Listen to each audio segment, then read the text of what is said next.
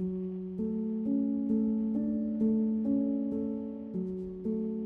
Great Gatsby by F. Scott Fitzgerald. 1. In my younger and more vulnerable years, my father gave me some advice that I've been turning over in my mind ever since. Whenever you feel like criticizing anyone, he told me, just remember that all the people in this world haven't had the advantages that you've had. He didn't say any more, but we've always been unusually communicative in a reserved way, and I understood that he meant a great deal more than that. In consequence, I'm inclined to reserve all judgments, a habit that has opened up many curious natures to me and also made me the victim of not a few veteran bores. The abnormal mind is quick to detect and attach itself to this quality when it appears in a normal person, and so it came about that in college I was unjustly accused of being a politician because I was privy to the secret griefs of wild, unknown men. Most of the confidences were unsought.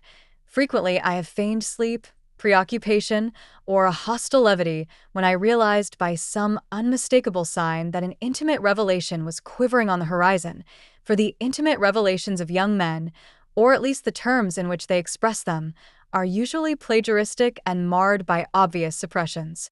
Reserving judgments is a matter of infinite hope.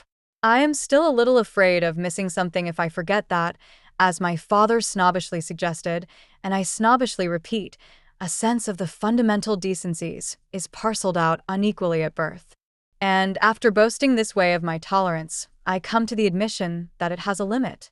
Conduct may be founded on the hard rock or the wet marshes, but after a certain point, I don't care what it's founded on. When I came back from the East last autumn, I felt that I wanted the world to be in uniform and at a sort of moral attention forever. I wanted no more riotous excursions with privileged glimpses into the human heart. Only Gatsby, the man who gives his name to this book, was exempt from my reaction. Gatsby, who represented everything for which I have an unaffected scorn. If personality is an unbroken series of successful gestures, then there was something gorgeous about him, some heightened sensitivity to the promises of life, as if he were related to one of those intricate machines that register earthquakes 10,000 miles away. This responsiveness had nothing to do with that flabby impressionability which is dignified under the name of the creative temperament. It was an extraordinary gift for hope, a romantic readiness such as I have never found in any other person, and which it is not likely I shall ever find again. No, Gatsby turned out all right at the end. It is what preyed on Gatsby, what foul dust floated in the wake of his dreams that temporarily closed out my interest in the abortive sorrows and short-winded elations of men. My family have been prominent, well-to-do people in this Middle Western city for 3 generations. The Carraways are something of a clan, and we have a tradition that we're descended from the Dukes of Buccleuch, but the actual founder of my line was my grandfather's brother, who came here in '51, sent a substitute to the Civil War, and started the wholesale hardware business that my father carries on today. I never saw this great-uncle, but I'm supposed to look like him, with special reference to the rather hard-boiled painting that hangs in father's office. I graduated from New Haven in 1915, just a quarter of a century after my father, and a little later I participated in that delayed Teutonic migration known as the Great War. I enjoyed the counter-raids so thoroughly that I came back restless.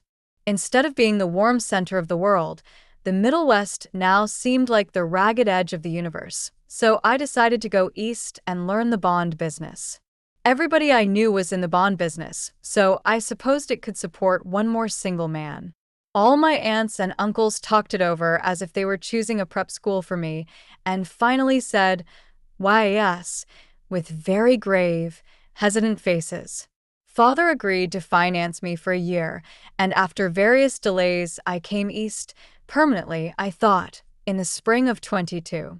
The practical thing was to find rooms in the city, but it was a warm season, and I had just left a country of wide lawns and friendly trees, so when a young man at the office suggested that we take a house together in a commuting town, it sounded like a great idea.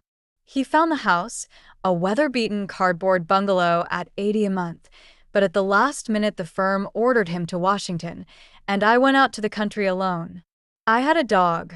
At least I had him for a few days until he ran away, and an old Dodge and a Finnish woman who made my bed and cooked breakfast and muttered Finnish wisdom to herself over the electric stove.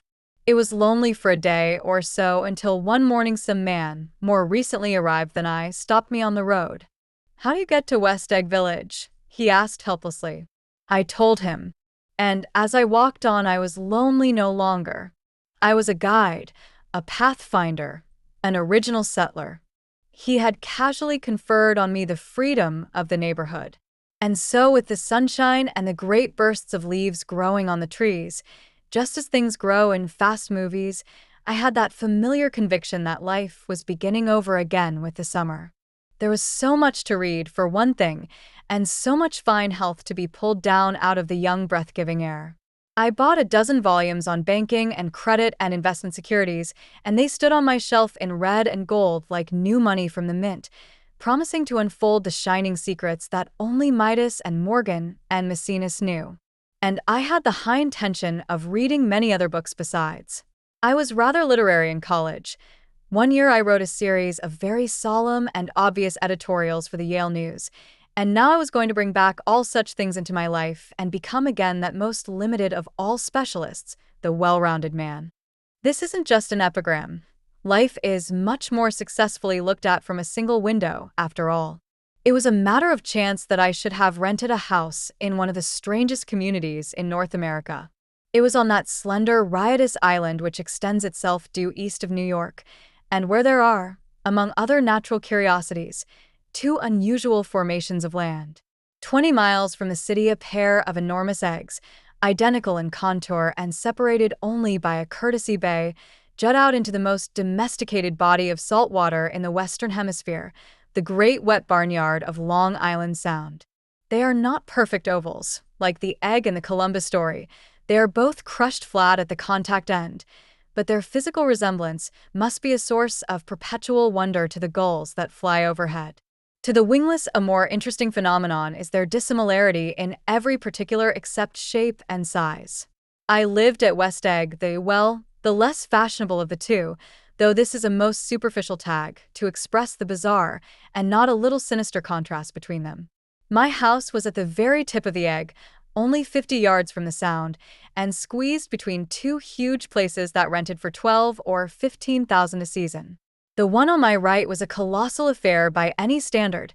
It was a factual imitation of some Hotel de Ville in Normandy, with a tower on one side, spanking new under a thin beard of raw ivy, and a marble swimming pool, and more than 40 acres of lawn and garden. It was Gatsby's mansion. Or, rather, as I didn't know Mr. Gatsby, it was a mansion inhabited by a gentleman of that name. My own house was an eyesore, but it was a small eyesore, and it had been overlooked, so I had a view of the water, a partial view of my neighbor's lawn, and the consoling proximity of millionaires, all for $80 a month.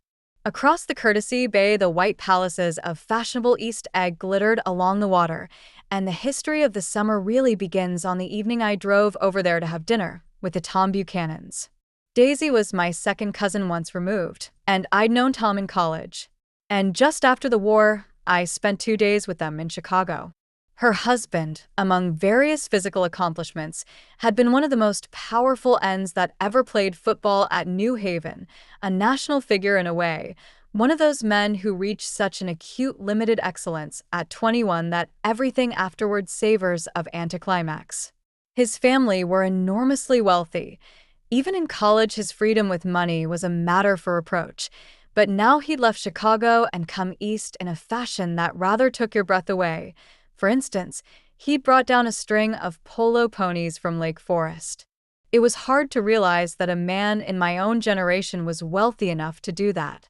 Why they came east, I don't know. They had spent a year in France for no particular reason, and then drifted here and there unrestfully wherever people played polo and were rich together. This was a permanent move, said Daisy over the telephone, but I didn't believe it. I had no sight into Daisy's heart, but I felt that Tom would drift on forever seeking, a little wistfully, for the dramatic turbulence of some irrecoverable football game. And so it happened that on a warm, windy evening I drove over to East Egg to see two old friends whom I scarcely knew at all.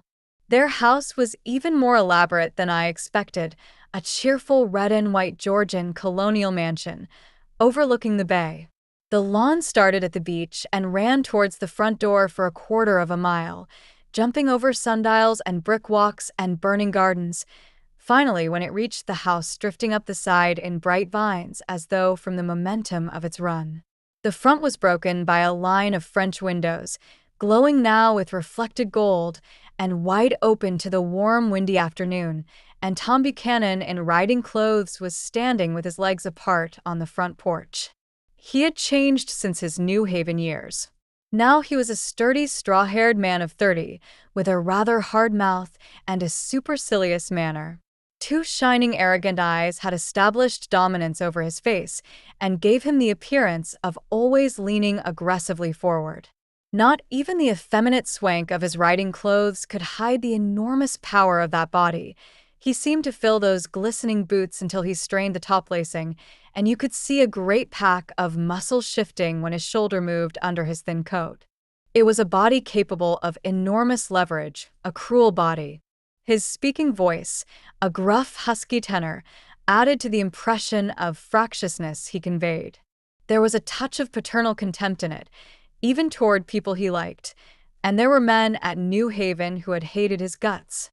"Now, don't think my opinion on these matters is final," he seemed to say, "just because I'm stronger and more of a man than you are."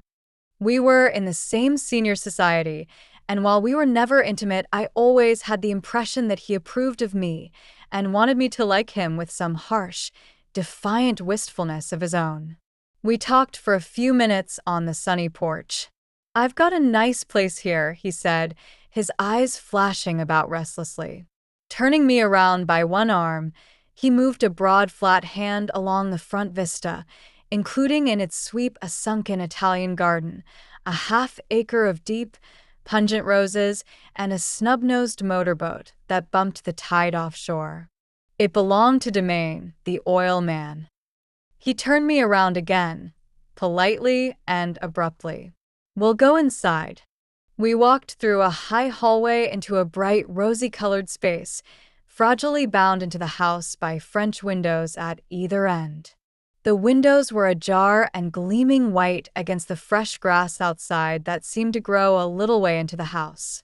A breeze blew through the room, blew curtains in at one end and out the other like pale flags, twisting them up toward the frosted wedding cake of the ceiling, and then rippled over the wine-colored rug, making a shadow on it as wind does on the sea. The only completely stationary object in the room was an enormous couch on which two young women were buoyed up as though upon an anchored balloon. They were both in white, and their dresses were rippling and fluttering as if they had just been blown back in after a short flight around the house. I must have stood for a few moments listening to the whip and snap of the curtains and the groan of a picture on the wall. Then there was a boom as Tom Buchanan shut the rear windows and the caught wind died out about the room, and the curtains and the rugs, and the two young women ballooned slowly to the floor. The younger of the two was a stranger to me. She was extended full length at her end of the divan, completely motionless, and with her chin raised a little, as if she were balancing something on it which was quite likely to fall. If she saw me out of the corner of her eyes, she gave no hint of it. Indeed, I was almost surprised into murmuring an apology for having disturbed her by coming in. The other girl, Daisy, made an attempt to rise. She leaned slightly forward with a conscientious expression. Then she laughed, an absurd, charming little laugh, and I laughed too and came forward into the room. "I'm paralyzed with happiness." She laughed again, as if she said something very witty, and held my hand for a moment, looking up into my face, promising that there was no one in the world she so much wanted to see. That was a way she had.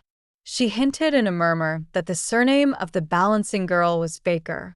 I've heard it said that Daisy's murmur was only to make people lean toward her, an irrelevant criticism that made it no less charming. At any rate, Miss Baker's lips fluttered. She nodded at me almost imperceptibly, and then quickly tipped her head back again. The object she was balancing had obviously tottered a little and given her something of a fright.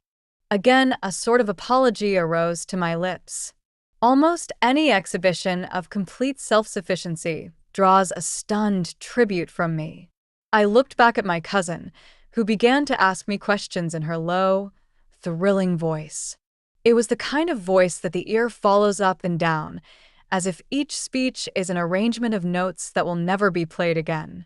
Her face was sad and lovely with bright things in it, bright eyes and a bright, passionate mouth, but there was an excitement in her voice that men who had cared for her found difficult to forget, a singing compulsion, a whispered listen, a promise that she had done gay, exciting things just a while since, and that there were gay, exciting things hovering in the next hour.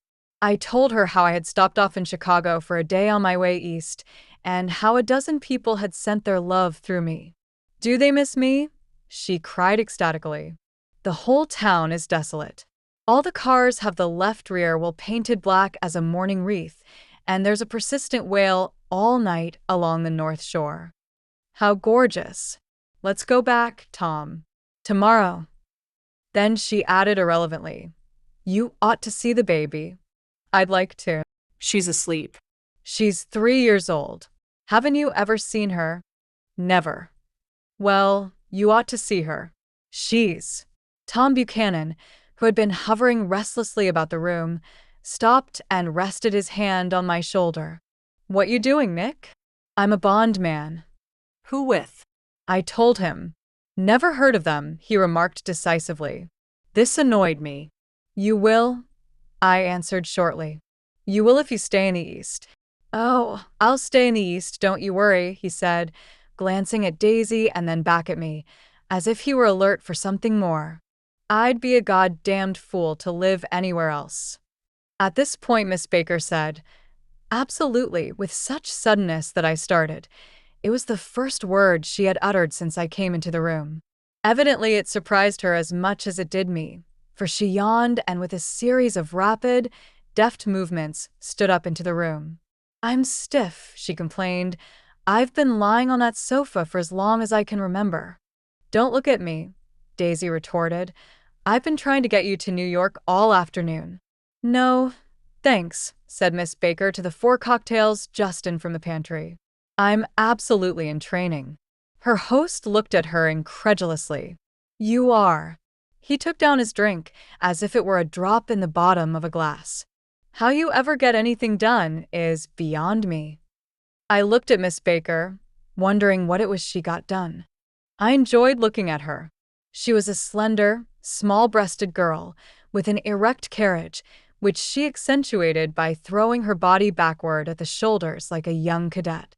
Her gray sun-strained eyes looked back at me with polite reciprocal curiosity out of a wan, charming, discontented face. It occurred to me now that I had seen her, or a picture of her, somewhere before. "You live in West Egg," she remarked contemptuously. "I know somebody there." "I don't know a single." "You must know Gatsby." "Gatsby?" demanded Daisy. "What Gatsby?" Before I could reply that he was my neighbor, dinner was announced. Wedging his tense arm imperatively under mine, Tom Buchanan compelled me from the room as though he were moving a checker to another square. Slenderly, languidly, their hands set lightly on their hips, the 2 young women preceded us out onto a rosy-colored porch, open toward the sunset, where 4 candles flickered on the table in the diminished wind. "Why candles?" objected Daisy, frowning. She snapped them out with her fingers. "In 2 weeks, it'll be the longest day in the year." She looked at us all radiantly. "Do you always watch for the longest day of the year and then miss it?" "I always watch for the longest day in the year and then miss it." "We ought to plan something," yawned Miss Baker, sitting down at the table as if she were getting into bed. "All right," said Daisy. "What'll we plan?" She turned to me helplessly. "What do people plan?" Before I could answer, her eyes fastened with an odd expression on her little finger. "Look," she complained. I heard it. We all looked. The knuckle was black and blue. "You did it, Tom," she said accusingly. "I know you didn't mean to, but you did do it. That's what I get for marrying a brute of a man. a great, big, hulking physical specimen of a— "I hate that word, hulking," objected Tom crossly. "Even in kidding." "Hulking," insisted Daisy. Sometimes she and Miss Baker talked at once, unobtrusively and with a bantering inconsequence that was never quite chatter, that was as cool as their white dresses and their impersonal eyes in the absence of all desire. They were here, and they accepted Tom and me, making only a polite, pleasant effort to entertain or to be entertained. They knew that presently dinner would be over, and a little later the evening too would be over and casually put away. It was sharply different from the West, where an evening was hurried from phase to phase towards its close, in a continually disappointed anticipation, or else in sheer nervous dread of the moment itself. "You make me feel uncivilized, Daisy," I confessed on my second glass of corky but rather impressive claret. "Can't you talk about crops or something?" I meant nothing in particular by this remark, but it was taken up in an unexpected way. "Civilization's going to pieces," broke out Tom violently. "I've gotten to be a terrible pessimist about things. Have you read The Rise of the Colored Empires by this man Goddard?" "Why, no," I answered, rather surprised by his tone. "Well, it's a fine book, and everybody ought to read it. The idea is if we don't look out, the white race will be utterly submerged. It's all scientific stuff. It's been proved." "Tom's getting very profound," said Daisy, with an expression of unthoughtful sadness. "He reads deep books with long words in them." What was that word "we"? "Well, these books are all scientific," insisted Tom, glancing at her impatiently. "This fellow has worked out the whole thing. It's up to us, who are the dominant race, to watch out, or these other races will have control of things." "We've got to beat them down," whispered Daisy, winking ferociously toward the fervent sun. "You ought to live in California," began Miss Baker, but Tom interrupted her by shifting heavily in his chair. "This idea is that we're Nordics. I am, and you are, and—" After an infinitesimal hesitation, he included Daisy with a slight nod, and she winked at me again. "And we've produced all the things that go to make civilization. Oh, science and art and all that. Do you see?" There was something pathetic in his concentration, as if his complacency, more acute than of old, was not enough to him any more. When, almost immediately, the telephone rang inside, and the butler left the porch, Daisy seized upon the momentary interruption and leaned towards me. "I'll tell you a family secret," she whispered enthusiastically. "It's about the butler's nose." "Do you want to hear about the butler's nose?" "That's why I came over tonight." "Well, he wasn't always a butler. He used to be the silver polisher for some people in New York that had a silver service for 200 people. He had to polish it from morning till night, until finally it began to affect his nose." "Things went from bad to worse," suggested Miss Baker. Yes. "Things went from bad to worse, until finally he had to give up his position." For a moment the last sunshine fell with romantic affection upon her glowing face. Her voice compelled me forward breathlessly as I listened. Then the glow faded, each light deserting her with lingering regret, like children leaving a pleasant street at dusk. The butler came back and murmured something close to Tom's ear, whereupon Tom frowned, pushed back his chair, and without a word went inside. As if his absence quickened something within her, Daisy leaned forward again, her voice glowing and singing. "I love to see you at my table, Nick. You remind me of a rose, an absolute rose. Doesn't he?"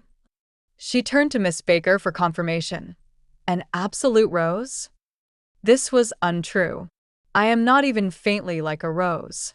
She was only extemporizing, but a stirring warmth flowed from her, as if her heart was trying to come out to you concealed in one of those breathless, thrilling words.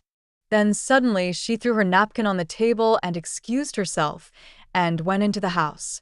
Miss Baker and I exchanged a short glance consciously devoid of meaning. I was about to speak when she sat up alertly and said "Sh" in a warning voice. A subdued, impassioned murmur was audible in the room beyond, and Miss Baker leaned forward unashamed, trying to hear. The murmur trembled on the verge of coherence, sank down, mounted excitedly, and then ceased altogether. "This Mr. Gatsby spoke of as my neighbor," I began. Don't talk. "I want to hear what happens. Is something happening?" I inquired innocently. "You mean to say you don't know?"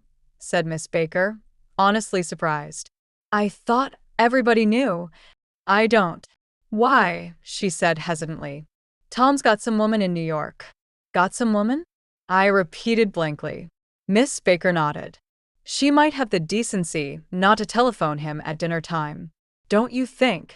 Almost before I had grasped her meaning, there was the flutter of a dress and the crunch of leather boots, and Tom and Daisy were back at the table. "It couldn't be helped," cried Daisy with tense gaiety. She sat down, glanced searchingly at Miss Baker and then at me, and continued. "I looked outdoors for a minute, and it's very romantic outdoors. There's a bird on the lawn that I think must be a nightingale come over on the Cunard or White Star Line. He's singing away," her voice sang. "It's romantic, isn't it, Tom?" "Very romantic," he said, and then miserably to me. "If it's light enough after dinner, I want to take you down to the stables." The telephone rang inside, startlingly, and as Daisy shook her head decisively at Tom, the subject of the stables, in fact all subjects, vanished into air. Among the broken fragments of the last 5 minutes at table, I remember the candles being lit again, pointlessly, and I was conscious of wanting to look squarely at everyone, and yet to avoid all eyes. I couldn't guess what Daisy and Tom were thinking, but I doubt if even Miss Baker, who seemed to have mastered a certain hearty skepticism, was able utterly to put this fifth guest's shrill metallic urgency out of mind. To a certain temperament, the situation might have seemed intriguing. My own instinct was to telephone immediately for the police. The horses, needless to say, were not mentioned again. Tom and Miss Baker, with several feet of twilight between them, strolled back into the library as if to a vigil beside a perfectly tangible body, while, trying to look pleasantly interested and a little deaf, I followed Daisy around a chain of connecting verandas to the porch in front. In its deep gloom, we sat down side by side on a wicker settee. Daisy took her face in her hands as if feeling its lovely shape, and her eyes moved gradually out into the velvet dusk. I saw that turbulent emotions possessed her, so I asked what I thought would be some sedative questions about her little girl. "We don't know each other very well, Nick," she said suddenly. "Even if we are cousins. You didn't come to my wedding."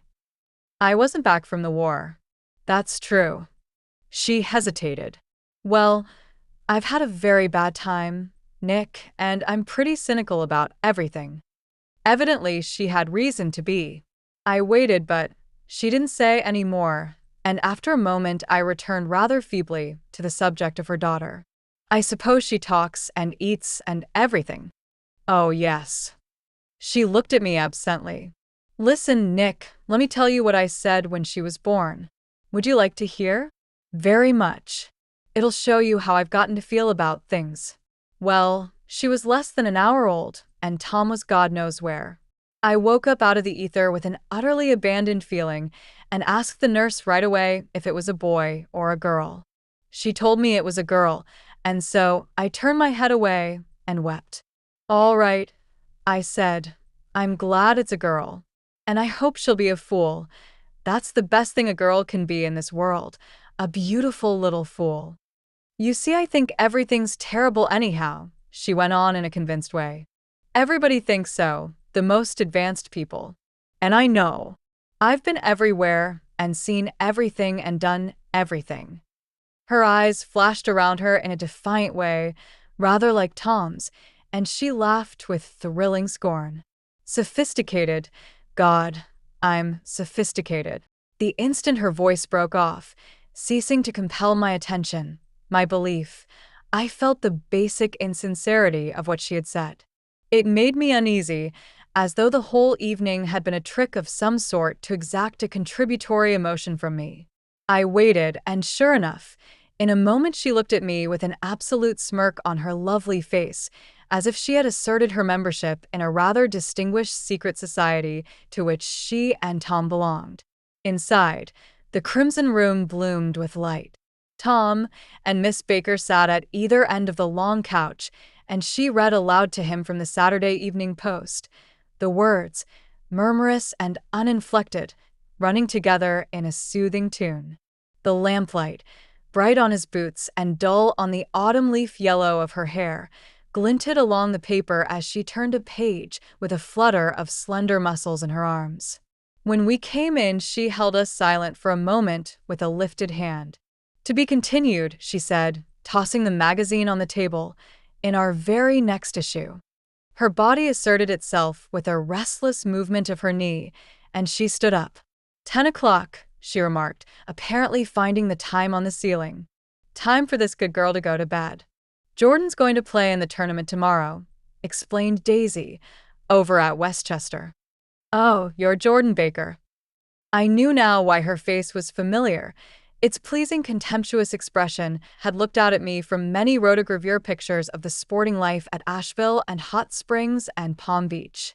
I had heard some story of her too, a critical, unpleasant story, but what it was I had forgotten long ago. "Good night," she said softly. "Wake me at 8, won't you? If you'll get up." "I will. Good night, Mr. Carraway." "See you anon." "Of course you will," confirmed Daisy. "In fact, I think I'll arrange a marriage. Come over often, Nick, and I'll fling you together. Lock you up accidentally in linen closets and push you out to sea in a boat, and all that sort of thing." "Good night," called Miss Baker from the stairs. "I haven't heard a word." "She's a nice girl," said Tom after a moment. "They oughtn't to let her run around the country this way." "Who oughtn't to?" inquired Daisy coldly. Her family is one aunt about 1,000 years old. Besides, Nick's going to look after her, aren't you, Nick? She's going to spend lots of weekends out here this summer. I think the home influence will be very good for her." Daisy and Tom looked at each other for a moment in silence. "Is she from New York?" I asked quickly. "From Louisville. Our white girlhood was passed together there. Our beautiful white." "Did you give Nick a little heart-to-heart talk on the veranda?" demanded Tom suddenly. "Did I?" She looked at me. "I can't seem to remember, but I think we talked about the Nordic race." "Yes, I'm sure we did. It sort of crept up on us, and first thing you know." "Don't believe everything you hear, Nick," he advised me. I said lightly that I had heard nothing at all, and a few minutes later I got up to go home. They came to the door with me and stood side by side in a cheerful square of light. As I started my motor, Daisy peremptorily called, "Wait, I forgot to ask you something, and it's important. We heard you were engaged to a girl out west." "That's right," corroborated Tom kindly. "We heard that you were engaged. It's a libel. I'm too poor." "But we heard it," insisted Daisy, surprising me by opening up again in a flower-like way. "We heard it from 3 people, so it must be true." Of course I knew what they were referring to, but I wasn't even vaguely engaged. The fact that gossip had published the bans was one of the reasons I had come east. You can't stop going with an old friend on account of rumors, and on the other hand, I had no intention of being rumored into marriage. Their interest rather touched me and made them less remotely rich. Nevertheless, I was confused and a little disgusted as I drove away. It seemed to me that the thing for Daisy to do was to rush out of the house, child in arms, but apparently there were no such intentions in her head. As for Tom, the fact that he had some woman in New York was really less surprising than that he had been depressed by a book. Something was making him nibble at the edge of stale ideas, as if his sturdy physical egotism no longer nourished his peremptory heart. Already it was deep summer on roadhouse roofs and in front of wayside garages, where new red petrol pumps sat out in pools of light, and when I reached my estate at West Egg, I ran the car under its shed and sat for a while on an abandoned grass roller in the yard. The wind had blown off, leaving a loud, bright night, with wings beating in the trees and a persistent organ sound as the full bellows of the earth blew the frogs full of life. The silhouette of a moving cat wavered across the moonlight, and, turning my head to watch it, I saw that I was not alone. 50 feet away, a figure had emerged from the shadow of my neighbor's mansion and was standing with his hands in his pockets, regarding the silver pepper of the stars. Something in his leisurely movements and the secure position of his feet upon the lawn suggested that it was Mr. Gatsby himself, come out to determine what share was his of our local heavens. I decided to call to him. Miss Baker had mentioned him at dinner, and that would do for an introduction. But I didn't call to him, for he gave a sudden intimation that he was content to be alone. He stretched out his arms toward the dark water in a curious way, and, far as I was from him, I could have sworn he was trembling. Involuntarily, I glanced seaward, and distinguished nothing except a single green light, minute and far away, that might have been the end of a dock. When I looked once more for Gatsby, he had vanished, and I was alone again in the unquiet darkness. 2. About halfway between West Egg and New York, the motor road hastily joins the railroad and runs beside it for a quarter of a mile, so as to shrink away from a certain desolate area of land.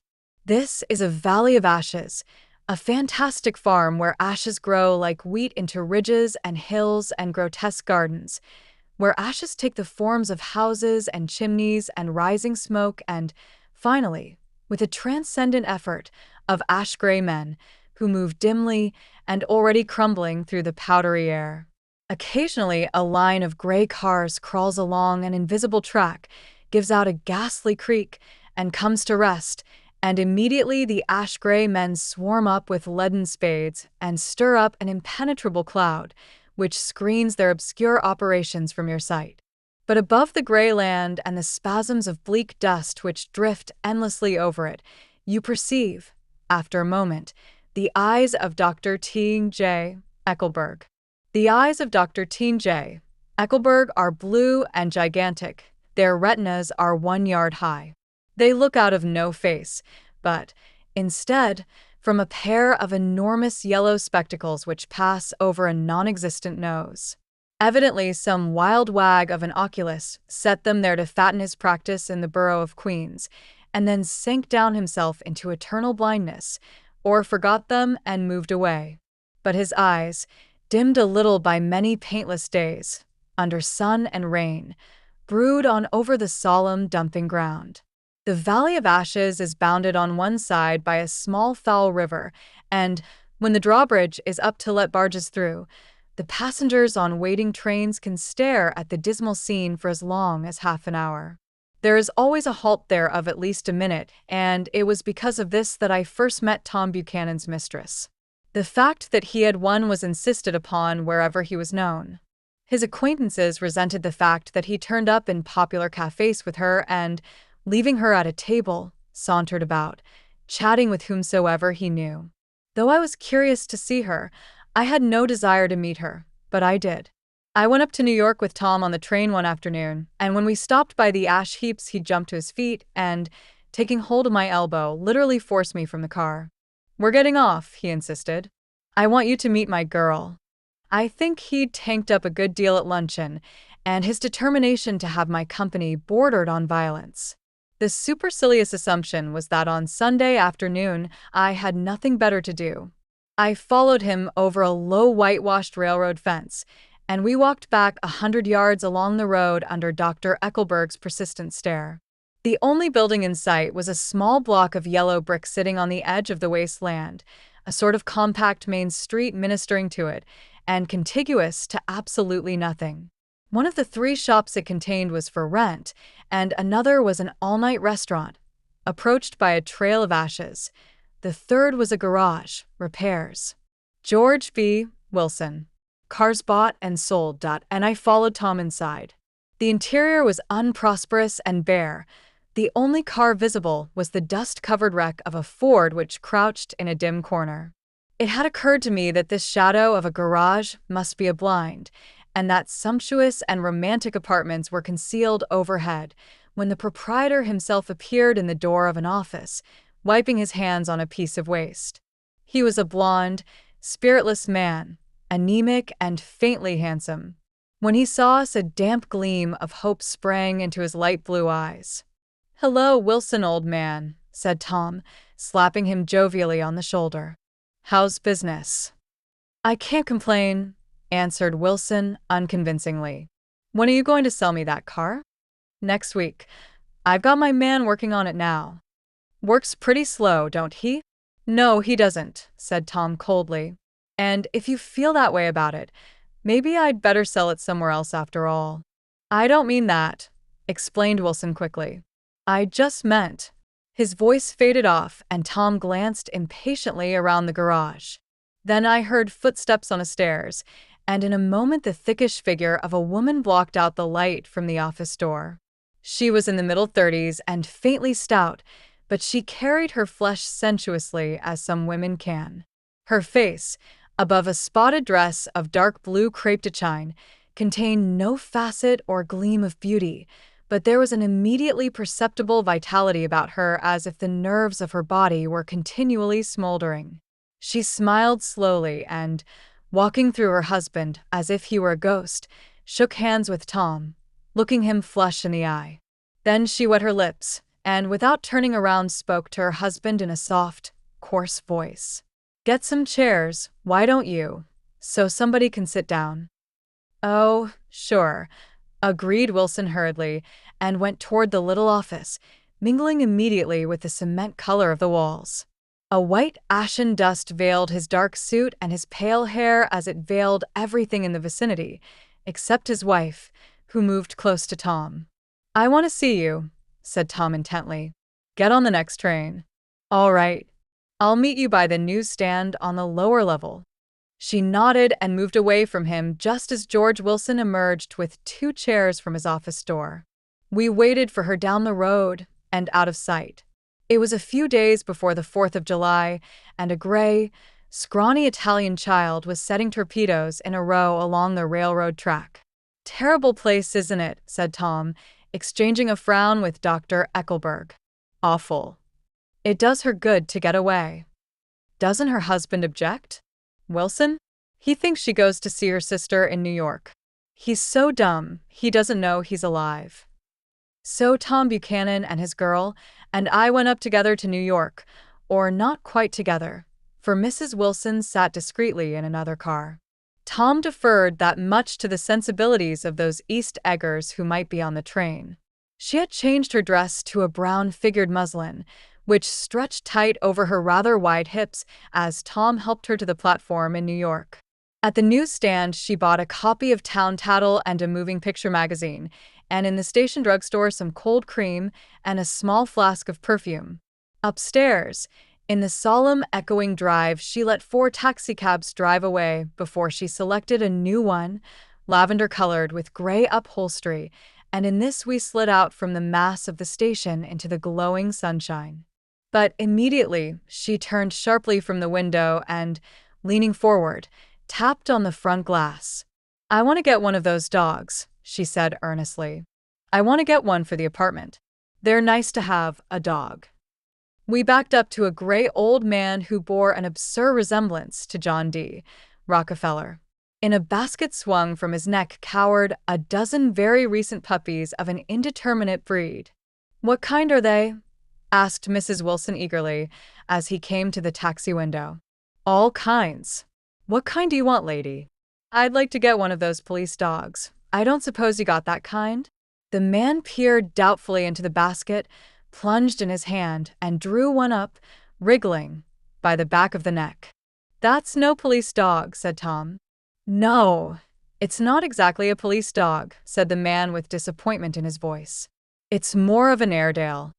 He passed his hand over the brown wash rag of a back. "Look at that coat. Some coat. That's a dog that'll never bother you with catching cold." "I think it's cute," said Mrs. Wilson enthusiastically. "How much is it, that dog?" He looked at it admiringly. "That dog will cost you $10. The Airedale.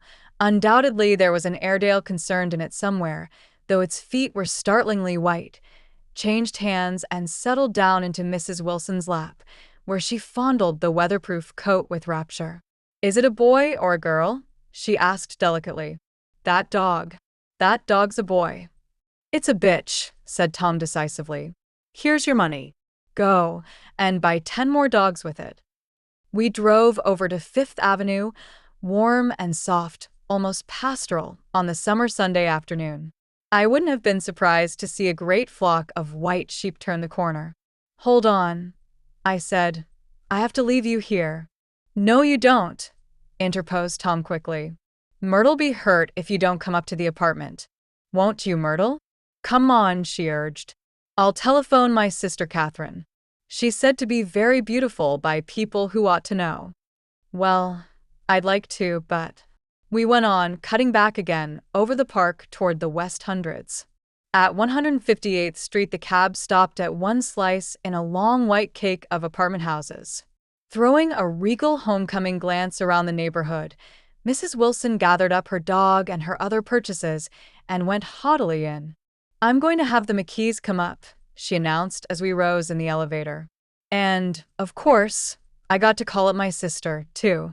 The apartment was on the top floor, a small living room, a small dining room, a small bedroom, and a bath.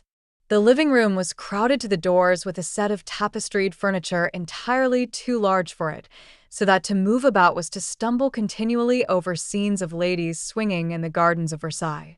The only picture was an over-enlarged photograph, apparently a hen sitting on a blurred rock. Looked at from a distance, however, the hen resolved itself into a bonnet, and the countenance of a stout old lady beamed down into the room. Several old copies of Town Tattle lay on the table together with a copy of Simon Called Peter and some of the small scandal magazines of Broadway. Mrs. Wilson was first concerned with the dog. A reluctant elevator boy went for a box full of straw and some milk, to which he added on his own initiative a tin of large, hard dog biscuits, one of which decomposed apathetically in the saucer of milk all afternoon. Meanwhile, Tom brought out a bottle of whiskey from a locked bureau door.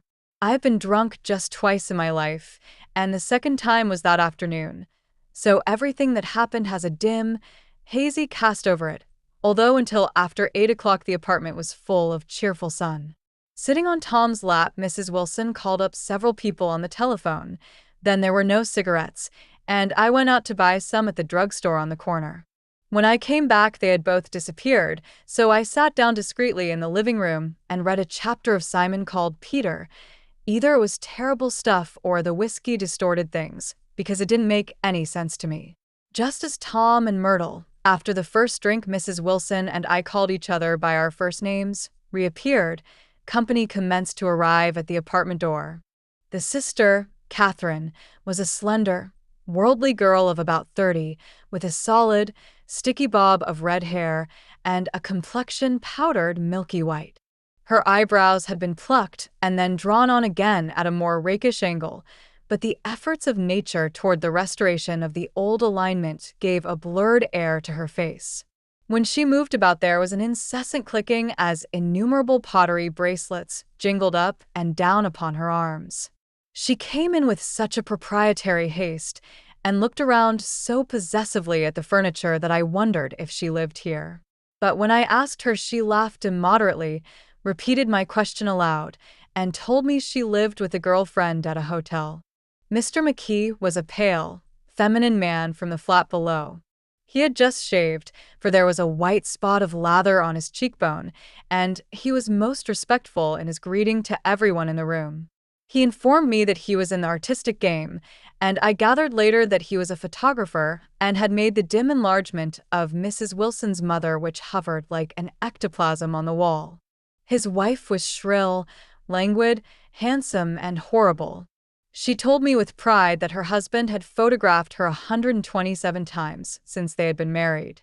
Mrs. Wilson had changed her costume some time before and was now attired in an elaborate afternoon dress of cream-colored chiffon, which gave out a continual rustle as she swept about the room.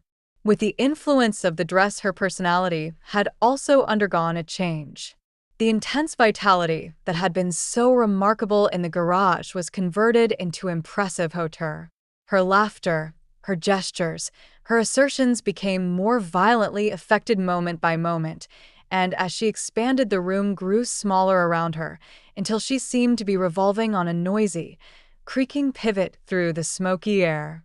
"My dear," she told her sister in a high, mincing shout, "most of these fellas will cheat you every time. All they think of is money.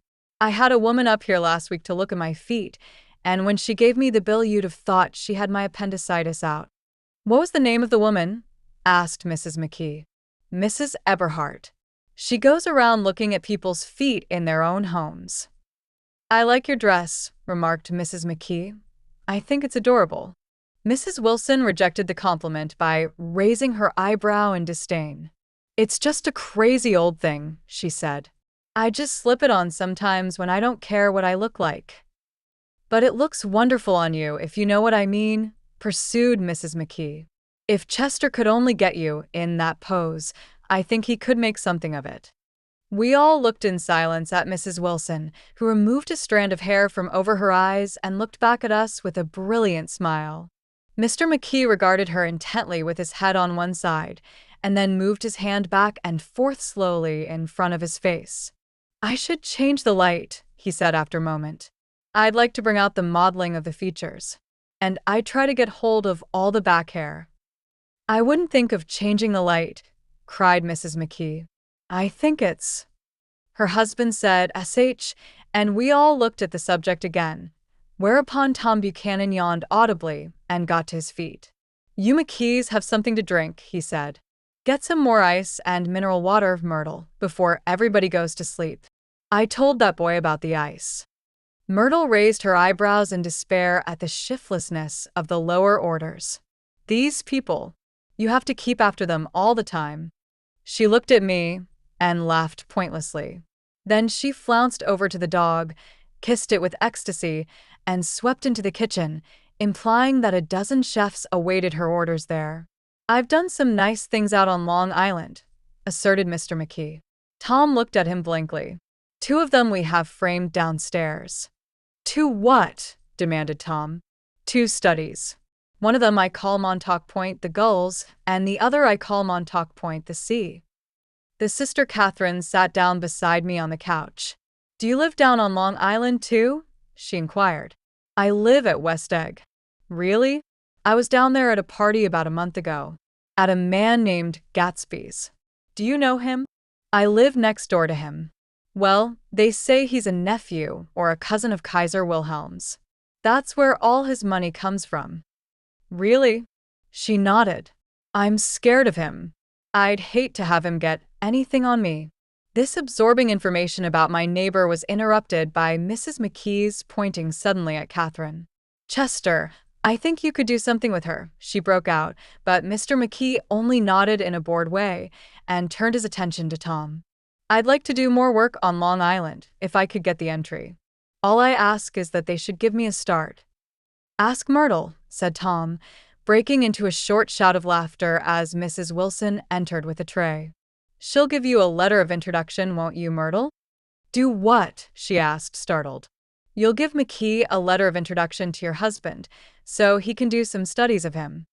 His lips moved silently for a moment as he invented George V. Wilson at the gasoline pump, or something like that. Catherine leaned close to me and whispered in my ear, "Neither of them can stand the person they're married to." "Can't they?" "Can't stand them." She looked at Myrtle and then at Tom. "What I say is, why go on living with them if they can't stand them? If I was them, I'd get a divorce and get married to each other right away." "Doesn't she like Wilson either?" The answer to this was unexpected. It came from Myrtle, who had overheard the question, and it was violent and obscene. "You see," cried Catherine triumphantly. She lowered her voice again. "It's really his wife that's keeping them apart. She's a Catholic and they don't believe in divorce." Daisy was not a Catholic, and I was a little shocked at the elaborateness of the lie. "When they do get married," continued Catherine, "they're going west to live for a while until it blows over. It'd be more discreet to go to Europe." "Oh, do you like Europe?" she exclaimed surprisingly. "I just got back from Monte Carlo." "Really? Just last year?" "I went over there with another girl." "Stay long?" "No, we just went to Monte Carlo and back. We went by way of Marseilles." We had over $1,200 when we started, but we got gypped out of it all in 2 days in the private rooms. We had an awful time getting back, I can tell you. God, how I hated that town. The late afternoon sky bloomed in the window for a moment like the blue honey of the Mediterranean. Then the shrill voice of Mrs. McKee called me back into the room. I almost made a mistake, too, she declared vigorously. I almost married a little kike who'd been after me for years. I knew he was below me. Everybody kept saying to me, Lucille, that man's way below you. But if I hadn't met Chester, he'd have got me sure. Yes, but listen, said Myrtle Wilson, nodding her head up and down. At least you didn't marry him. I know I didn't. Well, I married him, said Myrtle, ambiguously. And that's the difference between your case and mine. Why did you, Myrtle? Demanded Catherine. Nobody forced you to. Myrtle considered. I married him because I thought he was a gentleman, she said finally. I thought he knew something about breeding, but he wasn't fit to lick my shoe. You were crazy about him for a while, said Catherine. Crazy about him, cried Myrtle incredulously. Who said I was crazy about him? I never was any more crazy about him than I was about that man there. She pointed suddenly at me, and everyone looked at me accusingly. I tried to show by my expression that I expected no affection. The only crazy I was when I married him. I knew right away I made a mistake. He borrowed somebody's best suit to get married in, and never even told me about it, and the man came after it one day when he was out. Oh, is that your suit? I said. This is the first I ever heard about it. But I gave it to him, and then I lay down and cried to beat the band all afternoon. She really ought to get away from him, resumed Catherine to me. They've been living over that garage for 11 years. And Tom's the first sweetie she ever had. The bottle of whiskey, a second one, was now in constant demand by all present, excepting Catherine, who felt just as good on nothing at all. Tom rang for the janitor and sent him for some celebrated sandwiches, which were a complete supper in themselves.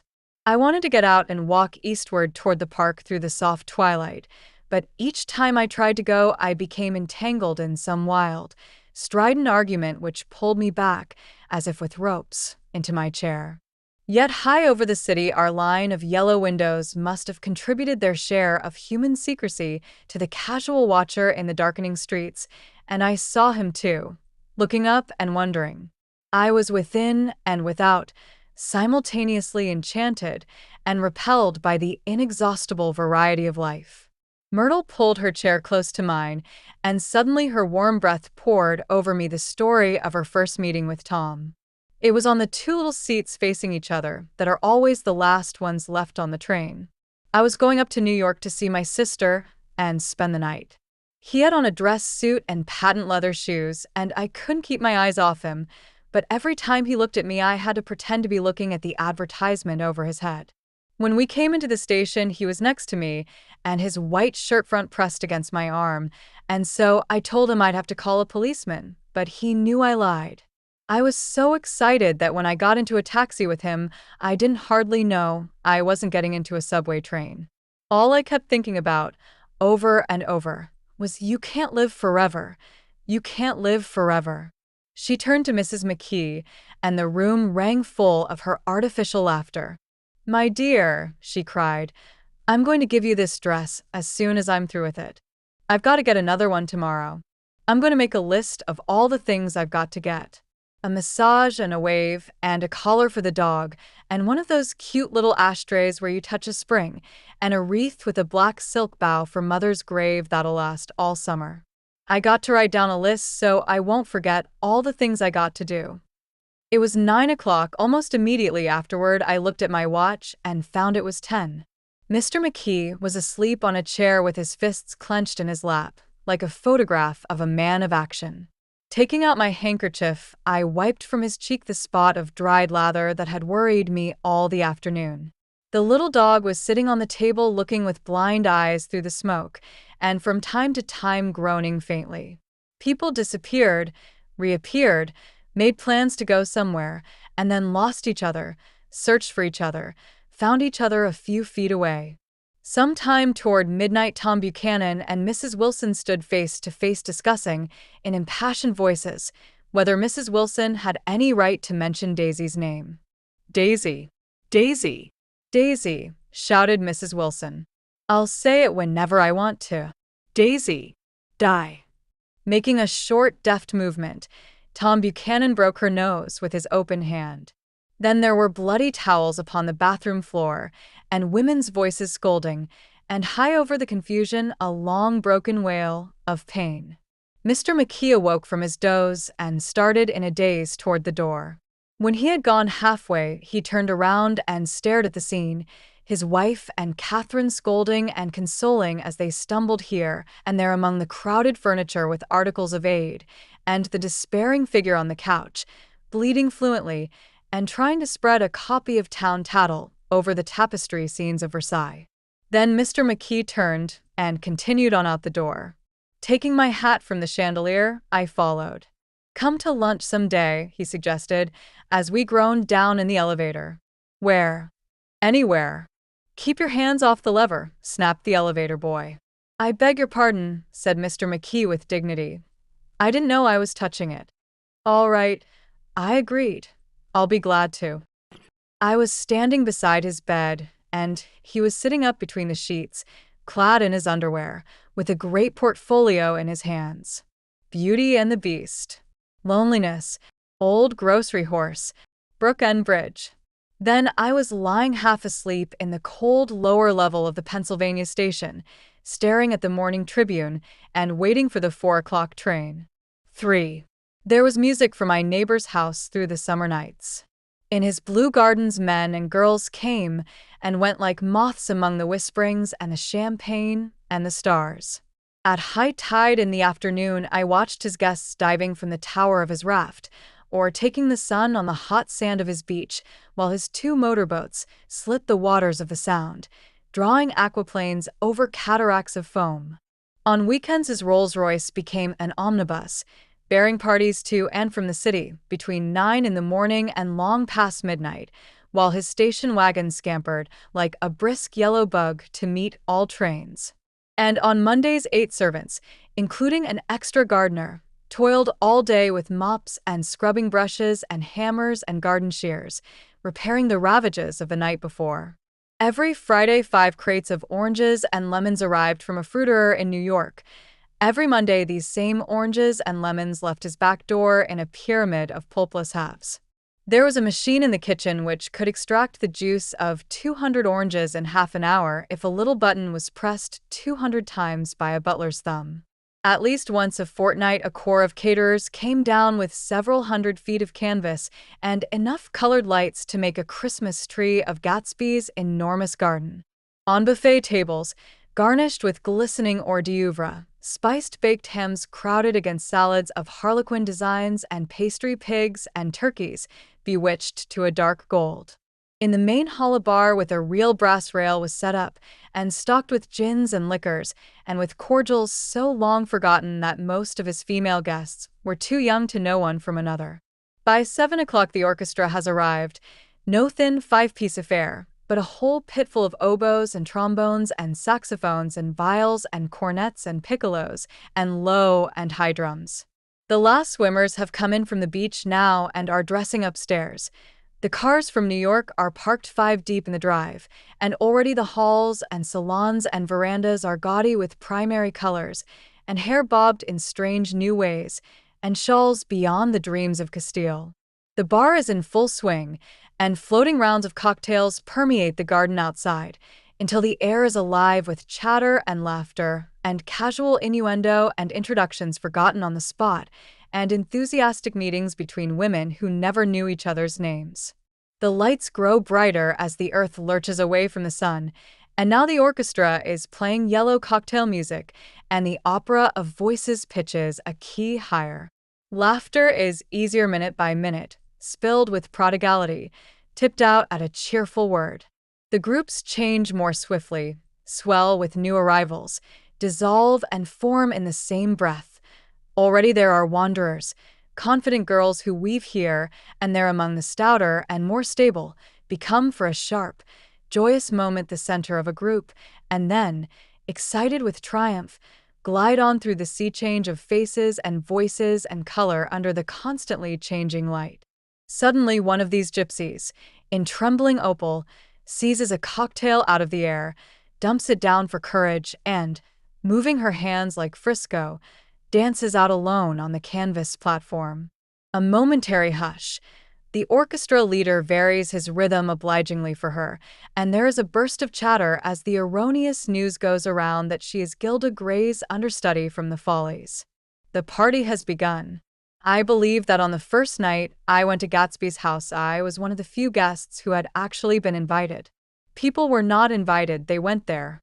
They got into automobiles which bore them out to Long Island, and somehow they ended up at Gatsby's door. Once there they were introduced by somebody who knew Gatsby, and after that they conducted themselves according to the rules of behavior associated with an amusement park. Sometimes they came and went without having met Gatsby at all, came for the party with a simplicity of heart that was its own ticket of admission. I had been actually invited. A chauffeur in a uniform of robin's egg blue crossed my lawn early that Saturday morning with a surprisingly formal note from his employer. The honor would be entirely Gatsby's, it said, if I would attend his little party that night.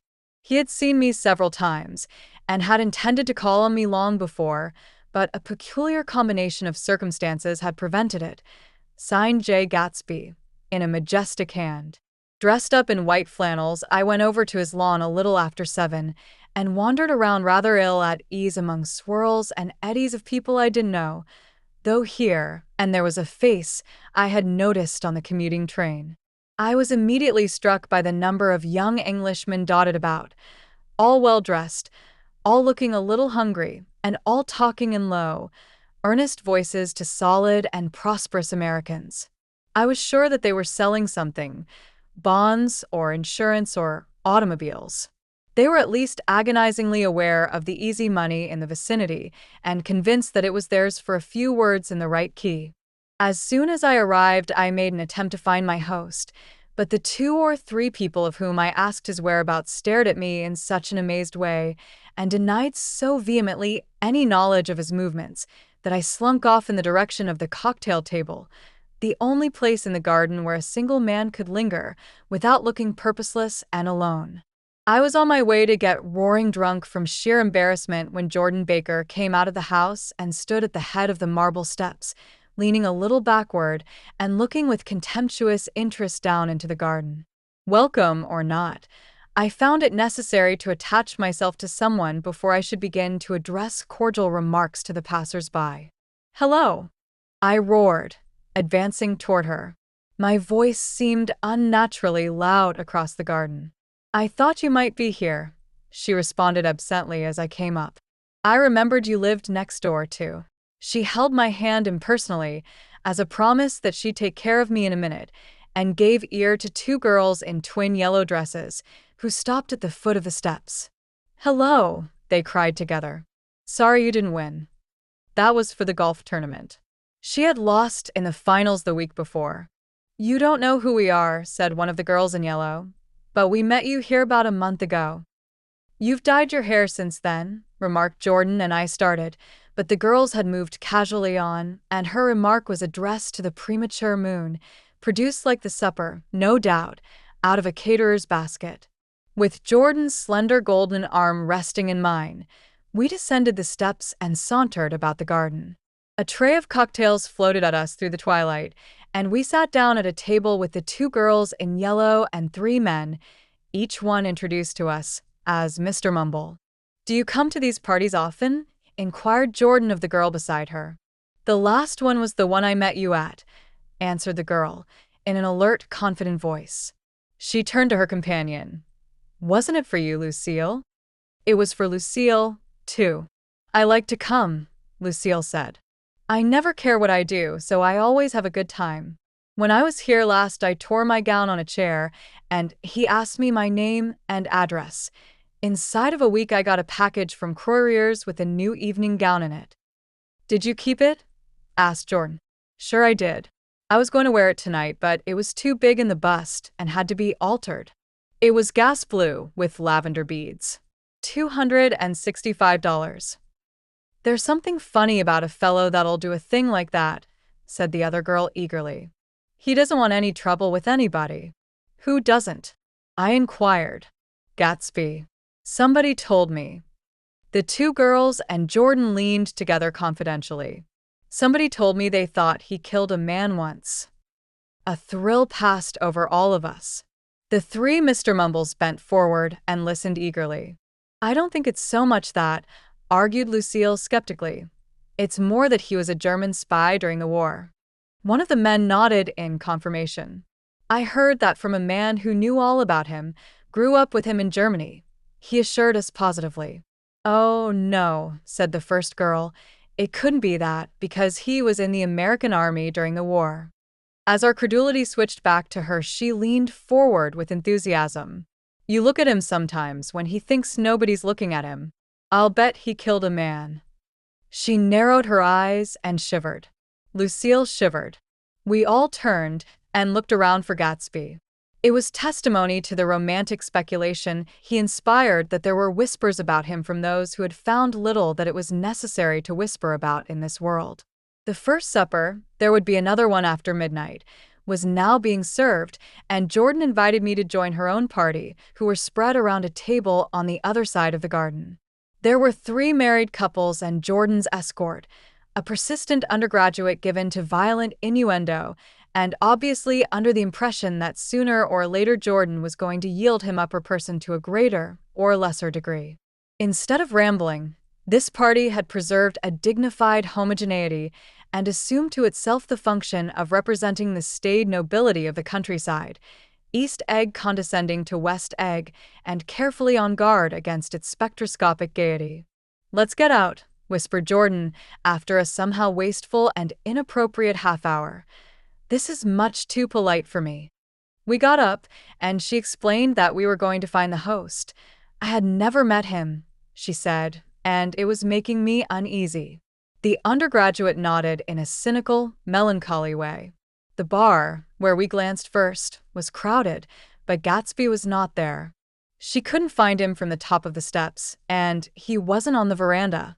On a chance, we tried an important-looking door and walked into a high Gothic library, paneled with carved English oak and probably transported complete from some ruin overseas.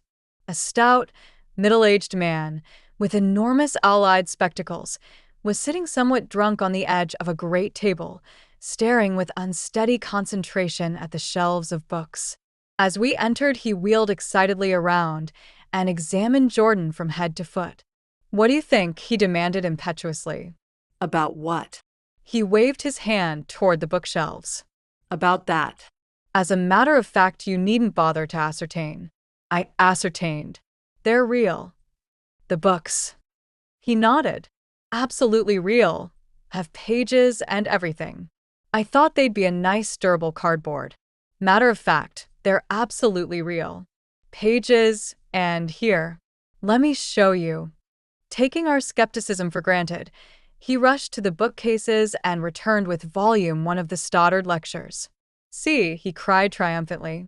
It's a bona fide piece of printed matter. It fooled me. This fella's a regular Belasco. It's a triumph. What thoroughness. What realism. Knew when to stop, too, didn't cut the pages. But what do you want? What do you expect? He snatched the book from me and replaced it hastily on its shelf, muttering that if one brick was removed, the whole library was liable to collapse. Who brought you? He demanded. Or, did you just come? I was brought. Most people were brought. Jordan looked at him alertly, cheerfully, without answering. I was brought by a woman named Roosevelt, he continued. Mrs. Claude Roosevelt. Do you know her? I met her somewhere last night. I've been drunk for about a week now, and I thought it might sober me up to sit in a library. Has it? A little bit, I think. I can't tell yet. I've only been here an hour. Did I tell you about the books? They're real. There. You told us. We shook hands with him gravely and went back outdoors. There was dancing now on the canvas in the garden. Old men pushing young girls backward in eternal graceless circles, superior couples holding each other tortuously, fashionably, and keeping in the corners, and a great number of single girls dancing individually or relieving the orchestra for a moment of the burden of the banjo or the traps. By midnight, the hilarity had increased. A celebrated tenor had sung in Italian, and a notorious contralto had sung in jazz, and between the numbers people were doing stunts all over the garden, while happy, vacuous bursts of laughter rose toward the summer sky. A pair of stage twins, who turned out to be the girls in yellow, did a baby act in costume, and champagne was served in glasses bigger than finger bowls. The moon had risen higher, and floating in the sound was a triangle of silver scales, trembling a little to the stiff, tinny drip of the banjos on the lawn. I was still with Jordan Baker. We were sitting at a table with a man of about my age and a rowdy little girl who gave way upon the slightest provocation to uncontrollable laughter. I was enjoying myself now. I had taken 2 finger bowls of champagne, and the scene had changed before my eyes into something significant, elemental, and profound. At a lull in the entertainment, the man looked at me and smiled. "Your face is familiar," he said politely. "Weren't you in the 1st Division during the war?" "Why, yes.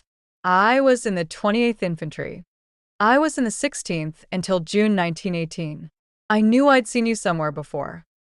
We talked for a moment about some wet, gray little villages in France.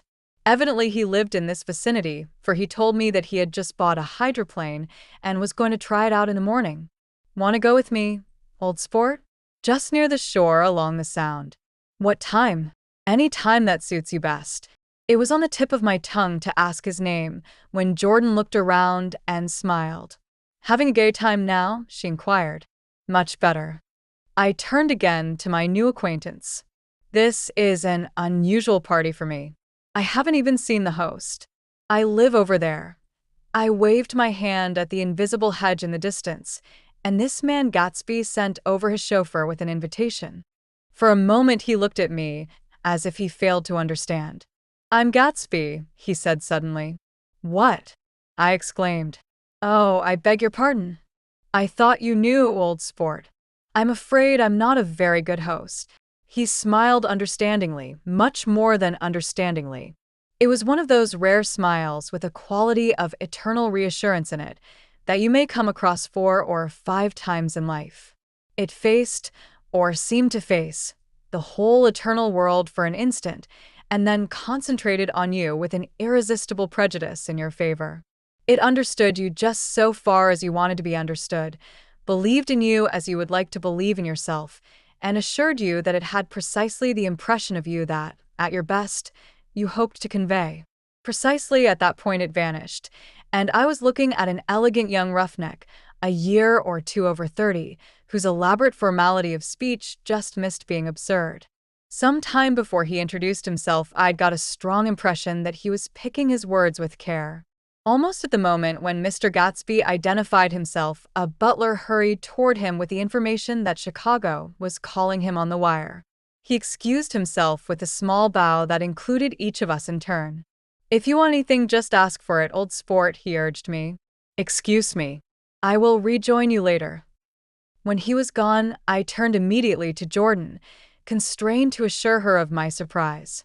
I had expected that Mr. Gatsby would be a florid and corpulent person in his middle years. "Who is he?" I demanded. "Do you know?" "He's just a man named Gatsby." "Where is he from, I mean? And what does he do?" "Now you're started on the subject," she answered with a wan smile. "Well, he told me once he was an Oxford man." A dim background started to take shape behind him, but at her next remark it faded away. "However, I don't believe it." "Why not?" "I don't know," she insisted. "I just don't think he went there." Something in her tone reminded me of the other girls. I think he killed a man, and had the effect of stimulating my curiosity. I would have accepted without question the information that Gatsby sprang from the swamps of Louisiana or from the Lower East Side of New York. That was comprehensible. But young men didn't. At least in my provincial inexperience, I believed they didn't drift coolly out of nowhere and buy a palace on Long Island Sound. Anyhow, he gives large parties, said Jordan, changing the subject with an urban distaste for the concrete. And I like large parties. They're so intimate. At small parties, there isn't any privacy.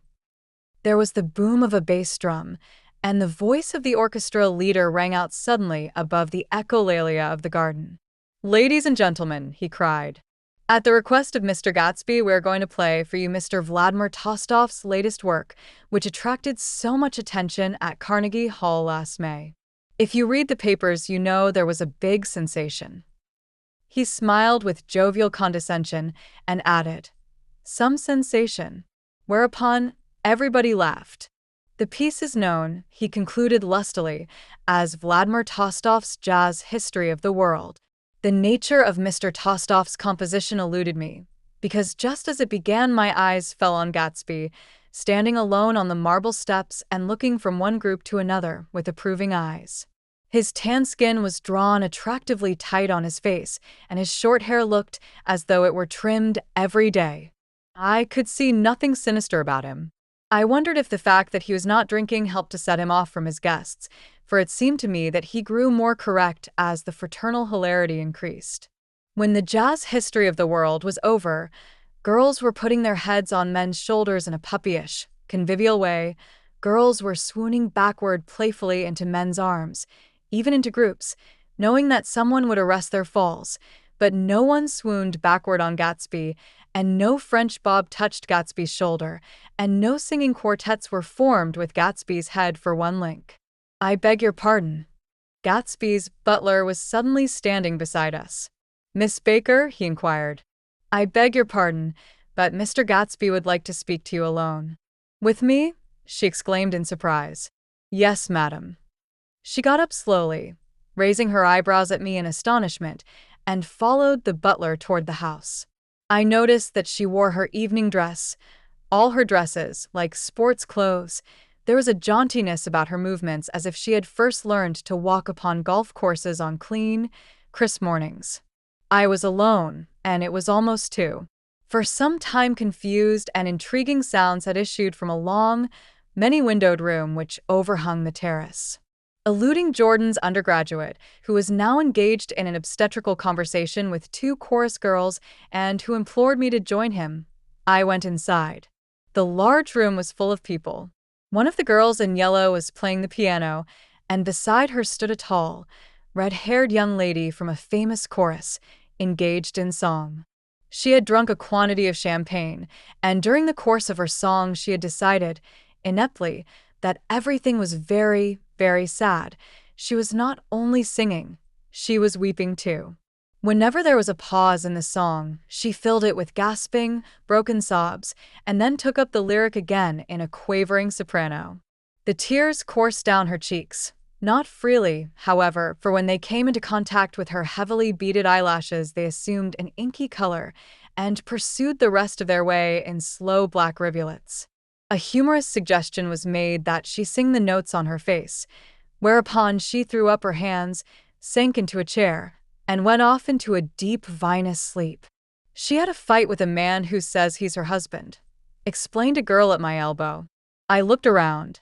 Most of the remaining women were now having fights with men said to be their husbands. Even Jordan's party, the quartet from East Egg, were rent asunder by dissension. One of the men was talking with curious intensity to a young actress, and his wife, after attempting to laugh at the situation in a dignified and indifferent way, broke down entirely and resorted to flank attacks. At intervals she appeared suddenly at his side like an angry diamond and hissed, "You promised," into his ear. The reluctance to go home was not confined to wayward men. The hall was at present occupied by 2 deplorably sober men and their highly indignant wives. The wives were sympathizing with each other in slightly raised voices. "Whenever he sees I'm having a good time, he wants to go home. Never heard anything so selfish in my life. We're always the first ones to leave." "So are we." "Well, we're almost the last tonight," said one of the men sheepishly. "The orchestra left half an hour ago." In spite of the wives' agreement that such malevolence was beyond credibility, the dispute ended in a short struggle, and both wives were lifted, kicking, into the night. As I waited for my hat in the hall, the door of the library opened and Jordan Baker and Gatsby came out together. He was saying some last word to her, but the eagerness in his manner tightened abruptly into formality as several people approached him to say goodbye. Jordan's party were calling impatiently to her from the porch, but she lingered for a moment to shake hands. "I've just heard the most amazing thing," she whispered. "How long were we in there?" "Why, about an hour." "It was simply amazing," she repeated abstractedly. "But I swore I wouldn't tell it, and here I am tantalizing you." She yawned gracefully in my face. "Please come and see me. Phone book." Under the name of Mrs. Sigourney Howard, my aunt. She was hurrying off as she talked. Her brown hand waved a jaunty salute as she melted into her party at the door.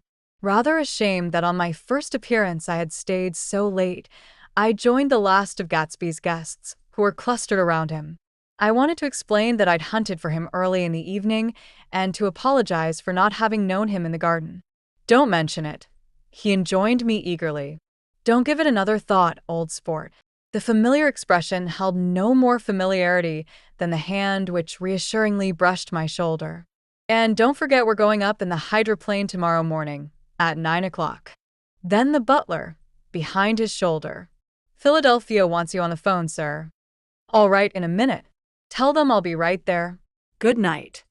"Good night. Good night." He smiled, and suddenly there seemed to be a pleasant significance in having been among the last to go, as if he had desired it all the time. "Good night, old sport. Good night."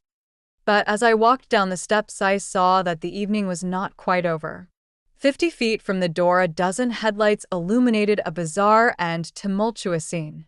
In the ditch beside the road, right side up, but violently shorn of one wheel, rested a new coupe which had left Gatsby's drive not 2 minutes before. The sharp jut of a wall accounted for the detachment of the wheel, which was now getting considerable attention from half a dozen curious chauffeurs. However, as they had left their cars blocking the road, a harsh, discordant din from those in the rear had been audible for some time, and added to the already violent confusion of the scene. A man in a long duster had dismounted from the wreck and now stood in the middle of the road, looking from the car to the tire and from the tire to the observers in a pleasant, puzzled way. "See," he explained, "it went in the ditch." The fact was infinitely astonishing to him, and I recognized first the unusual quality of wonder, and then the man. It was the late patron of Gatsby's library. "How'd it happen?" He shrugged his shoulders. "I know nothing whatever about mechanics," he said decisively. "But how did it happen? Did you run into the wall?" "Don't ask me," said Owl Eyes, washing his hands of the whole matter. "I know very little about driving, next to nothing. It happened, and that's all I know." "Well, if you're a poor driver, you oughtn't to try driving at night." "But I wasn't even trying," he explained indignantly. "I wasn't even trying." An odd hush fell upon the bystanders. "Do you want to commit suicide? You're lucky. It was just a wheel. A bad driver, and not even trying." "You don't understand," explained the criminal. "I wasn't driving. There's another man in the car." The shock that followed this declaration found voice in a sustained "RHH" as the door of the coupe swung slowly open. The crowd, it was now a crowd, stepped back involuntarily, and when the door had opened wide, there was a ghostly pause. Then, very gradually, part by part, a pale, dangling individual stepped out of the wreck, pawing tentatively at the ground with a large, uncertain dancing shoe. Blinded by the glare of the headlights and confused by the incessant groaning of the horns, the apparition stood swaying for a moment before he perceived the man in the duster. "What's matter?" he inquired calmly. "Did we run out of gas?" "Look." Half a dozen fingers pointed at the amputated wheel. He stared at it for a moment, and then looked upward as though he suspected that it had dropped from the sky. "It came off," someone explained. He nodded. "At first I didn't notice we'd stopped." A pause. Then, taking a long breath and straightening his shoulders, he remarked in a determined voice, Wonder if tell me where there's a gas line station? At least a dozen men, some of them a little better off than he was, explained to him that wheel and car were no longer joined by any physical bond. Back out, he suggested after a moment. Put her in reverse. But the wheel's off. He hesitated. No harm in trying, he said. The caterwauling horns had reached a crescendo, and I turned away and cut across the lawn toward home. I glanced back once. A wafer of a moon was shining over Gatsby's house, making the night fine as before, and surviving the laughter and the sound of his still glowing garden. A sudden emptiness seemed to flow now from the windows and the great doors, endowing with complete isolation the figure of the host, who stood on the porch, his hand up in a formal gesture of farewell. Reading over what I have written so far, I see I have given the impression that the events of 3 nights several weeks apart were all that absorbed me. On the contrary, they were merely casual events in a crowded summer, and, until much later, they absorbed me infinitely less than my personal affairs. Most of the time I worked. In the early morning the sun threw my shadow westward as I hurried down the white chasms of lower New York to the Probity Trust. I knew the other clerks and young bond salesmen by their first names and lunched with them in dark, crowded restaurants on little pig sausages and mashed potatoes and coffee. I even had a short affair with a girl who lived in Jersey City and worked in the accounting department, but her brother began throwing mean looks in my direction, so when she went on her vacation in July, I let it blow quietly away. I took dinner usually at the Yale Club. For some reason, it was the gloomiest event of my day. And then I went upstairs to the library and studied investments and securities for a conscientious hour. There were generally a few rioters around, but they never came into the library, so it was a good place to work. After that, if the night was mellow, I strolled down Madison Avenue past the old Murray Hill Hotel and over 33rd Street to the Pennsylvania Station. I began to like New York, the racy, adventurous feel of it at night, and the satisfaction that the constant flicker of men and women and machines gives to the restless eye.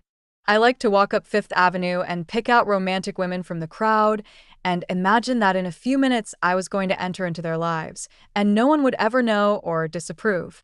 Sometimes, in my mind, I followed them to their apartments on the corners of hidden streets, and they turned and smiled back at me before they faded through a door into warm darkness. At the enchanted metropolitan twilight, I felt a haunting loneliness sometimes, and felt it in others. Poor young clerks who loitered in front of windows waiting until it was time for a solitary restaurant dinner. Young clerks in the dusk, wasting the most poignant moments of night and life. Again at 8 o'clock, when the dark lanes of the 40s were lined 5 deep with throbbing taxicabs, bound for the theater district, I felt a sinking in my heart. Forms leaned together in the taxis as they waited, and voices sang, and there was laughter from unheard jokes, and lighted cigarettes made unintelligible circles inside.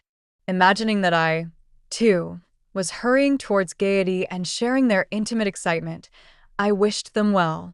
For a while, I lost sight of Jordan Baker, and then in midsummer, I found her again. At first, I was flattered to go places with her, because she was a golf champion, and everyone knew her name. Then it was something more. I wasn't actually in love, but I felt a sort of tender curiosity. The bored, haughty face that she turned to the world concealed something. Most affectations conceal something eventually, even though they don't in the beginning. And one day, I found what it was. When we were on a house party together up in Warwick, she left a borrowed car out in the rain with the top down, and then lied about it. And suddenly I remembered the story about her that had eluded me that night at Daisy's. At her first big golf tournament, there was a row that nearly reached the newspapers, a suggestion that she had moved her ball from a bad lie in the semi-final round. The thing approached the proportions of a scandal, then died away. A caddy retracted his statement, and the only other witness admitted that he might have been mistaken. The incident and the name had remained together in my mind.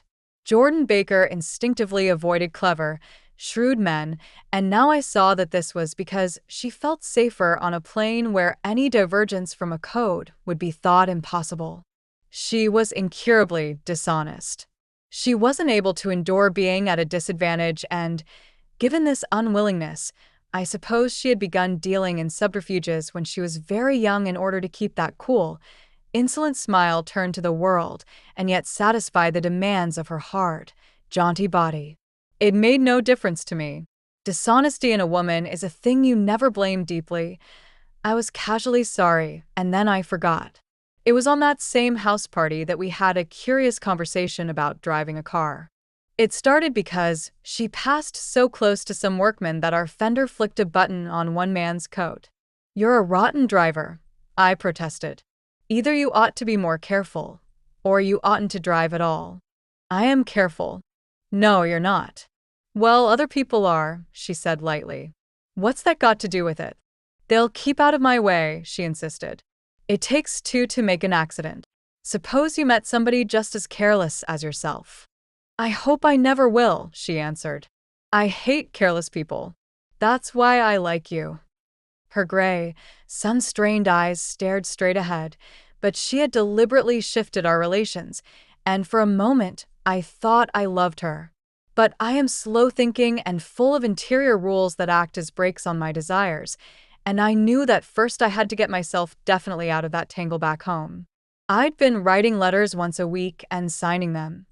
"Love, Nick," and all I could think of was how, when that certain girl played tennis, a faint mustache of perspiration appeared on her upper lip. Nevertheless, there was a vague understanding that had to be tactfully broken off before I was free. Everyone suspects himself of at least one of the cardinal virtues, and this is mine. I am one of the few honest people that I have ever known. 4. On Sunday morning, while church bells rang in the villages along shore, the world and its mistress returned to Gatsby's house and twinkled hilariously on his lawn. "He's a bootlegger," said the young ladies, moving somewhere between his cocktails and his flowers. "One time, he killed a man who had found out that he was nephew to von Hindenburg and second cousin to the devil. Reach me a rose, honey, and pour me a last drop into that there crystal glass." Once I wrote down on the empty spaces of a timetable the names of those who came to Gatsby's house that summer. It is an old timetable now, disintegrating at its folds, and headed this schedule in effect July 5th, 1922. But I can still read the gray names, and they will give you a better impression than my generalities of those who accepted Gatsby's hospitality and paid him the subtle tribute of knowing nothing whatever about him. From East Egg, then, came the Chester Beckers and the Leaches and a man named Bunsen, whom I knew at Yale, and Dr. Webster Civet, who was drowned last summer up in Maine, and the Hornbeams and the Willie Voltaires, and a whole clan named Blackbook, who always gathered in a corner and flipped up their noses like goats at whosoever came near. And the Ismays and the Christies, or rather Hubert Auerbach and Mr. Christie's wife, and Edgar Beaver, whose hair, they say, turned cotton white one winter afternoon for no good reason at all. Clarence Endive was from East Egg, as I remember. He came only once, in white knickerbockers, and had a fight with a bum named Eddie in the garden. From farther out on the island came the Cheadles and the O.R.P. Schraders and the Stonewall Jackson Abrams of Georgia, and the Fishguards and the Ripley Snells. Snell was there 3 days before he went to the penitentiary, so drunk out on the gravel drive that Mrs. Ulysses Sweat's automobile ran over his right hand. The Danceys came, too, and S.B. Whitebait, who was well over 60, and Maurice Flink and the Hammerheads, and Beluga the tobacco importer, and Beluga's girls. From West Egg came the Poles and the Mulreadys and Cecil Roebuck and Cecil Schoen and Gulick the state senator and Newton Orchid, who controlled films par excellence, and Eckhost and Clyde Cohen and Don S. Schwartz, the son, and Arthur McCarty, all connected with the movies in one way or another. And the Catlips and the Bembergs and G. Earl Muldoon, brother to that Muldoon who afterwards strangled his wife. De Fontano the promoter came there, and Ed LeGros and James B. Rockgut, Ferret and the De Jongs and Ernest Lilly, they came to gamble, and when Ferret wandered into the garden it meant he was cleaned out and Associated Traction would have to fluctuate profitably next day. A man named Klipspringer was there so often that he became known as the Boarder. I doubt if he had any other home. Of theatrical people, there were Gus Weyes and Horace Odenhaven and Lester Meyer and George Duckweed and Francis Sproul. Also from New York were the Cromes and the Backhissens and the Denekers and Russell Betty and the Corrigans and the Kellehers and the Dewars and the Scullys and S. W. Belcher and the Smirks and the Young Quinns, divorced now, and Henry L. Palmetto, who killed himself by jumping in front of a subway train in Times Square. Benny McClenahan arrived always with 4 girls. They were never quite the same ones in physical person, but they were so identical one with another that it inevitably seemed they had been there before. I have forgotten their names, Jacqueline, I think, or else Consuela or Gloria or Judy or June, and their last names were either the melodious names of flowers and months or the sterner ones of the great American capitalists whose cousins, if pressed, they would confess themselves to be. In addition to all these, I can remember that Faustina O'Brien came there at least once, and the Baedeker girls, and young Brewer, who had his nose shot off in the war, and Mr. Albruxberger and Miss Hogg, his fiancée, and Ardita Fitzpeters and Mr. P. Jewett, once head of the American Legion, and Miss Claudia Hip, with a man reputed to be her chauffeur, and a prince of something, whom we called Duke, and whose name, if I ever knew it, I have forgotten. All these people came to Gatsby's house in the summer. At 9 o'clock, one morning late in July, Gatsby's gorgeous car lurched up the rocky drive to my door and gave out a burst of melody from its 3-noted horn. It was the first time he had called on me, though I had gone to 2 of his parties, mounted in his hydroplane, and, at his urgent invitation, made frequent use of his beach. "Good morning, old sport. You're having lunch with me today, and I thought we'd ride up together." He was balancing himself on the dashboard of his car with that resourcefulness of movement that is so peculiarly American, that comes, I suppose, with the absence of lifting work in youth and, even more, with the formless grace of our nervous, sporadic games. This quality was continually breaking through his punctilious manner in the shape of restlessness. He was never quite still. There was always a tapping foot somewhere or the impatient opening and closing of a hand. He saw me looking with admiration at his car. "It's pretty, isn't it, old sport?" He jumped off to give me a better view. "Haven't you ever seen it before?" I'd seen it. Everybody had seen it. It was a rich cream color, bright with nickel, swollen here and there in its monstrous length with triumphant hat boxes and supper boxes and toolboxes, and terraced with a labyrinth of windshields that mirrored a dozen suns. Sitting down behind many layers of glass in a sort of green leather conservatory, we started to town. I had talked with him perhaps half a dozen times in the past month and found, to my disappointment, that he had little to say. So my first impression, that he was a person of some undefined consequence, had gradually faded, and he had become simply the proprietor of an elaborate roadhouse next door. And then came that disconcerting ride. We hadn't reached West Egg Village before Gatsby began leaving his elegant sentences unfinished and slapping himself indecisively on the knee of his caramel-colored suit. "Look here, old sport," he broke out surprisingly. "What's your opinion of me, anyhow?" A little overwhelmed, I began the generalized evasions which that question deserves. "Well, I'm going to tell you something about my life," he interrupted.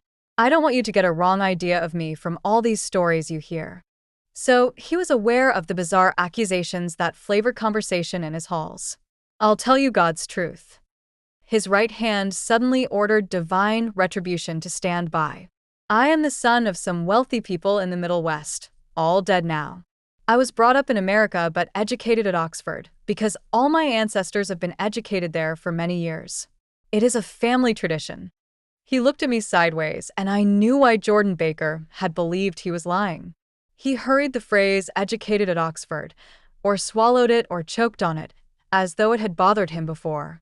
And with this doubt, his whole statement fell to pieces, and I wondered if there wasn't something a little sinister about him, after all. "What part of the Middle West?" I inquired casually. "San Francisco." "I see. My family all died, and I came into a good deal of money." His voice was solemn, as if the memory of that sudden extinction of a clan still haunted him. For a moment I suspected that he was pulling my leg, but a glance at him convinced me otherwise. After that, I lived like a young Raja in all the capitals of Europe, Paris, Venice, Rome, collecting jewels, chiefly rubies, hunting big game, painting a little things for myself only, and trying to forget something very sad that had happened to me long ago. With an effort, I managed to restrain my incredulous laughter. The very phrases were worn so threadbare that they evoked no image except that of a turbaned character, leaking sawdust at every pore as he pursued a tiger through the Bois de Boulogne. Then came the war, old sport.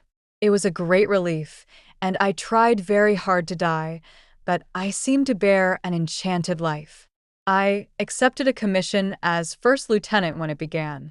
In the Argonne Forest, I took the remains of my machine gun battalion so far forward that there was a half-mile gap on either side of us, where the infantry couldn't advance. We stayed there 2 days and 2 nights, 130 men with 16 Lewis guns, and when the infantry came up at last they found the insignia of 3 German divisions among the piles of dead. I was promoted to be a major, and every Allied government gave me a decoration, even Montenegro, little Montenegro down on the Adriatic Sea. Little Montenegro. He lifted up the words and nodded at them with his smile. The smile comprehended Montenegro's troubled history and sympathized with the brave struggles of the Montenegrin people. It appreciated fully the chain of national circumstances which had elicited this tribute from Montenegro's warm little heart. My incredulity was submerged in fascination now. It was like skimming hastily through a dozen magazines. He reached in his pocket, and a piece of metal, slung on a ribbon, fell into my palm. That's the one for Montenegro. To my astonishment, the thing had an authentic look. Ordere di Danilo, ran the circular legend. Montenegro, Nicholas Rex. Turn it, Major Jay Gatsby. I read, for valor extraordinary. Here's another thing I always carry. A souvenir of Oxford days. It was taken in Trinity Quad. The man on my left is now the Earl of Doncaster. It was a photograph of half a dozen young men in blazers loafing in an archway through which were visible a host of spires. There was Gatsby looking a little, not much, younger, with a cricket bat in his hand. Then it was all true. I saw the skins of tigers flaming in his palace on the Grand Canal. I saw him opening a chest of rubies to ease, with their crimson-lighted depths, the gnawings of his broken heart. I'm going to make a big request of you today, he said, pocketing his souvenirs with satisfaction. So, I thought you ought to know something about me. I didn't want you to think I was just some nobody. You see, I usually find myself among strangers because I drift here and they're trying to forget the sad things that happened to me. He hesitated. You'll hear about it this afternoon. At lunch? No, this afternoon. I happen to find out that you're taking Miss Baker to tea. Do you mean you're in love with Miss Baker? No, old sport, I'm not. But Miss Baker has kindly consented to speak to you about this matter. I hadn't the faintest idea what this matter was, but I was more annoyed than interested. I hadn't asked Jordan to tea in order to discuss Mr. Jay Gatsby. I was sure the request would be something utterly fantastic, and for a moment I was sorry I'd ever set foot upon his overpopulated lawn. He wouldn't say another word. His correctness grew on him as we neared the city. We passed Port Roosevelt, where there was a glimpse of red-belted ocean-going ships, and sped along a cobbled slum lined with the dark, undeserted saloons of the faded gilt 1900s. Then the Valley of Ashes opened out on both sides of us, and I had a glimpse of Mrs. Wilson straining at the garage pump with panting vitality as we went by. With fenders spread like wings, we scattered light through half Astoria. Only half, for as we twisted among the pillars of the elevated, I heard the familiar jug-jug spat of a motorcycle, and a frantic policeman rode alongside. All right, old sport, called Gatsby. We slowed down. Taking a white card from his wallet, he waved it before the man's eyes. Right you are, agreed the policeman, tipping his cap. Know you next time, Mr. Gatsby. Excuse me. What was that? I inquired. The picture of Oxford? I was able to do the commissioner a favor once, and he sends me a Christmas card every year. Over the Great Bridge, with the sunlight through the girders making a constant flicker upon the moving cars, with the city rising up across the river in white heaps and sugar lumps all built with a wish out of non-olfactory money. The city scene from the Queensboro Bridge is always the city scene for the first time, in its first wild promise of all the mystery and the beauty in the world. A dead man passed us in a hearse heaped with blooms, followed by 2 carriages with drawn blinds and by more cheerful carriages for friends. The friends looked out at us with the tragic eyes and short upper lips of southeastern Europe, and I was glad that the sight of Gatsby's splendid car was included in their somber holiday. As we crossed Blackwell's Island, a limousine passed us, driven by a white chauffeur, in which sat 3 modish Negroes, 2 bucks and a girl. I laughed aloud as the yolks of their eyeballs rolled toward us in haughty rivalry. Anything can happen now that we've slid over this bridge, I thought. Anything at all. Even Gatsby could happen without any particular wonder. Roaring noon. In a well-fanned 42nd Street cellar, I met Gatsby for lunch. Blinking away the brightness of the street outside, my eyes picked him out obscurely in the anteroom, talking to another man. "Mr. Carraway, this is my friend Mr. Wolfsheim." A small, flat-nosed Jew raised his large head and regarded me with 2 fine growths of hair which luxuriated in either nostril. After a moment, I discovered his tiny eyes in the half-darkness. "So, I took one look at him," said Mr. Wolfsheim, shaking my hand earnestly, "and what do you think I did?" "What?" I inquired politely. But evidently, he was not addressing me, for he dropped my hand and covered Gatsby with his expressive nose. I handed the money to Catspaw and I said, "All right, Catspaw, don't pay him a penny till he shuts his mouth." He shut it then and there. Gatsby took an arm of each of us and moved forward into the restaurant, whereupon Mr. Wolfsheim swallowed a new sentence he was starting and lapsed into a somnambulatory abstraction. "Highballs?" asked the head waiter. "This is a nice restaurant here," said Mr. Wolfsheim, looking at the Presbyterian nymphs on the ceiling. "But I like across the street better." "Yes, highballs," agreed Gatsby, and then to Mr. Wolfsheim, "It's too hot over there." "Hot and small, yes," said Mr. Wolfsheim, "but full of memories." "What place is that?" I asked. "The Old Metropole." "The Old Metropole," brooded Mr. Wolfsheim gloomily. "Filled with faces dead and gone. Filled with friends gone now forever. I can't forget, so long as I live the night they shot Rosie Rosenthal there. It was 6 of us at the table, and Rosie had eat and drunk a lot all evening. When it was almost morning, the waiter came up to him with a funny look and says somebody wants to speak to him outside. 'All right,' says Rosie, and begins to get up, and I pulled him down in his chair. 'Let the bastards come in here if they want you, Rosie, but don't you, so help me, move outside this room.' It was 4 o'clock in the morning then, and if we'd have raised the blinds, we'd have seen daylight." "Did he go?" I asked innocently. "Sure he went."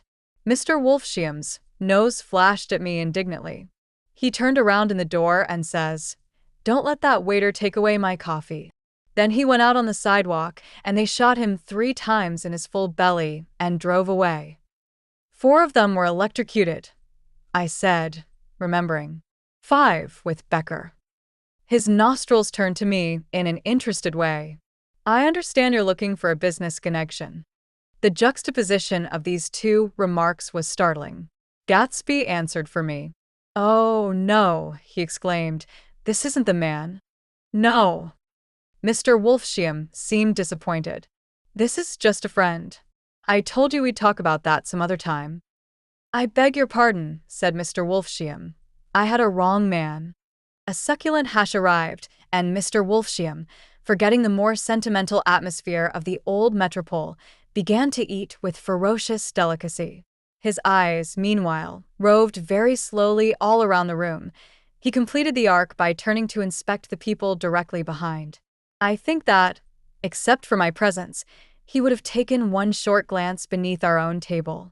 "Look here, old sport," said Gatsby, leaning toward me. "I'm afraid I made you a little angry this morning in the car."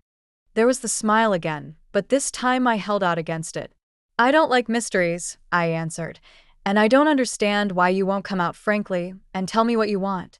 Why has it all got to come through Miss Baker? Oh, it's nothing underhand, he assured me.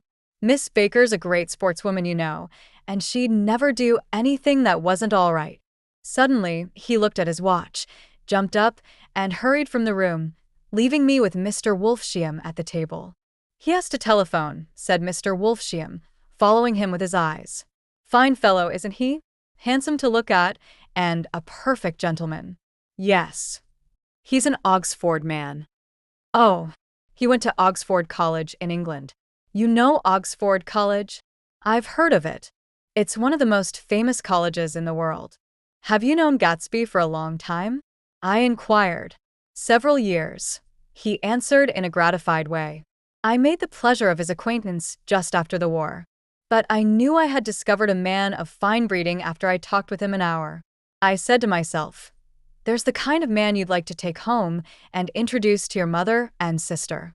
He paused. I see you're looking at my cuff buttons. I hadn't been looking at them, but I did now. They were composed of oddly familiar pieces of ivory. Finest specimens of human molars, he informed me. Well, I inspected them. That's a very interesting idea. Yeah. He flipped his sleeves up under his coat. Yeah, Gatsby's very careful about women. He would never so much as look at a friend's wife. When the subject of this instinctive trust returned to the table and sat down, Mr. Wolfsheim drank his coffee with a jerk and got to his feet. I have enjoyed my lunch, he said, and I'm going to run off from you two young men before I outstay my welcome. Don't hurry, Meyer, said Gatsby, without enthusiasm. Mr. Wolfsheim raised his hand in a sort of benediction. You're very polite, but I belong to another generation, he announced solemnly. You sit here and discuss your sports and your young ladies and your... He supplied an imaginary noun with another wave of his hand. As for me, I am 50 years old, and I won't impose myself on you any longer. As he shook hands and turned away, his tragic nose was trembling. I wondered if I had said anything to offend him. He becomes very sentimental sometimes, explained Gatsby. This is one of his sentimental days. He's quite a character around New York, a denizen of Broadway. Who is he, anyhow, an actor? no. A dentist? Meyer Wolfsheim? No, he's a gambler. Gatsby hesitated, then added, coolly, he's the man who fixed the World Series back in 1919. Fixed the World Series? I repeated. The idea staggered me. I remembered, of course, that the World Series had been fixed in 1919, but if I had thought of it at all, I would have thought of it as a thing that merely happened, the end of some inevitable chain. It never occurred to me that one man could start to play with the faith of 50 million people, with the single-mindedness of a burglar blowing a safe. How did he happen to do that? I asked after a minute. He just saw the opportunity. Why isn't he in jail? They can't get him, old sport. He's a smart man. I insisted on paying the check. As the waiter brought my change, I caught sight of Tom Buchanan across the crowded room. Come along with me for a minute, I said. I've got to say hello to someone. When he saw us, Tom jumped up and took half a dozen steps in our direction. Where have you been? He demanded eagerly. Daisy's furious because you haven't called up. This is Mr. Gatsby, Mr. Buchanan. They shook hands briefly, and a strained, unfamiliar look of embarrassment came over Gatsby's face. How've you been, anyhow? Demanded Tom of me. How do you happen to come up this far to eat? I've been having lunch with Mr. Gatsby. I turned toward Mr. Gatsby, but he was no longer there. One October day in 1917, said Jordan Baker that afternoon, sitting up very straight on a straight chair in the tea garden at the Plaza Hotel. I was walking along from one place to another, half on the sidewalks and half on the lawns. I was happier on the lawns because I had on shoes from England with rubber knobs on the soles that bit into the soft ground. I had on a new plaid skirt also that blew a little in the wind, and whenever this happened, the red, white, and blue banners in front of all the houses stretched out stiff and said tut-tut in a disapproving way. The largest of the banners and the largest of the lawns belonged to Daisy Fay's house. She was just 18, 2 years older than me, and by far the most popular of all the young girls in Louisville. She dressed in white and had a little white roadster, and all day long the telephone rang in her house, and excited young officers from Camp Taylor demanded the privilege of monopolizing her that night. Anyways, for an hour, when I came opposite her house that morning, her white roadster was beside the curb, and she was sitting in it with a lieutenant I had never seen before. They were so engrossed in each other that she didn't see me until I was 5 feet away. "Hello, Jordan," she called unexpectedly. "Please come here." I was flattered that she wanted to speak to me, because of all the older girls I admired her most. She asked me if I was going to the Red Cross to make bandages. I was. Well, then, would I tell them that she couldn't come that day? The officer looked at Daisy while she was speaking, in a way that every young girl wants to be looked at sometime, and because it seemed romantic to me, I have remembered the incident ever since. His name was Jay Gatsby, and I didn't lay eyes on him again for over 4 years. Even after I'd met him on Long Island, I didn't realize it was the same man. That was 1917. By the next year, I had a few beaux myself, and I began to play in tournaments, so I didn't see Daisy very often. She went with a slightly older crowd, when she went with anyone at all. Wild rumors were circulating about her, how her mother had found her packing her bag one winter night to go to New York and say goodbye to a soldier who was going overseas. She was effectually prevented, but she wasn't on speaking terms with her family for several weeks. After that, she didn't play around with the soldiers anymore, but only with a few flat-footed, short-sighted young men in town who couldn't get into the army at all. By the next autumn, she was gay again. Gay as ever. She had a debut after the armistice, and in February she was presumably engaged to a man from New Orleans. In June, she married Tom Buchanan of Chicago, with more pomp and circumstance than Louisville ever knew before. He came down with 100 people in 4 private cars and hired a whole floor of the Mulbach Hotel, and the day before the wedding, he gave her a string of pearls valued at $350,000. I was a bridesmaid. I came into her room half an hour before the bridal dinner and found her lying on her bed as lovely as the June night in her flowered dress and as drunk as a monkey. She had a bottle of Sauterne in one hand and a letter in the other. "Gratulate me," she muttered. "Never had a drink before, but oh, how I do enjoy it." "What's the matter, Daisy?" I was scared, I can tell you. I'd never seen a girl like that before. "Here, dearies." She groped around in a wastebasket she had with her on the bed and pulled out the string of pearls. "Take 'em downstairs and give 'em back to whoever they belong to. Tell 'em all Daisy's change her mine. Say, Daisy's change her mine." She began to cry. She cried and cried. I rushed out and found her mother's maid, and we locked the door and got her into a cold bath. She wouldn't let go of the letter. She took it into the tub with her and squeezed it up in a wet ball, and only let me leave it in the soap dish when she saw that it was coming to pieces like snow. But she didn't say another word. We gave her spirits of ammonia and put ice on her forehead and hooked her back into her dress, and half an hour later, when we walked out of the room, the pearls were around her neck and the incident was over. Next day at 5 o'clock, she married Tom Buchanan without so much as a shiver and started off on a 3-month trip to the South Seas. I saw them in Santa Barbara when they came back, and I thought I'd never seen a girl so mad about her husband. If he left the room for a minute, she'd look around uneasily and say, "Where's Tom gone?" and wear the most abstracted expression until she saw him coming in the door. She used to sit on the sand with his head in her lap by the hour, rubbing her fingers over his eyes and looking at him with unfathomable delight. It was touching to see them together. It made you laugh in a hushed, fascinated way. That was in August. A week after I left Santa Barbara, Tom ran into a wagon on the Ventura Road one night and ripped a front wheel off his car. The girl who was with him got into the papers, too, because her arm was broken. She was one of the chambermaids in the Santa Barbara hotel. The next April, Daisy had her little girl, and they went to France for a year. I saw them one spring in Cannes and later in Deauville, and then they came back to Chicago to settle down. Daisy was popular in Chicago, as you know. They moved with a fast crowd, all of them young and rich and wild, but she came out with an absolutely perfect reputation. Perhaps because she doesn't drink. It's a great advantage not to drink among hard-drinking people. You can hold your tongue, and moreover, you can time any little irregularity of your own so that everybody else is so blind that they don't see or care. Perhaps Daisy never went in for a more at all, and yet there's something in that voice of hers. Well, about 6 weeks ago, she heard the name Gatsby for the first time in years. It was when I asked you, do you remember? If you knew Gatsby in West Egg. After you had gone home, she came into my room and woke me up and said, "What Gatsby?" And when I described him, I was half asleep. She said in the strangest voice that it must be the man she used to know. It wasn't until then that I connected this Gatsby with the officer in her white car. When Jordan Baker had finished telling all this, we had left the plaza for half an hour and were driving in a Victoria through Central Park.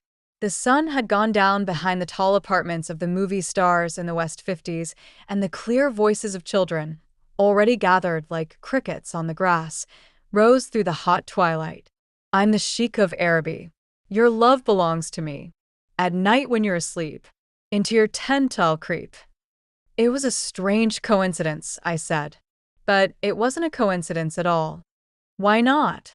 Gatsby bought that house so that Daisy would be just across the bay.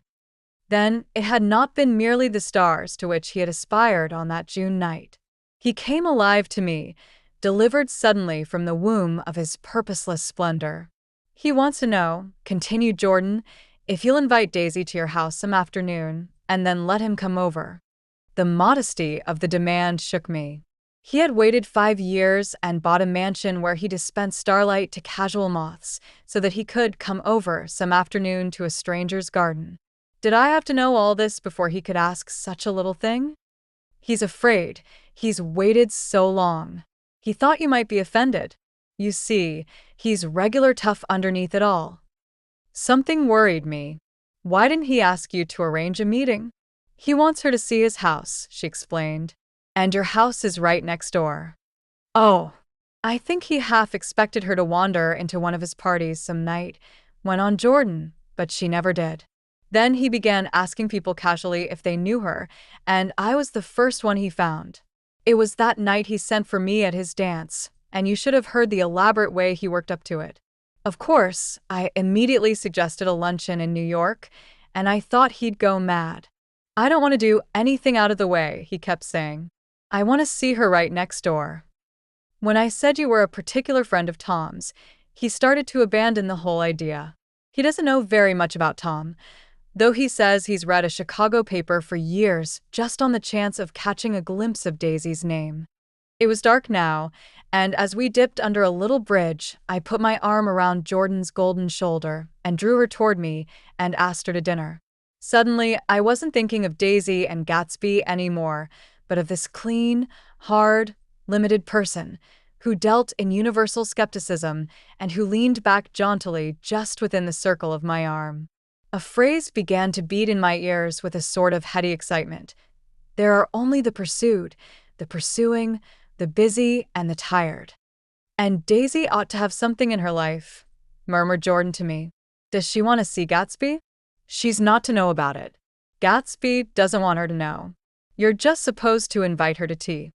We passed a barrier of dark trees, and then the facade of 59th Street, a block of delicate pale light, beamed down into the park.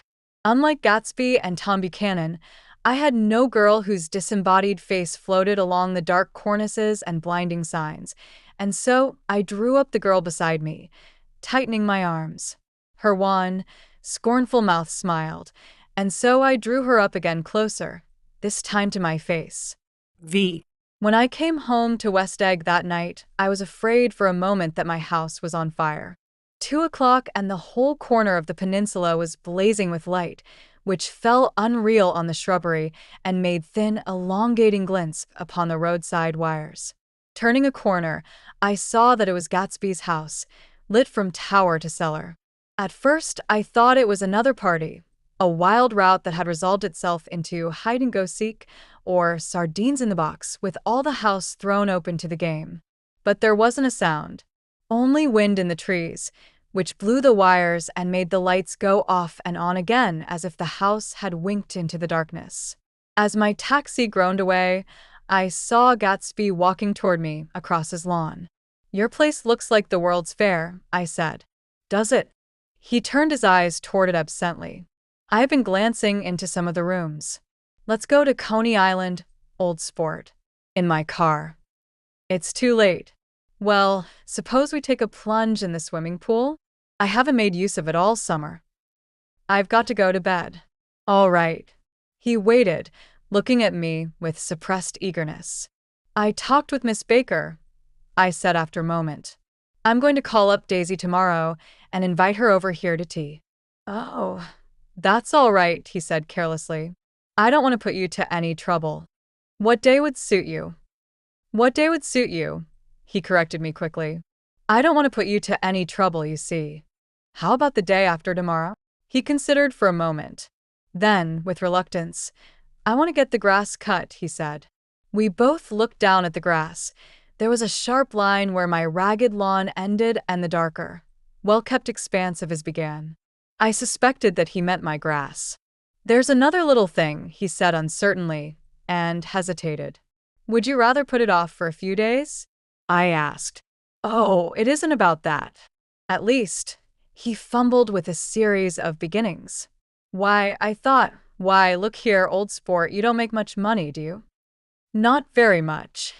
This seemed to reassure him, and he continued more confidently. "I thought you didn't, if you'll pardon you see, I carry on a little business on the side, a sort of sideline, you understand. And I thought that if you don't make very much, you're selling bonds, aren't you, old sport?" "Trying to." "Well, this would interest you. It wouldn't take up much of your time, and you might pick up a nice bit of money. It happens to be a rather confidential sort of thing." I realize now that under different circumstances that conversation might have been one of the crises of my life. But because the offer was obviously and tactlessly for a service to be rendered, I had no choice except to cut him off there. "I've got my hands full," I said. "I'm much obliged, but I couldn't take on any more work." "You wouldn't have to do any business with Wolfsheim." Evidently, he thought that I was shying away from the connection mentioned at lunch, but I assured him he was wrong. He waited a moment longer, hoping I'd begin a conversation, but I was too absorbed to be responsive, so he went unwillingly home. The evening had made me lightheaded and happy. I think I walked into a deep sleep as I entered my front door. So I don't know whether or not Gatsby went to Coney Island, or for how many hours he glanced into rooms while his house blazed gaudily on. I called up Daisy from the office next morning and invited her to come to tea. "Don't bring Tom," I warned her. "What?" "Don't bring Tom." "Who is Tom?" she asked innocently. The day agreed upon was pouring rain. At 11 o'clock a man in a raincoat, dragging a lawn mower, tapped at my front door and said that Mr. Gatsby had sent him over to cut my grass. This reminded me that I had forgotten to tell my Finn to come back, so I drove into West Egg Village to search for her among soggy whitewashed alleys and to buy some cups and lemons and flowers. The flowers were unnecessary, for at 2 o'clock a greenhouse arrived from Gatsby's, with innumerable receptacles to contain it. An hour later the front door opened nervously, and Gatsby in a white flannel suit, silver shirt and gold-colored tie, hurried in. He was pale, and there were dark signs of sleeplessness beneath his eyes. "Is everything all right?" he asked immediately. "The grass looks fine, if that's what you mean." "What grass?" he inquired blankly. "Oh, the grass in the yard." He looked out the window at it, but, judging from his expression, I don't believe he saw a thing. "Looks very good," he remarked vaguely. "One of the papers said they thought the rain would stop about 4. I think it was the Journal. Have you got everything you need in the shape of tea?" I took him into the pantry, where he looked a little reproachfully at the Finn. Together we scrutinized the 12 lemon cakes from the delicatessen shop. "Will they do?" I asked. Of course. They're fine," and he added hollowly, "old sport." The rain cooled about 3:30 to a damp mist, through which occasional thin drops swam like dew. Gatsby looked with vacant eyes through a copy of Clay's Economics, starting at the finished tread that shook the kitchen floor and peering towards the bleared windows from time to time, as if a series of invisible but alarming happenings were taking place outside.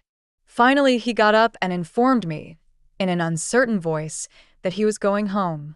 Why's that? Nobody's coming to tea. It's too late. He looked at his watch as if there was some pressing demand on his time elsewhere. I can't wait all day. Don't be silly, it's just 2 minutes to 4.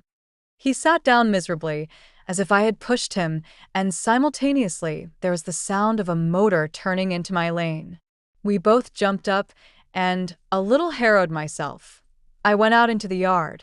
Under the dripping bare lilac trees, a large open car was coming up the drive. It stopped. Daisy's face, tipped sideways beneath a 3-cornered lavender hat, looked out at me with a bright, ecstatic smile. Is this absolutely where you live, my dearest one? The exhilarating ripple of her voice was a wild tonic in the rain. I had to follow the sound of it for a moment, up and down, with my ear alone, before any words came through. A damp streak of hair lay like a dash of blue paint across her cheek, and her hand was wet with glistening drops as I took it to help her from the car. Are you in love with me? She said low in my ear. Or, why did I have to come alone? That's the secret of Castle Rackrent. Tell your chauffeur to go far away and spend an hour. Come back in an hour, Ferdy. Then, in a grave murmur, his name is Ferdy. Does the gasoline affect his nose? I don't think so, she said innocently. Why? We went in. To my overwhelming surprise, the living room was deserted. Well, that's funny, I exclaimed. What's funny? She turned her head as there was a light, dignified knocking at the front door. I went out and opened it. Gatsby, pale as death, with his hands plunged like weights in his coat pockets, was standing in a puddle of water glaring tragically into my eyes. With his hands still in his coat pockets, he stalked by me into the hall, turned sharply as if he were on a wire, and disappeared into the living room. It wasn't a bit funny. Aware of the loud beating of my own heart, I pulled the door to against the increasing rain. For half the minute, there wasn't a sound. Then from the living room, I heard a sort of choking murmur and part of a laugh, followed by Daisy's voice on a clear, artificial note. I certainly am awfully glad to see you again. A pause. It endured horribly. I had nothing to do in the hall, so I went into the room. Gatsby, his hands still in his pockets, was reclining against the mantelpiece in a strained counterfeit of perfect ease, even of boredom. His head leaned back so far that it rested against the face of a defunct mantelpiece clock, and from this position his distraught eyes stared down at Daisy, who was sitting, frightened but graceful, on the edge of a stiff chair. We've met before, muttered Gatsby. His eyes glanced momentarily at me, and his lips parted with an abortive attempt at a laugh. Luckily, the clock took this moment to tilt dangerously at the pressure of his head, whereupon he turned and caught it with trembling fingers and set it back in place. Then he sat down, rigidly, his elbow on the arm of the sofa and his chin in his hand. I'm sorry about the clock, he said. My own face had now assumed a deep tropical burn. I couldn't muster up a single commonplace out of the 1,000 in my head. It's an old clock, I told them idiotically. I think we all believed for a moment that it had smashed in pieces on the floor. We haven't met for many years, said Daisy, her voice as matter-of-fact as it could ever be. 5 years next November. The automatic quality of Gatsby's answer set us all back at least another minute. I had them both on their feet with the desperate suggestion that they help me make tea in the kitchen when the demoniac Finn brought it in on a tray. Amid the welcome confusion of cups and cakes, a certain physical decency established itself. Gatsby got himself into a shadow and, while Daisy and I talked, looked conscientiously from one to the other of us with tense, unhappy eyes. However, as calmness wasn't an end in itself, I made an excuse at the first possible moment and got to my feet. Where are you going? Demanded Gatsby in immediate alarm. I'll be back. I've got to speak to you about something before you go. He followed me wildly into the kitchen, closed the door, and whispered, "Oh, God," in a miserable way. "What's the matter?" "This is a terrible mistake," he said, shaking his head from side to side. "A terrible, terrible mistake. You're just embarrassed, that's all." And luckily I added, "Daisy's embarrassed too." "She's embarrassed?" he repeated incredulously. "Just as much as you are." "Don't talk so loud. You're acting like a little boy," I broke out impatiently. "Not only that, but you're rude. Daisy's sitting in there all alone." He raised his hand to stop my words, looked at me with unforgettable reproach, and, opening the door cautiously, went back into the other room. I walked out the back way, just as Gatsby had when he had made his nervous circuit of the house half an hour before, and ran for a huge black knotted tree whose massed leaves made a fabric against the rain. Once more it was pouring, and my irregular lawn, well shaved by Gatsby's gardener, abounded in small muddy swamps and prehistoric marshes. There was nothing to look at from under the tree except Gatsby's enormous house, so I stared at it, like Kant at his church steeple, for half an hour. A brewer had built it early in the period craze, a decade before, and there was a story that he'd agreed to pay 5 years' taxes on all the neighboring cottages if the owners would have their roofs thatched with straw. Perhaps their refusal took the heart out of his plan to found a family. He went into an immediate decline. His children sold his house with the black wreath still on the door. Americans, while willing, even eager, to be serfs, have always been obstinate about being peasantry. After half an hour, the sun shone again, and the grocer's automobile rounded Gatsby's drive with the raw material for his servant's dinner. I felt sure he wouldn't eat a spoonful. A maid began opening the upper windows of his house, appeared momentarily in each, and, leaning from the large central bay, spat meditatively into the garden. It was time I went back. While the rain continued, it had seemed like the murmur of their voices, rising and swelling a little now and then with gusts of emotion. But in the new silence, I felt that silence had fallen within the house too. I went in, after making every possible noise in the kitchen, short of pushing over the stove, but I don't believe they heard a sound. They were sitting at either end of the couch, looking at each other as if some question had been asked or was in the air, and every vestige of embarrassment was gone. Daisy's face was smeared with tears, and when I came in she jumped up and began wiping at it with her handkerchief before a mirror. But there was a change in Gatsby that was simply confounding. He literally glowed. Without a word or a gesture of exultation, a new well-being radiated from him and filled the little room. "Oh, hello, old sport," he said, as if he hadn't seen me for years. I thought for a moment he was going to shake hands. "It's stopped raining." "Has it?" When he realized what I was talking about, that there were twinkle bells of sunshine in the room, he smiled like a weatherman, like an ecstatic patron of recurrent light, and repeated the news to Daisy. "What do you think of that?" "It's stopped raining." "I'm glad, Jay." Her throat, full of aching, grieving beauty, told only of her unexpected joy. "I want you and Daisy to come over to my house," he said. "I'd like to show her around." "You're sure you want me to come?" "Absolutely, old sport." Daisy went upstairs to wash her face. Too late, I thought with humiliation of my towels, while Gatsby and I waited on the lawn. "My house looks well, doesn't it?" he demanded. "See how the whole front of it catches the light." I agreed that it was splendid. "Yes." His eyes went over it, every arched door and square tower. "It took me just 3 years to earn the money that bought it." "I thought you inherited your money." "I did, old sport," he said automatically, "but I lost most of it in the big panic, the panic of the war." I think he hardly knew what he was saying, for when I asked him what business he was in, he answered, "That's my affair," before he realized that it wasn't an appropriate reply. "Oh, I've been in several things," he corrected himself. "I was in the drug business, and then I was in the oil business. But I'm not in either one now." He looked at me with more attention. "Do you mean you've been thinking over what I proposed the other night?" Before I could answer, Daisy came out of the house, and 2 rows of brass buttons on her dress gleamed in the sunlight. "That huge place there?" she cried, pointing. "Do you like it?" "I love it, but I don't see how you live there all alone."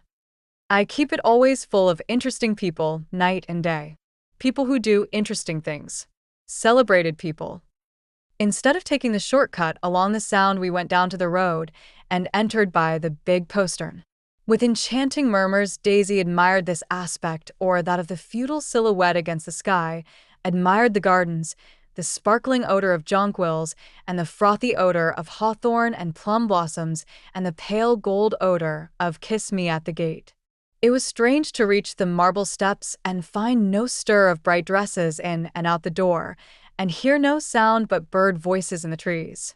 And inside, as we wandered through Marie Antoinette music rooms and restoration salons, I felt that there were guests concealed behind every couch and table, under orders to be breathlessly silent until we had passed through. As Gatsby closed the door of the Merton College Library, I could have sworn I heard the owl-eyed man break into ghostly laughter.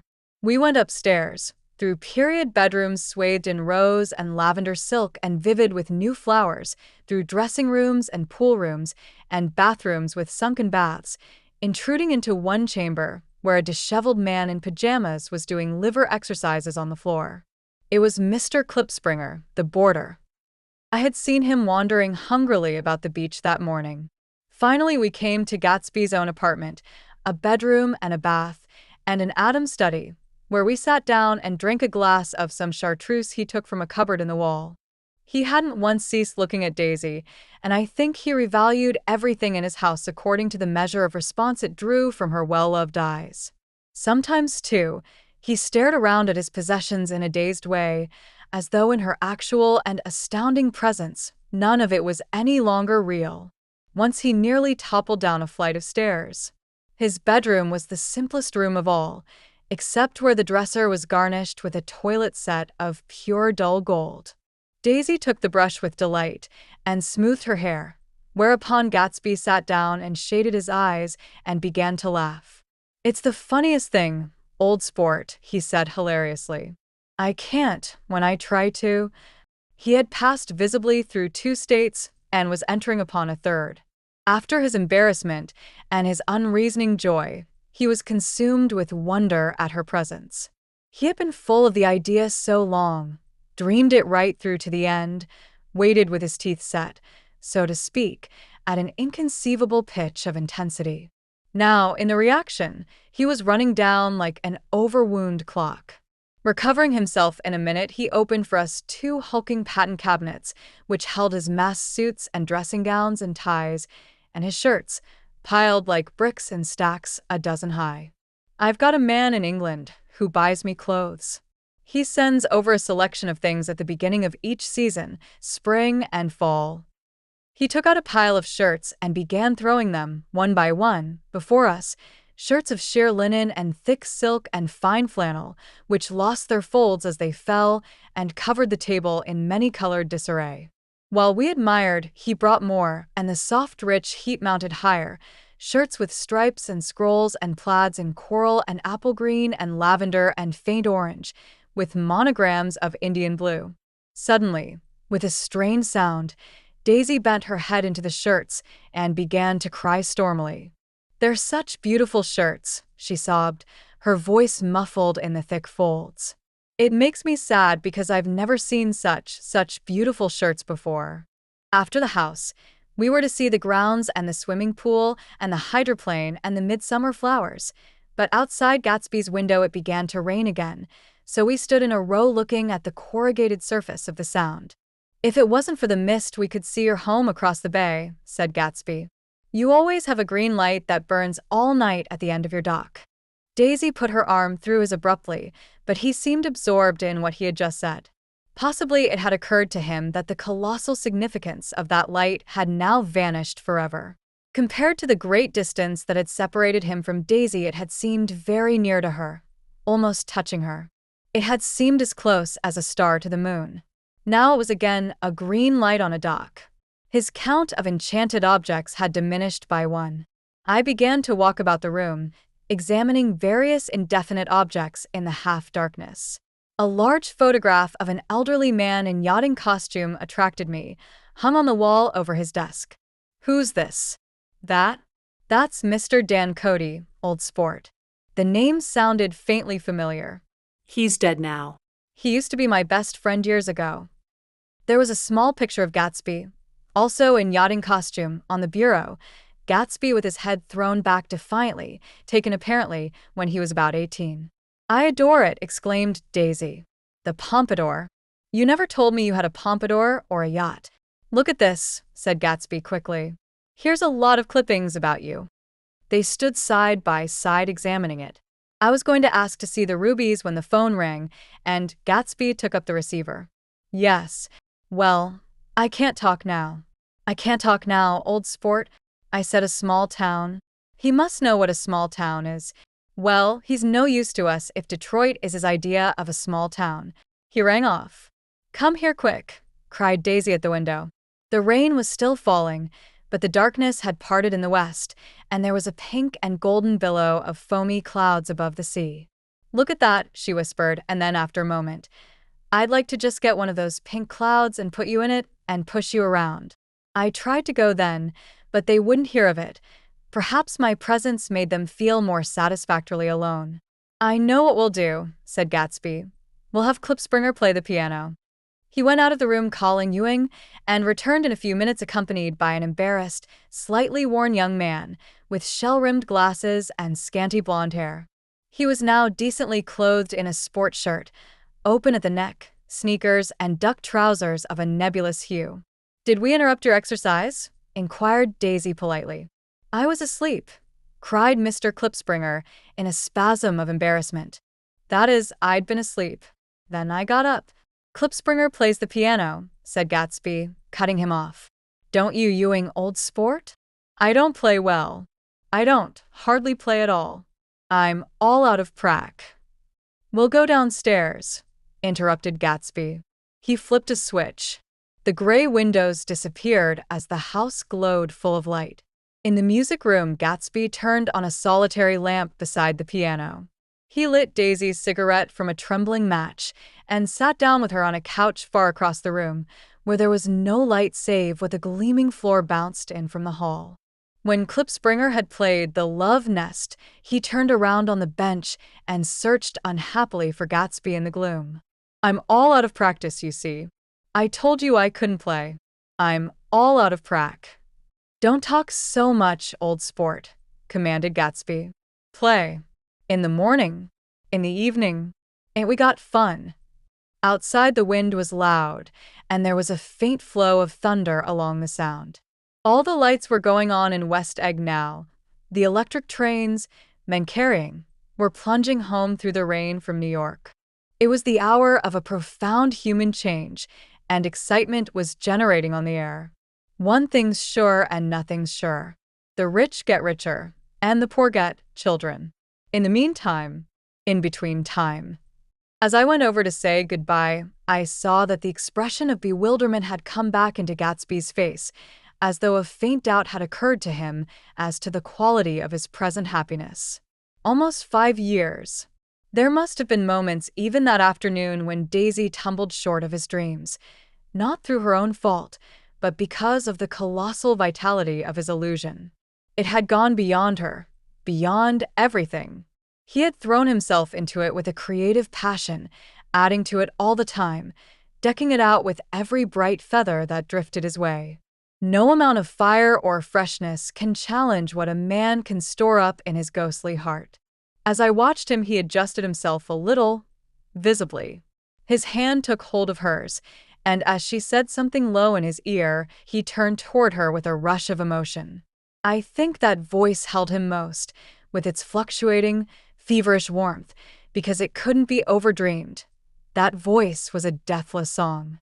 They had forgotten me, but Daisy glanced up and held out her hand. Gatsby didn't know me now at all. I looked once more at them, and they looked back at me, remotely, possessed by intense life. Then I went out of the room and down the marble steps into the rain, leaving them there together. 6. About this time, an ambitious young reporter from New York arrived one morning at Gatsby's door and asked him, if he had anything to say. "Anything to say about what?" inquired Gatsby politely. "Why, any statement to give out." It transpired after a confused 5 minutes that the man had heard Gatsby's name around his office in a connection which he either wouldn't reveal or didn't fully understand. This was his day off, and with laudable initiative, he had hurried out to see. It was a random shot, and yet the reporter's instinct was right.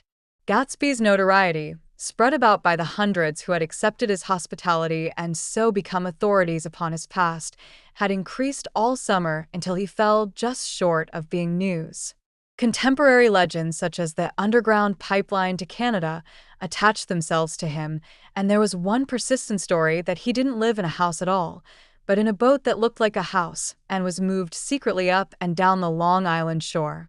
Just why these inventions were a source of satisfaction to James Gatz of North Dakota isn't easy to say.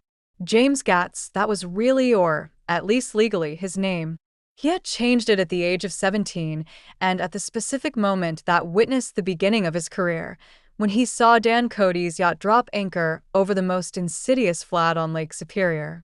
It was James Gatz who had been loafing along the beach that afternoon in a torn green jersey and a pair of canvas pants, but it was already Jay Gatsby who borrowed a rowboat, pulled out to the Tuolumne, and informed Cody that a wind might catch him and break him up in half an hour. I suppose he'd had the name ready for a long time, even then. His parents were shiftless and unsuccessful farm people. His imagination had never really accepted them as his parents at all. The truth was that Jay Gatsby of West Egg, Long Island, sprang from his platonic conception of himself. He was a son of God, a phrase which, if it means anything, means just that, and he must be about his father's business, the service of a vast, vulgar, and meretricious beauty. So, he invented just the sort of Jay Gatsby that a 17-year-old boy would be likely to invent, and to this conception, he was faithful to the end. For over a year, he had been beating his way along the south shore of Lake Superior as a clam digger and a salmon fisher, or in any other capacity that brought him food and bed. His brown, hardening body lived naturally through the half-fierce, half-lazy work of the bracing days. He knew women early, and since they spoiled him, he became contemptuous of them, of young virgins because they were ignorant, of the others because they were hysterical about things which, in his overwhelming self-absorption, he took for granted. But his heart was in a constant, turbulent riot. The most grotesque and fantastic conceits haunted him in his bed at night. A universe of ineffable gaudiness spun itself out in his brain while the clock ticked on the washstand and the moon soaked with wet light his tangled clothes upon the floor. Each night, he added to the pattern of his fancies until drowsiness closed down upon some vivid scene with an oblivious embrace. For a while these reveries provided an outlet for his imagination. They were a satisfactory hint of the unreality of reality, a promise that the rock of the world was founded securely on a fairy's wing. An instinct toward his future glory had led him, some months before, to the small Lutheran college of St. Olaf's in southern Minnesota. He stayed there 2 weeks, dismayed at its ferocious indifference to the drums of his destiny, to destiny itself, and despising the janitor's work with which he was to pay his way through. Then he drifted back to Lake Superior, and he was still searching for something to do on the day that Dan Cody's yacht dropped anchor in the shallows alongshore. Cody was 50 years old then, a product of the Nevada silver fields, of the Yukon, of every rush for metal since '75. The transactions in Montana copper that made him many times a millionaire found him physically robust but on the verge of soft-mindedness, and, suspecting this, an infinite number of women tried to separate him from his money. The none too savory ramifications by which Ella Kay, the newspaper woman, played Madame de Maintenon to his weakness and sent him to sea in a yacht, were common property of the turgid journalism in 1902. He had been coasting along all too hospitable shores for 5 years when he turned up as James Gats's destiny in Little Girl Bay. To young Gatz, resting on his oars and looking up at the railed deck, that yacht represented all the beauty and glamour in the world. I suppose he smiled at Cody. He had probably discovered that people liked him when he smiled. At any rate, Cody asked him a few questions, One of them elicited the brand new name and found that he was quick and extravagantly ambitious. A few days later, he took him to Duluth and bought him a blue coat, 6 pairs of white duck trousers, and a yachting cap. And when the Tuolumne left for the West Indies and the Barbary Coast, Gatsby left too. He was employed in a vague personal capacity. While he remained with Cody, he was in turn steward, mate, skipper, secretary, and even jailer, for Dan Cody sober knew what lavish doings Dan Cody drunk might soon be about, and he provided for such contingencies by reposing more and more trust in Gatsby. The arrangement lasted 5 years, during which the boat went 3 times around the continent. It might have lasted indefinitely except for the fact that Ella Kay came on board one night in Boston, and a week later Dan Cody inhospitably died. I remember the portrait of him up in Gatsby's bedroom, a gray, florid man with a hard, empty face, the pioneer debauchee, who during one phase of American life brought back to the eastern seaboard the savage violence of the frontier brothel and saloon. It was indirectly due to Cody that Gatsby drank so little. Sometimes in the course of gay parties, women used to rub champagne into his hair. For himself, he formed the habit of letting liquor alone. And it was from Cody that he inherited money, a legacy of $25,000. He didn't get it. He never understood the legal device that was used against him, but what remained of the millions went intact to Ella Kay. He was left with his singularly appropriate education. The vague contour of Jay Gatsby had filled out to the substantiality of a man. He told me all this very much later, but I've put it down here with the idea of exploding those first wild rumors about his antecedents, which weren't even faintly true. Moreover, he told it to me at a time of confusion, when I had reached the point of believing everything and nothing about him. So I take advantage of this short halt, while Gatsby, so to speak, caught his breath, to clear this set of misconceptions away.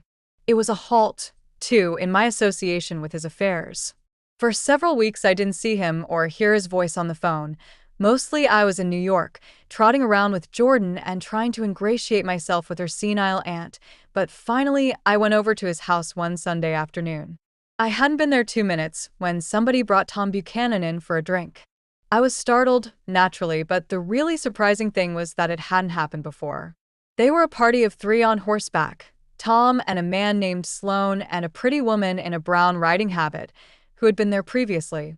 "I'm delighted to see you," said Gatsby, standing on his porch. "I'm delighted that you dropped in." As though they cared. "Sit right down. Have a cigarette or a cigar." He walked around the room quickly, ringing bells. "I'll have something to drink for you in just a minute." He was profoundly affected by the fact that Tom was there. But he would be uneasy anyhow until he had given them something, realizing in a vague way that that was all they came for. Mr. Sloane wanted nothing. A lemonade? No, thanks. A little champagne? Nothing at all. Thanks. I'm sorry. Did you have a nice ride? Very good roads around here. I suppose the automobiles. Yeah. Moved by an irresistible impulse, Gatsby turned to Tom, who had accepted the introduction as a stranger. "I believe we've met somewhere before, Mr. Buchanan." "Oh, yes," said Tom, gruffly polite, but obviously not remembering. "So we did.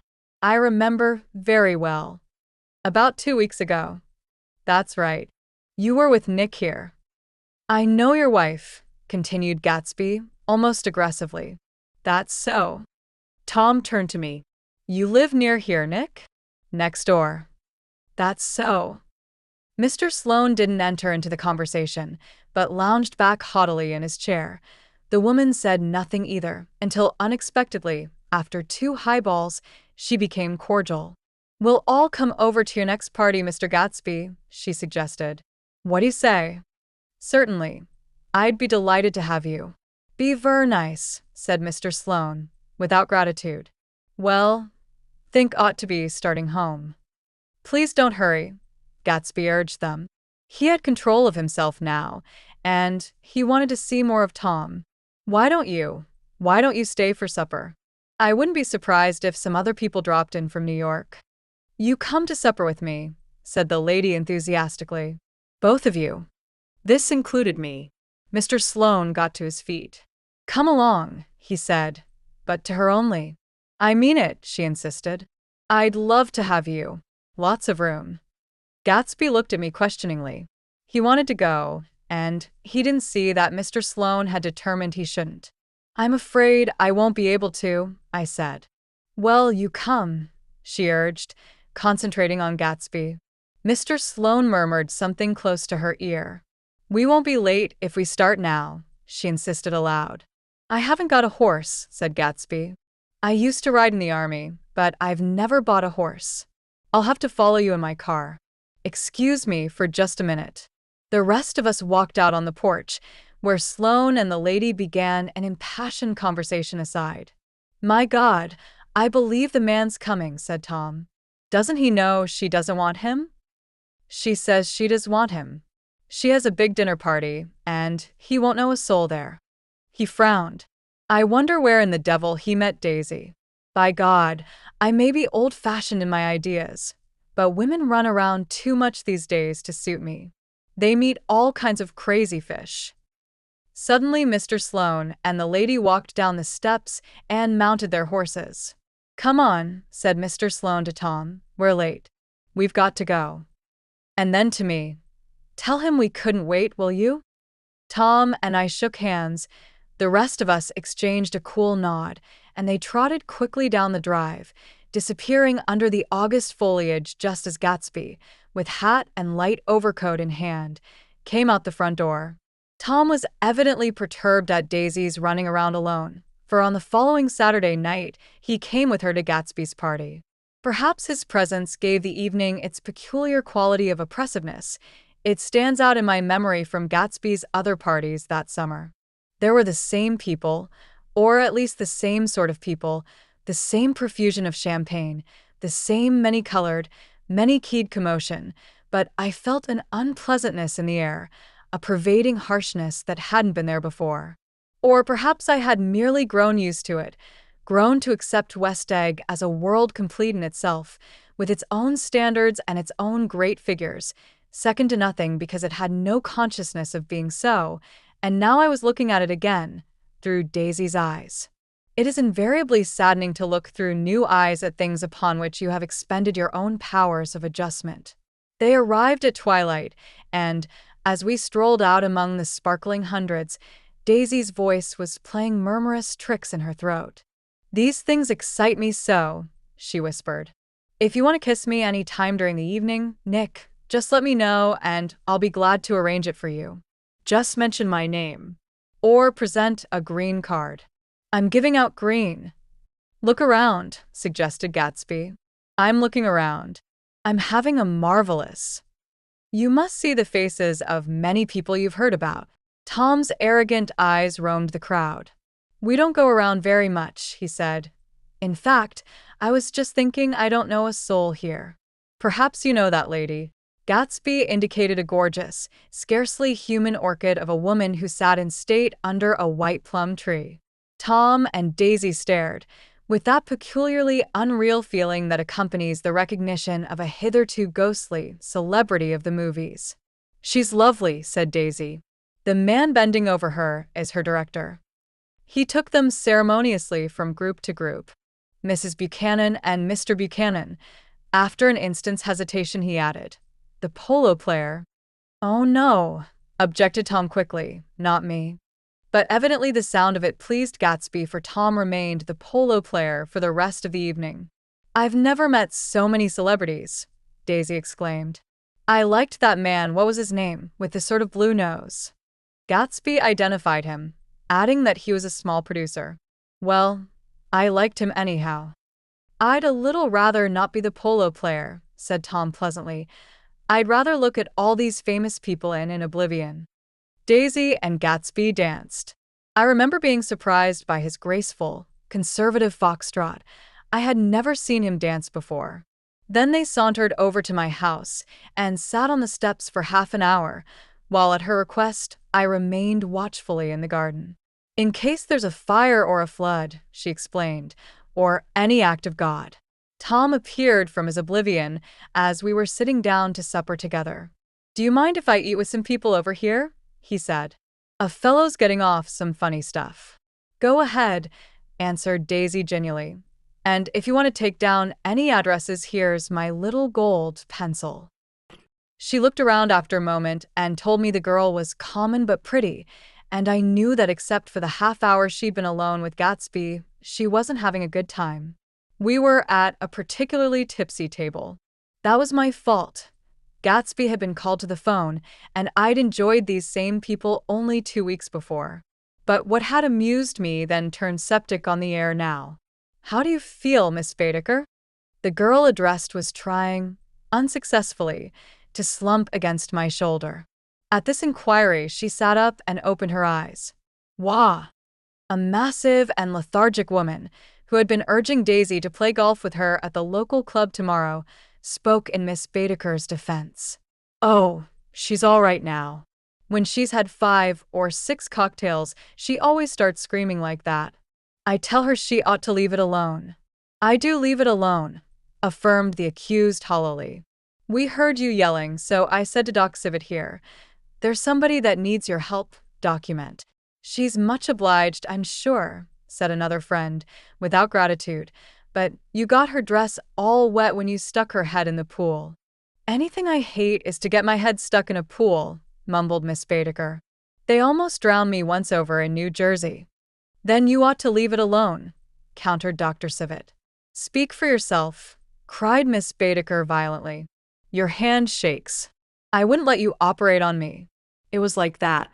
Almost the last thing I remember was standing with Daisy and watching the moving picture director and his star.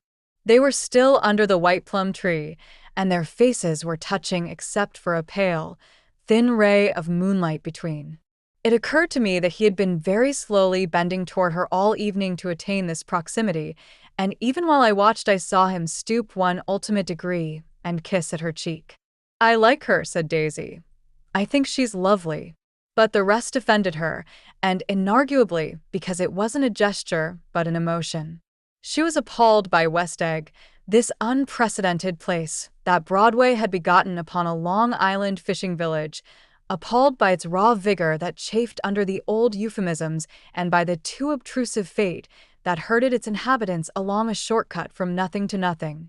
She saw something awful in the very simplicity she failed to understand. I sat on the front steps with them while they waited for their car. It was dark here in front. Only the bright door sent 10 square feet of light volleying out into the soft black morning. Sometimes a shadow moved against a dressing room blind above, gave way to another shadow, an indefinite procession of shadows, who rouged and powdered in an invisible glass. "Who is this Gatsby anyhow?" demanded Tom suddenly. "Some big bootlegger?" "Where do you hear that?" I inquired. "I didn't hear it. I imagined it. A lot of these newly rich people are just big bootleggers, you know." "Not Gatsby," I said shortly. He was silent for a moment. The pebbles of the drive crunched under his feet. Well, he certainly must have strained himself to get this menagerie together. A breeze stirred the gray haze of Daisy's fur collar. "At least they're more interesting than the people we know," she said with an effort. "You didn't look so interested." "Well, I was." Tom laughed and turned to me. "Did you notice Daisy's face when that girl asked her to put her under a cold shower?" Daisy began to sing with the music in a husky, rhythmic whisper, bringing out a meaning in each word that it had never had before and would never have again. When the melody rose, her voice broke up sweetly, following it, in a way contralto voices have, and each change tipped out a little of her warm human magic upon the air. "Lots of people come who haven't been invited," she said suddenly. That girl hadn't been invited. They simply forced their way in, and he's too polite to object. "I'd like to know who he is and what he does," insisted Tom. "And I think I'll make a point of finding out." "I can tell you right now," she answered. "He owns some drugstores, a lot of drugstores. He built them up himself." The dilatory limousine came rolling up the drive. "Good night, Nick," said Daisy. Her glance left me and sought the lighted top of the steps, where 3 o'clock in the morning, a neat, sad little waltz of that year, was drifting out the open door. After all, In the very casualness of Gatsby's party, there were romantic possibilities totally absent from her world. What was it up there in the song that seemed to be calling her back inside? What would happen now in the dim, incalculable hours? Perhaps some unbelievable guest would arrive, a person infinitely rare and to be marveled at, some authentically radiant young girl who, with one fresh glance at Gatsby, one moment of magical encounter, would blot out those 5 years of unwavering devotion. I stayed late that night.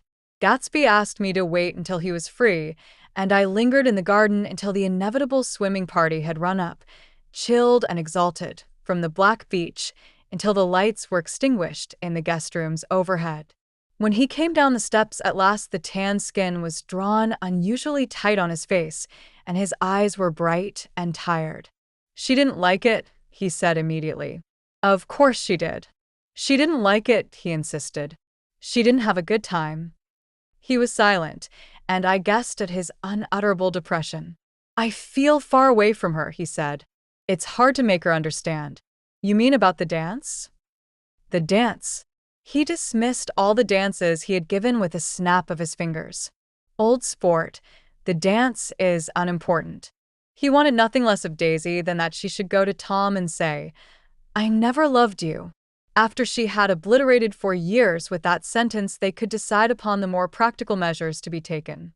One of them was that, after she was free, they were to go back to Louisville and be married from her house, just as if it were 5 years ago. "And she doesn't understand," he said. "She used to be able to understand. We'd sit for hours." He broke off and began to walk up and down a desolate path of fruit rinds and discarded favors and crushed flowers. "I wouldn't ask too much of her," I ventured. "You can't repeat the past." "Can't repeat the past?" he cried incredulously. "Why, of course you can." He looked around him wildly, as if the past were lurking here in the shadow of his house, just out of reach of his hand. "I'm going to fix everything just the way it was before," he said, nodding determinedly. "She'll see." He talked a lot about the past, and I gathered that he wanted to recover something, some idea of himself perhaps, that had gone into loving Daisy. His life had been confused and disordered since then, but if he could once return to a certain starting place and go over it all slowly, he could find out what that thing was. One autumn night, 5 years before, they had been walking down the street when the leaves were falling, and they came to a place where there were no trees and the sidewalk was white with moonlight. They stopped here and turned toward each other. Now it was a cool night with that mysterious excitement in it which comes at the 2 changes of the year.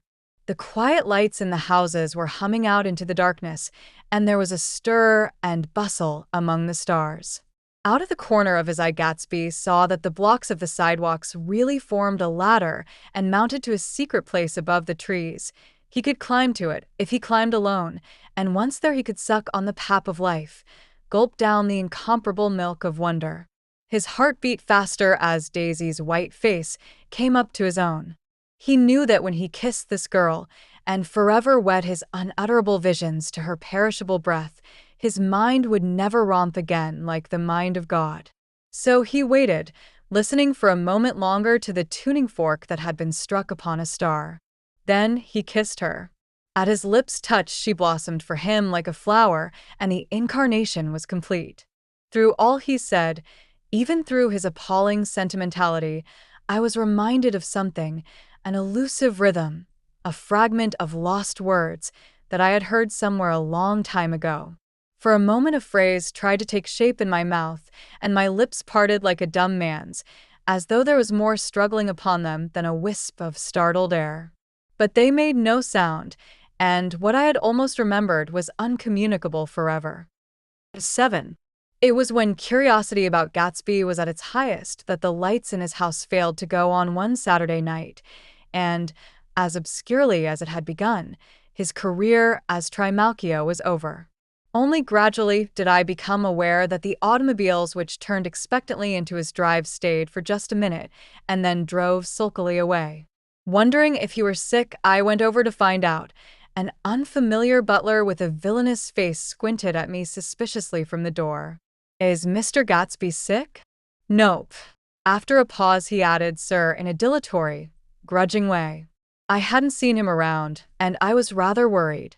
"Tell him Mr. Carraway came over." "Who?" he demanded rudely. "Carraway." "Carraway. All right, I'll tell him." Abruptly, he slammed the door. My Finn informed me that Gatsby had dismissed every servant in his house a week ago and replaced them with half a dozen others who never went into West Egg Village to be bribed by the tradesmen, but ordered moderate supplies over the telephone. The grocery boy reported that the kitchen looked like a pigsty, and the general opinion in the village was that the new people weren't servants at all.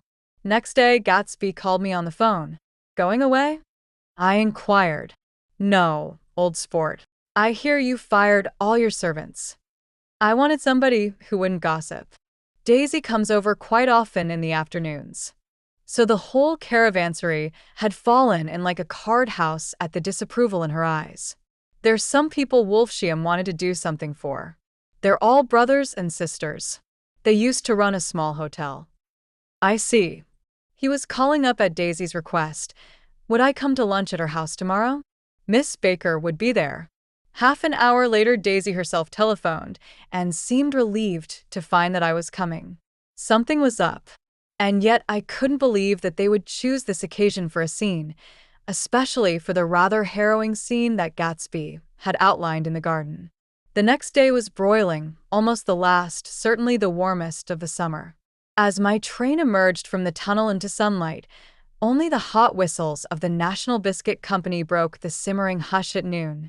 The straw seats of the car hovered on the edge of combustion. The woman next to me perspired delicately for a while into her white shirtwaist, and then, as her newspaper dampened under her fingers, lapsed despairingly into deep heat with a desolate cry. Her pocketbook slapped to the floor. "Oh my," she gasped. I picked it up with a weary bend and handed it back to her, holding it at arm's length and by the extreme tip of the corners to indicate that I had no designs upon it, but everyone nearby, including the woman, suspected me just the same. "Hot," said the conductor to familiar faces. "Some weather. Hot, hot, hot. Is it hot enough for you? Is it hot? Is it?" My commutation ticket came back to me with a dark stain from his hand. That anyone should care in this heat, whose flushed lips he kissed, whose head made damp the pajama pocket over his heart. Through the hall of the Buchanan's house blew a faint wind, carrying the sound of the telephone bell out to Gatsby and me as we waited at the door. "The master's body," roared the butler into the mouthpiece. "I'm sorry, madam, but we can't furnish it. It's far too hot to touch this noon." What he really said was, "Yes, yes, I'll see." He set down the receiver and came toward us, glistening slightly, to take our stiff straw hats. "Madam expects you in the salon," he cried, needlessly indicating the direction. In this heat, every extra gesture was an affront to the common store of life. The room, shadowed well with awnings, was dark and cool. Daisy and Jordan lay upon an enormous couch, like silver idols weighing down their own white dresses against the singing breeze of the fans. "We can't move," they said together. Jordan's fingers, powdered white over their tan, rested for a moment in mine. "And Mr. Thomas Buchanan, the athlete?" I inquired. Simultaneously, I heard his voice, gruff, muffled, husky, at the hall telephone. Gatsby stood in the center of the crimson carpet and gazed around with fascinated eyes. Daisy watched him and laughed, her sweet, exciting laugh. A tiny gust of powder rose from her bosom into the air. "The rumor is," whispered Jordan, "that that's Tom's girl on the telephone." We were silent. The voice in the hall rose high with annoyance. "Very well, then, I won't sell you the car at all. I'm under no obligations to you at all, and as for your bothering me about it at lunchtime, I won't stand that at all."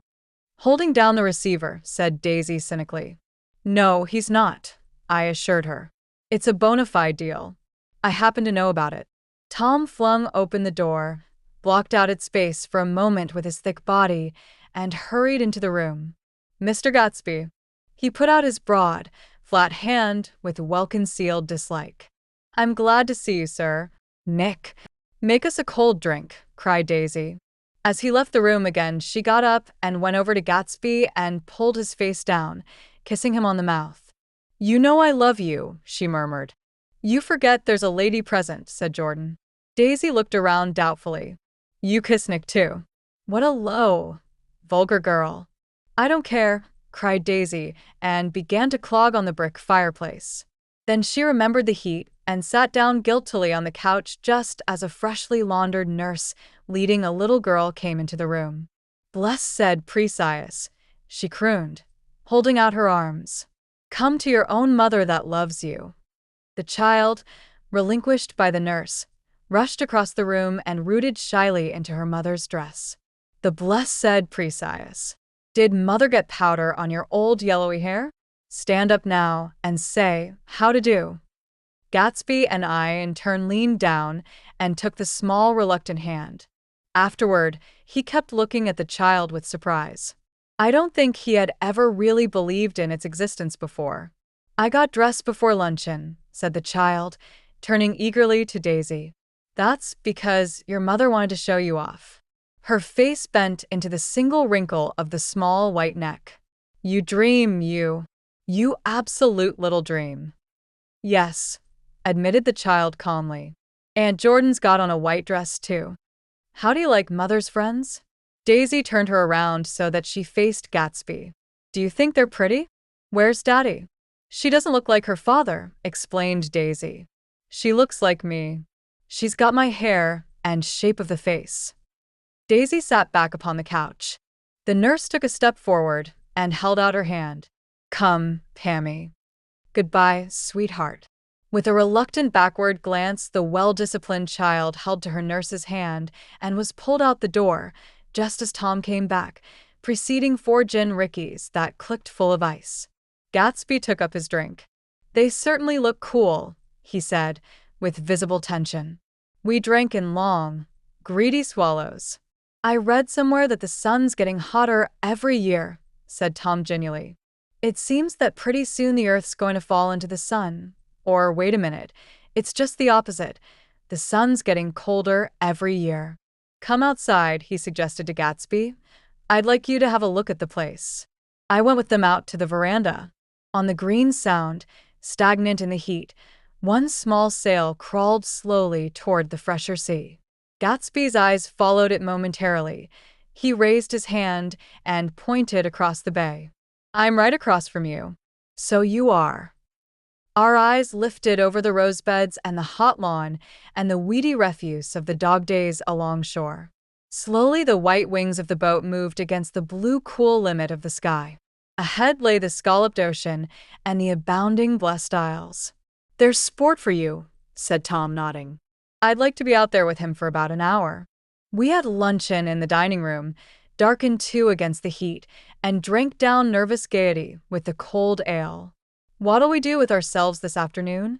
Cried Daisy, and the day after that and the next 30 years? Don't be morbid, Jordan said. Life starts all over again when it gets crisp in the fall. But it's so hot, insisted Daisy, on the verge of tears, and everything's so confused.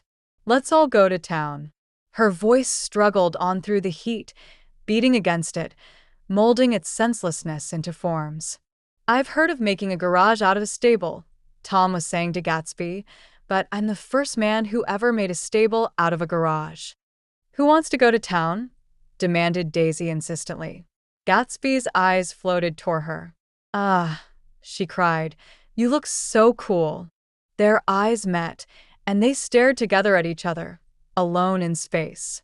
With an effort, she glanced down at the table. You always look so cool, she repeated. She had told him that she loved him, and Tom Buchanan saw. He was astounded. His mouth opened a little, and he looked at Gatsby, and then back at Daisy as if he had just recognized her as someone he knew a long time ago. You resemble the advertisement of the man, she went on innocently. You know the advertisement of the man. All right, broke in Tom quickly. I'm perfectly willing to go to town. Come on, we're all going to town. He got up, his eyes still flashing between Gatsby and his wife. No one moved. Come on. His temper cracked a little. What's the matter, anyhow? If we're going to town, let's start. His hand, trembling with his effort at self-control, bore to his lips the last of his glass of ale. Daisy's voice got us to our feet and out onto the blazing gravel drive. Are we just going to go? She objected. Like this? Are we going to let anyone smoke a cigarette first? Everybody smoked all through lunch. Oh, let's have fun, she begged him. It's too hot to fuss. He didn't answer. Have it your own way, she said. Come on, Jordan. They went upstairs to get ready while we three men stood there shuffling the hot pebbles with our feet. A silver curve of the moon hovered already in the western sky. Gatsby started to speak, changed his mind, but not before Tom wheeled and faced him expectantly. Have you got your stables here? Asked Gatsby with an effort. About a quarter of a mile down the road. Oh, a pause. I don't see the idea of going to town, broke out Tom savagely. Women get these notions in their heads. Shall we take anything to drink? Called Daisy from an upper window. I'll get some whiskey, answered Tom. He went inside. Gatsby turned to me rigidly. I can't say anything in his house, old sport. She's got an indiscreet voice, I remarked. It's full of, I hesitated. Her voice is full of money, he said suddenly. That was it. I'd never understood before. It was full of money. That was the inexhaustible charm that rose and fell in it, the jingle of it, the cymbal song of it. High in a white palace, the king's daughter, the golden girl, Tom came out of the house wrapping a quart bottle in a towel, followed by Daisy and Jordan wearing small tight hats of metallic cloth and carrying light capes over their arms. Shall we all go in my car? Suggested Gatsby. He felt the hot, green leather of the seat. I ought to have left it in the shade. Is it standard shift? Demanded Tom. Yes. Well, you take my coupe and let me drive your car to town. The suggestion was distasteful to Gatsby. I don't think there's much gas, he objected. Plenty of gas, said Tom boisterously. He looked at the gauge. And if it runs out, I can stop at a drugstore. You can buy anything at a drugstore nowadays. A pause followed this apparently pointless remark. Daisy looked at Tom frowning, and an indefinable expression, at once definitely unfamiliar and vaguely recognizable, as if I had only heard it described in words, passed over Gatsby's face. Come on, Daisy, said Tom, pressing her with his hand toward Gatsby's car. I'll take you in this circus wagon. He opened the door, but she moved out from the circle of his arm. You take Nick and Jordan. We'll follow you in the coupe. She walked close to Gatsby, touching his coat with her hand. Jordan and Tom and I got into the front seat of Gatsby's car. Tom pushed the unfamiliar gears tentatively, and we shot off into the oppressive heat, leaving them out of sight behind. Did you see that? Demanded Tom. See what? He looked at me keenly, realizing that Jordan and I must have known all along. You think I'm pretty dumb, don't you? He suggested. Perhaps I am, but I have almost a second sight sometimes that tells me what to do. Maybe you don't believe that, but science. He paused. The immediate contingency overtook him, pulled him back from the edge of theoretical abyss. I've made a small investigation of this fellow, he continued. I could have gone deeper if I'd known. Do you mean you've been to a medium? Inquired Jordan humorously. What? Confused, he stared at us as we laughed. A medium? About Gatsby. About Gatsby? No, I haven't. I said I'd been making a small investigation of his past. And you found he was an Oxford man, said Jordan helpfully. An Oxford man. He was incredulous. Like hell he is. He wears a pink suit. Nevertheless, he's an Oxford man. Oxford, New Mexico, snorted Tom contemptuously. Or something like that. Listen, Tom. If you're such a snob, why did you invite him to lunch? Demanded Jordan crossly. Daisy invited him. She knew him before we were married. God knows where.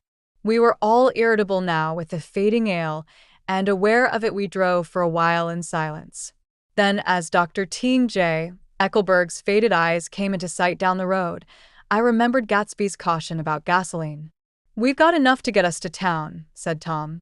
But there's a garage right here, objected Jordan. I don't want to get stalled in this baking heat. Tom threw on both brakes impatiently, and we slid to an abrupt, dusty stop under Wilson's sign. After a moment, the proprietor emerged from the interior of his establishment and gazed hollow-eyed at the car. Let's have some gas, cried Tom roughly. What do you think we stopped for? To admire the view? I'm sick, said Wilson without moving. Been sick all day. What's the matter? I'm all run down. Well, shall I help myself? Tom demanded. You sounded well enough on the phone. With an effort, Wilson left the shade and support of the doorway and, breathing hard, unscrewed the cap of the tank. In the sunlight, his face was green. I didn't mean to interrupt your lunch, he said. But I need money pretty bad, and I was wondering what you were going to do with your old car. How do you like this one? Inquired Tom. I bought it last week. It's a nice yellow one, said Wilson, as he strained at the handle. Like to buy it? Big chance. Wilson smiled faintly. No, but I could make some money on the other. What do you want money for? All of a sudden? I've been here too long. I want to get away. My wife and I want to go west. Your wife does, exclaimed Tom, startled. She's been talking about it for 10 years. He rested for a moment against the pump, shading his eyes. And now she's going whether she wants to or not. I'm going to get her away. The coupe flashed by us with a flurry of dust and the flash of a waving hand. What do I owe you? Demanded Tom harshly. I just got wised up to something funny the last 2 days, remarked Wilson. That's why I want to get away. That's why I've been bothering you about the car. What do I owe you? $20. The relentless beating heat was beginning to confuse me, and I had a bad moment there before I realized that so far his suspicions hadn't alighted on Tom. He had discovered that Myrtle had some sort of life apart from him in another world, and the shock had made him physically sick.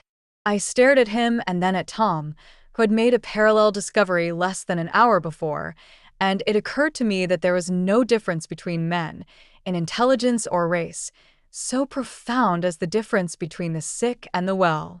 Wilson was so sick that he looked guilty, unforgivably guilty, as if he had just got some poor girl with child. I'll let you have that car, said Tom. I'll send it over tomorrow afternoon.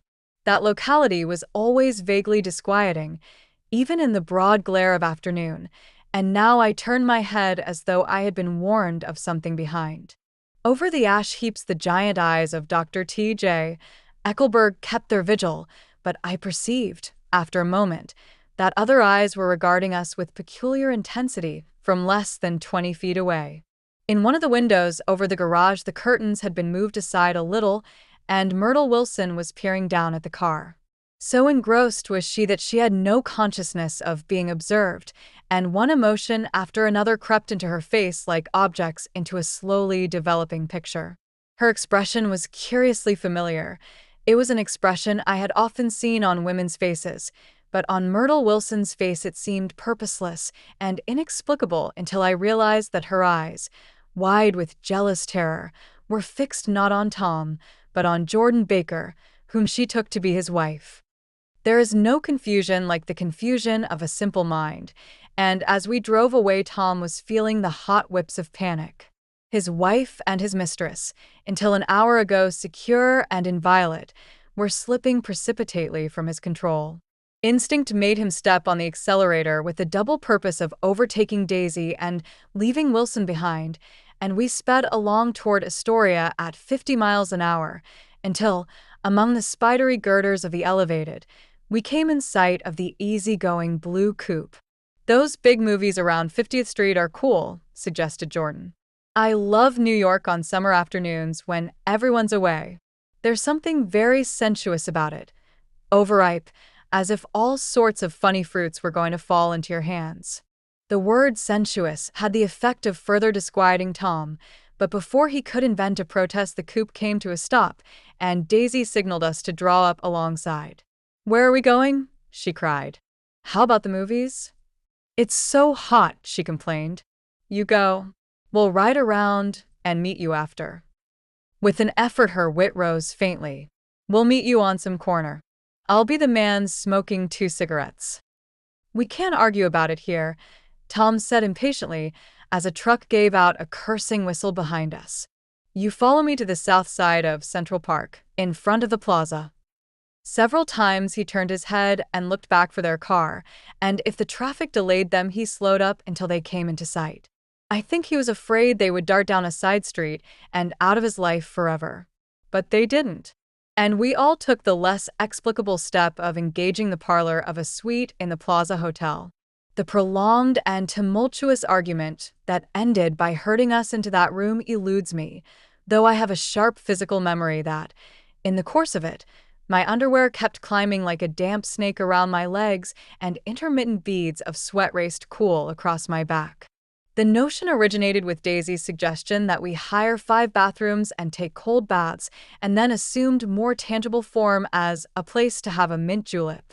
Each of us said over and over that it was a crazy idea. We all talked at once to a baffled clerk and thought, or pretended to think, that we were being very funny. The room was large and stifling, and, though it was already 4 o'clock, opening the windows admitted only a gust of hot shrubbery from the park. Daisy went to the mirror and stood with her back to us, fixing her hair. "It's a swell suite," whispered Jordan respectfully, and everyone laughed. "Open another window," commanded Daisy, without turning around. "There aren't any more." "Well, we'd better telephone for an axe." "The thing to do is to forget about the heat," said Tom impatiently. "You make it 10 times worse by crabbing about it." He unrolled the bottle of whiskey from the towel and put it on the table. "Why not let her alone, old sport?" remarked Gatsby. "You're the one that wanted to come to town." There was a moment of silence. The telephone book slipped from its nail and splashed to the floor, whereupon Jordan whispered, "Excuse me," but this time no one laughed. "I'll pick it up," I offered. "I've got it." Gatsby examined the parted string, muttered in an interested way, and tossed the book on a chair. "That's a great expression of yours, isn't it?" said Tom sharply. "What is?" "All this old sport business. Where'd you pick that up?" "Now see here, Tom," said Daisy, turning around from the mirror. "If you're going to make personal remarks, I won't stay here a minute. Call up and order some ice for the mint julep." As Tom took up the receiver, the compressed heat exploded into sound, and we were listening to the portentous chords of Mendelssohn's Wedding March from the ballroom below. "Imagine marrying anybody in this heat," cried Jordan dismally. "Still, I was married in the middle of June," Daisy remembered. "Louisville in June. Somebody fainted." "Who was it fainted, Tom?" "Biloxi," he answered shortly. "A man named Biloxi. Biloxi, and he made boxes, that's a fact, and he was from Biloxi, Tennessee." "They carried him into my house," appended Jordan, "because we lived just 2 doors from the church. And he stayed 3 weeks until Daddy told him he had to get out. The day after he left, Daddy died." After a moment she added, as if she might have sounded irreverent, "There wasn't any connection." "I used to know a Bill Biloxi from Memphis," I remarked. "That was his cousin. I knew his whole family history before he left. He gave me an aluminium putter that I use today." The music had died down as the ceremony began, and now a long cheer floated in at the window, followed by intermittent cries of yay, yay, and finally by a burst of jazz as the dancing began. "We're getting old," said Daisy. "If we were young, we'd rise and dance." "Remember Biloxi," Jordan warned her. "Where'd you know him, Tom?" "Biloxi?" He concentrated with an effort. "I didn't know him. He was a friend of Daisy's." He was not, she denied. "I'd never seen him before. He came down in the private car." "Well, he said he knew you. He said he was raised in Louisville. Asa Bird brought him around at the last minute and asked if we had room for him." Jordan smiled. "He was probably bumming his way home. He told me he was president of your class at Yale." Tom and I looked at each other blankly. "Biloxi?" "First place, we didn't have any president." Gatsby's foot beat a short, restless tattoo, and Tom eyed him suddenly. "By the way, Mr. Gatsby, I understand you're an Oxford man." "Not exactly." Oh, yes, I understand you went to Oxford. Yes, I went there. A pause. Then Tom's voice, incredulous and insulting. You must have gone there about the time Biloxi went to New Haven. Another pause. A waiter knocked and came in with crushed mint and ice, but the silence was unbroken by his thank you and the soft closing of the door. This tremendous detail was to be cleared up at last. I told you I went there, said Gatsby. I heard you, but I'd like to know when. It was in 1919. I only stayed 5 months. That's why I can't really call myself an Oxford man. Tom glanced around to see if we mirrored his unbelief. But we were all looking at Gatsby. It was an opportunity they gave to some of the officers after the armistice, he continued. We could go to any of the universities in England or France. I wanted to get up and slap him on the back. I had one of those renewals of complete faith in him that I'd experienced before. Daisy rose, smiling faintly, and went to the table. Open the whiskey, Tom, she ordered, and I'll make you a mint julep. Then you won't seem so stupid to yourself. Look at the mint. Wait a minute, snapped Tom. I want to ask Mr. Gatsby one more question. Go on, Gatsby said politely. What kind of a row are you trying to cause in my house anyhow? They were out in the open at last, and Gatsby was content. He isn't causing a row. Daisy looked desperately from one to the other. You're causing a row. Please have a little self-control. Self-control, repeated Tom incredulously. I suppose the latest thing is to sit back and let Mr. Nobody from nowhere make love to your wife. Well, if that's the idea, you can count me out. Nowadays, people begin by sneering at family life and family institutions, and next they'll throw everything overboard and have intermarriage between black and white. Flushed with his impassioned gibberish, he saw himself standing alone on the last barrier of civilization. We're all white here, murmured Jordan. I know I'm not very popular. I don't give big parties. I suppose you've got to make your house into a pigsty in order to have any friends in the modern world. Angry as I was, as we all were, I was tempted to laugh whenever he opened his mouth. The transition from libertine to prig was so complete. I've got something to tell you, old sport, began Gatsby. But Daisy guessed at his intention. Please don't, she interrupted helplessly. Please let's all go home. Why don't we all go home? That's a good idea, I got up. Come on, Tom. Nobody wants a drink. I want to know what Mr. Gatsby has to tell me. Your wife doesn't love you, said Gatsby. She's never loved you. She loves me. You must be crazy, exclaimed Tom automatically. Gatsby sprang to his feet, vivid with excitement. She never loved you, do you hear? He cried. She only married you because I was poor and she was tired of waiting for me. It was a terrible mistake, but in her heart she never loved anyone except me. At this point Jordan and I tried to go, but Tom and Gatsby insisted with competitive firmness that we remain, as though neither of them had anything to conceal, and it would be a privilege to partake vicariously of their emotions. Sit down, Daisy.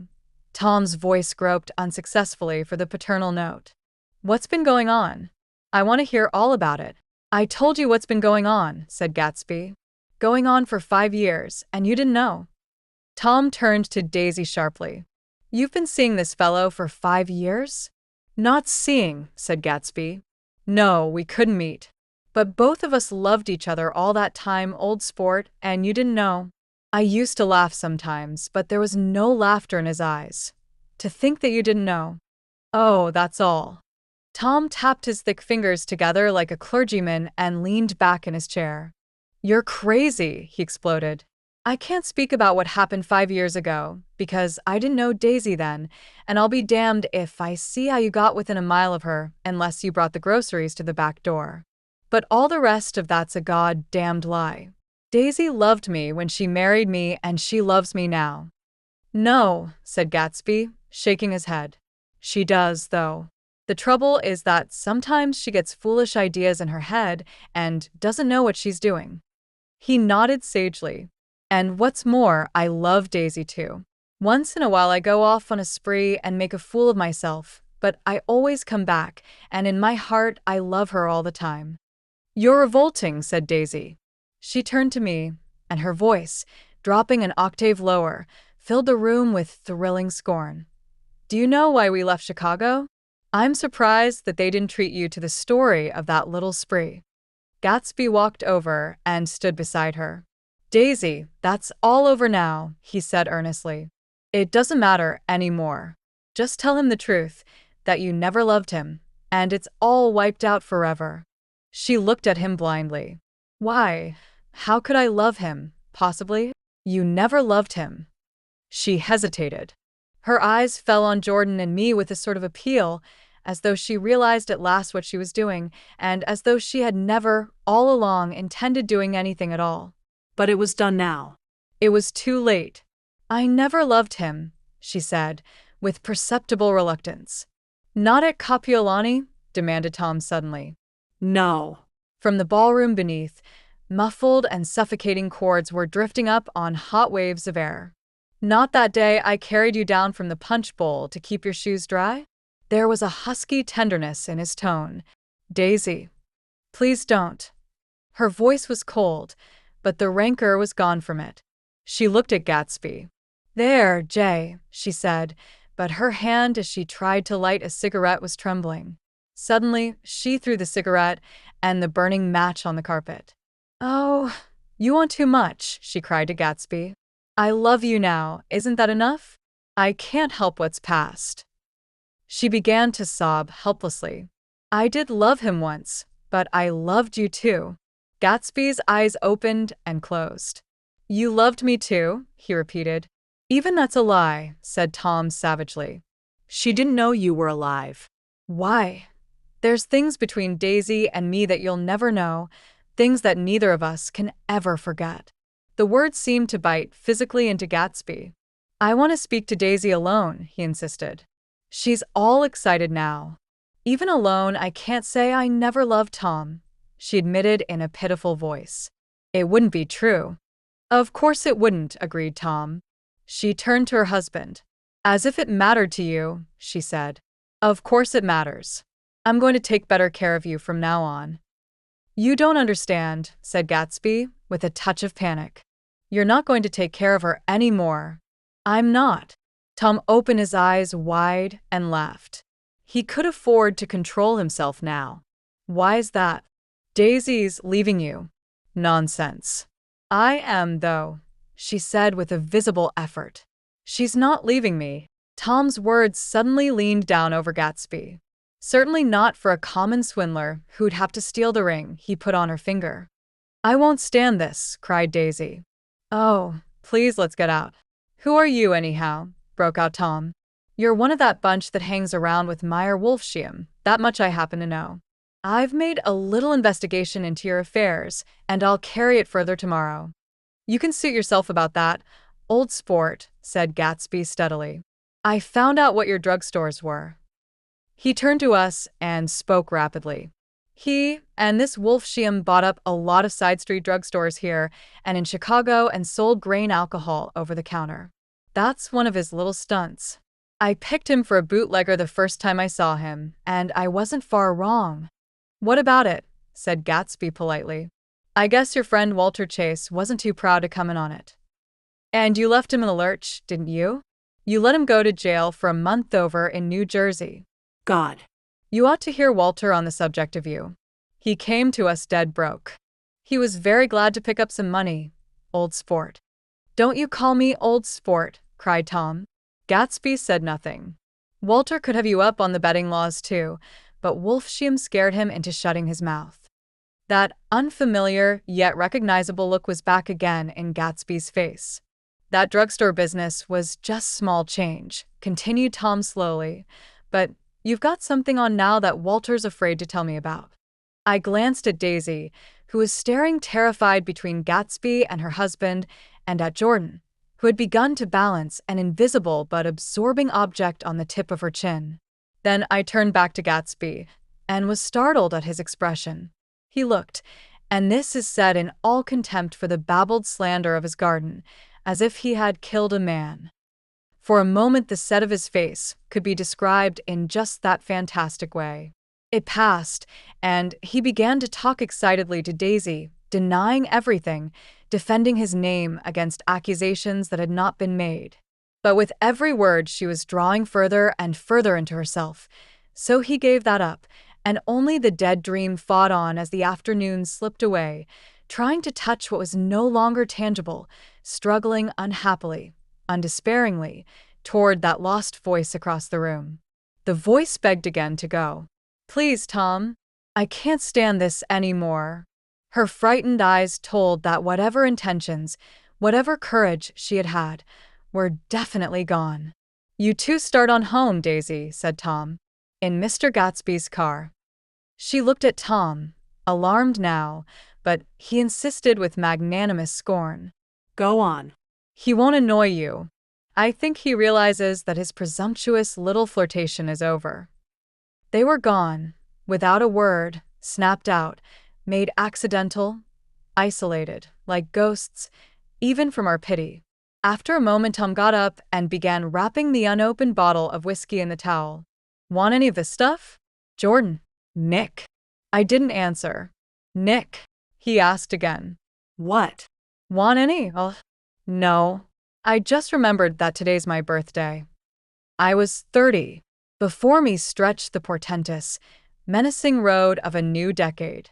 It was 7 o'clock when we got into the coupe with him and started for Long Island. Tom talked incessantly, exulting and laughing, but his voice was as remote from Jordan and me as the foreign clamor on the sidewalk or the tumult of the elevated overhead. Human sympathy has its limits, and we were content to let all their tragic arguments fade with the city lights behind. 30. The promise of a decade of loneliness, a thinning list of single men to know, a thinning briefcase of enthusiasm, thinning hair.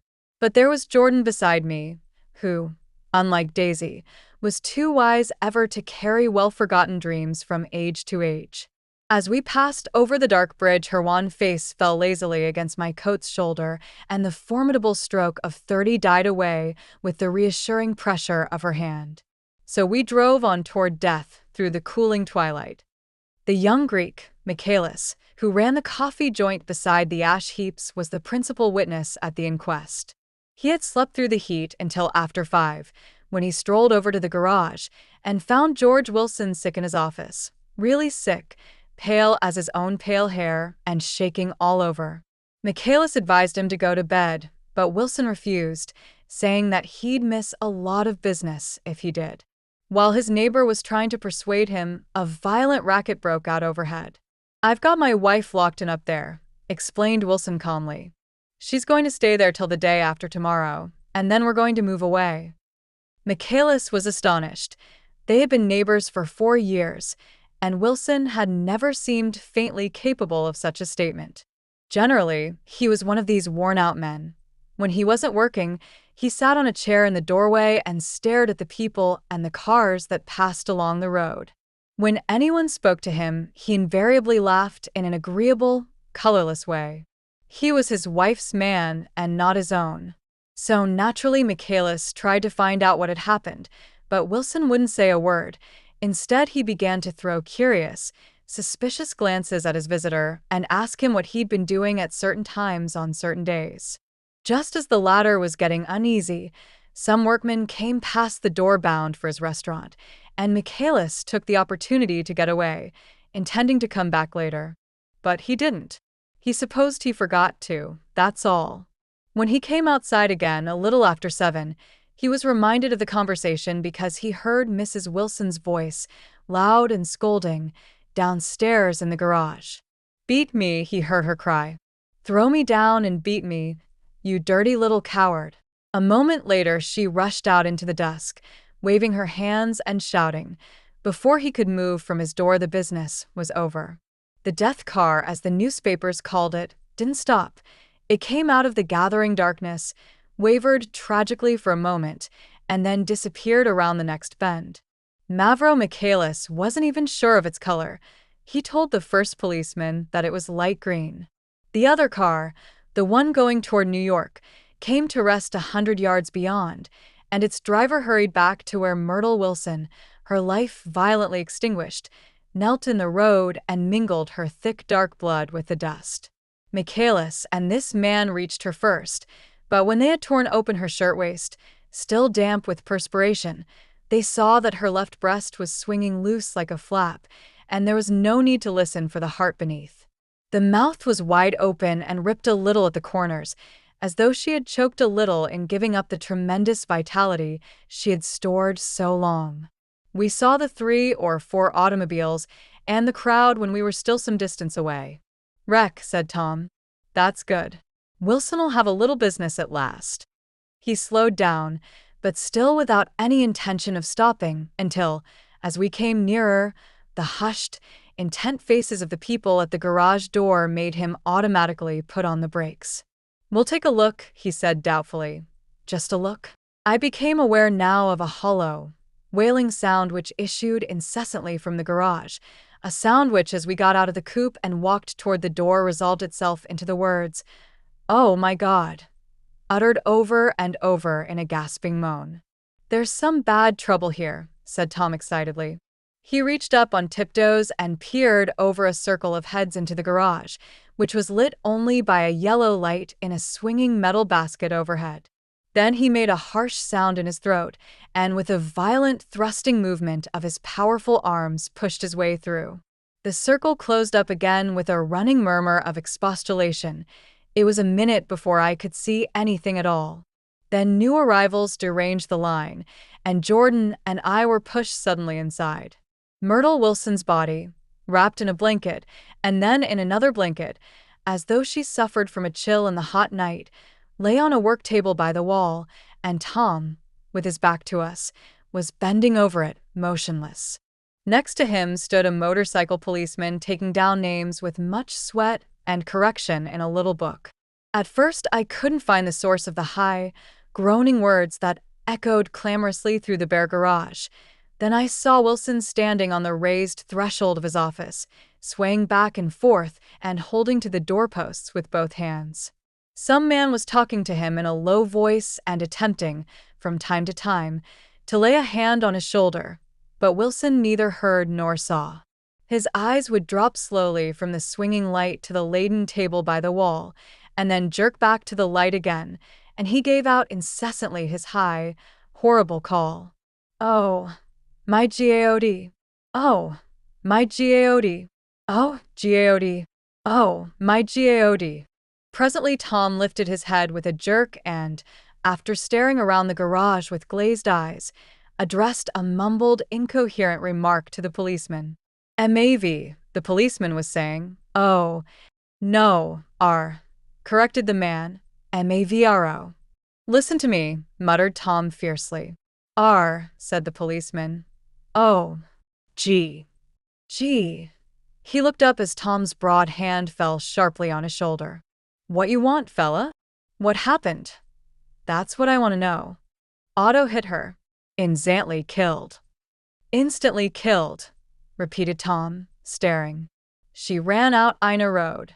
Son of a bitch didn't even stop his car." "There was 2 cars," said Michaelis. "One comin', one goin', see?" "Going where?" asked the policeman keenly. "One goin' each way." "Well, his hand rose toward the blankets but stopped halfway and fell to his side. "She ran out there and the one comin' from New York knocked right into her, goin' 30 or 40 miles an hour." "What's the name of this place here?" demanded the officer. "Hasn't got any name." A pale, well-dressed Negro stepped near. "It was a yellow car," he said, "big yellow car. New." "See the accident?" asked the policeman. "No, but the car passed me down the road, going faster than 40. Going 50, 60. Come here, and let's have your name. Look out now. I want to get his name." Some words of this conversation must have reached Wilson, swaying in the office door, for suddenly a new theme found voice among his grasping cries. "You don't have to tell me what kind of car it was. I know what kind of car it was."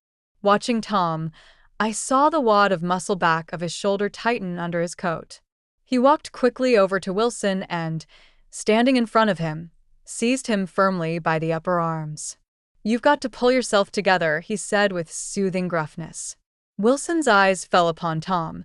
He started up on his tiptoes, and then would have collapsed to his knees had not Tom held him upright. "Listen," said Tom, shaking him a little. "I just got here a minute ago from New York. I was bringing you that coupe we've been talking about. That yellow car I was driving this afternoon wasn't mine, do you hear? I haven't seen it all afternoon." Only the Negro and I were near enough to hear what he said, but the policeman caught something in the tone and looked over with truculent eyes. "What's all that?" he demanded. "I'm a friend of his." Tom turned his head, but kept his hands firm on Wilson's body. "He says he knows the car that did it. It was a yellow car." Some dim impulse moved the policeman to look suspiciously at Tom. "And what color's your car?" "It's a blue car, a coupe." "We've come straight from New York," I said. Someone who had been driving a little behind us confirmed this, and the policeman turned away. "Now, if you'll let me have that name again correct." Picking up Wilson like a doll, Tom carried him into the office, set him down in a chair, and came back. "If somebody'll come here and sit with him," he snapped authoritatively. He watched while the two men standing closest glanced at each other and went unwillingly into the room. Then Tom shut the door on them and came down the single step, his eyes avoiding the table. As he passed close to me, he whispered, "Let's get out." Self-consciously, with his authoritative arms breaking the way, we pushed through the still-gathering crowd, passing a hurried doctor, case in hand, who had been sent for in wild hope half an hour ago. Tom drove slowly until we were beyond the bend, then his foot came down hard, and the coupe raced along through the night.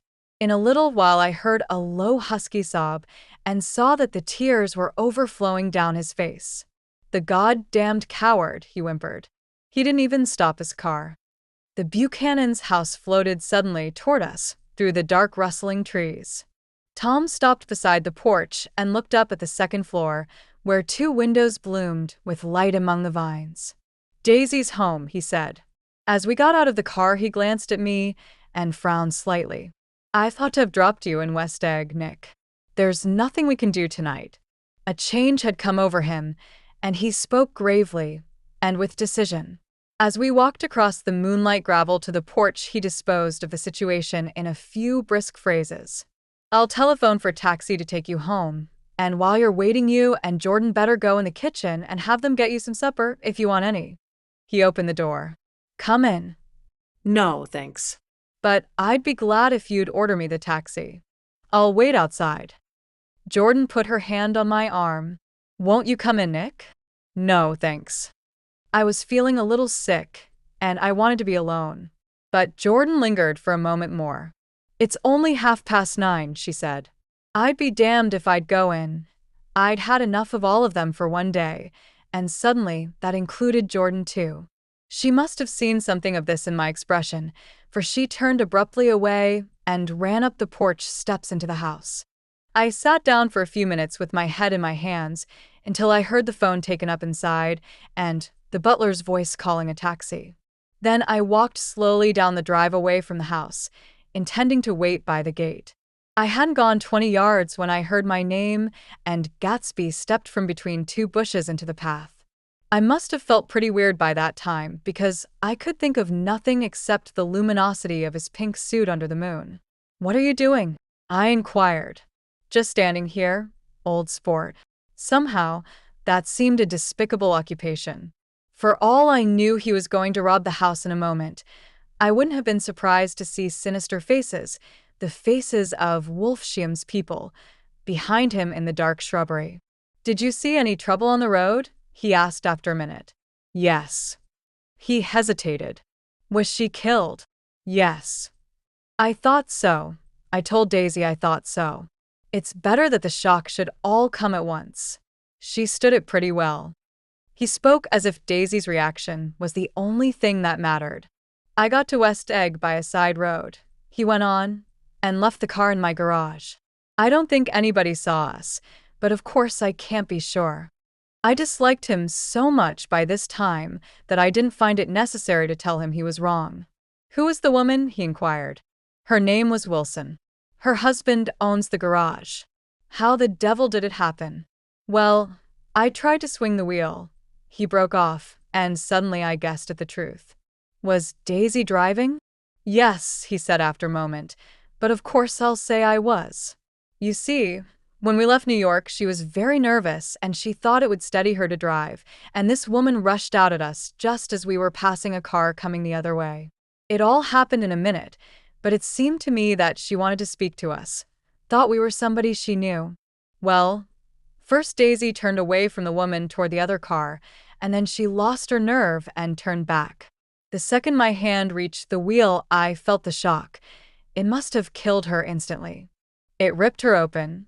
Don't tell me, old sport. He winced. Anyhow, Daisy stepped on it. I tried to make her stop, but she couldn't, so I pulled on the emergency brake. Then she fell over into my lap, and I drove on.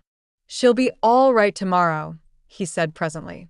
I'm just going to wait here and see if he tries to bother her about that unpleasantness this afternoon.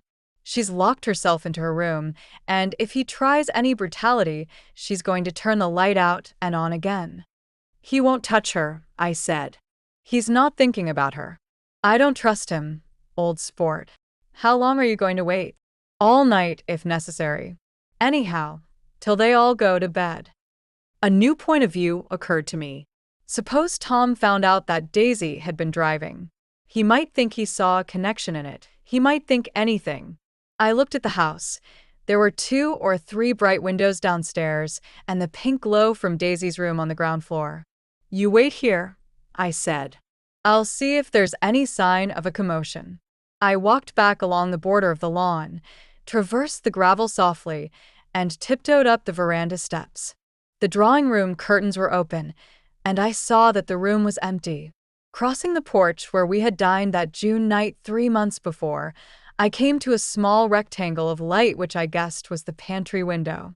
The blind was drawn, but I found a rift at the sill. Daisy and Tom were sitting opposite each other at the kitchen table, with a plate of cold fried chicken between them and 2 bottles of ale. He was talking intently across the table at her, and in his earnestness his hand had fallen upon and covered her own. Once in a while she looked up at him and nodded in agreement. They weren't happy, and neither of them had touched the chicken or the ale, and yet they weren't unhappy either. There was an unmistakable air of natural intimacy about the picture, and anybody would have said that they were conspiring together. As I tiptoed from the porch, I heard my taxi feeling its way along the dark road toward the house. Gatsby was waiting where I had left him in the drive. Is it all quiet up there? He asked anxiously. Yes, it's all quiet. I hesitated. You'd better come home and get some sleep. He shook his head. I want to wait here till Daisy goes to bed. Good night, old sport.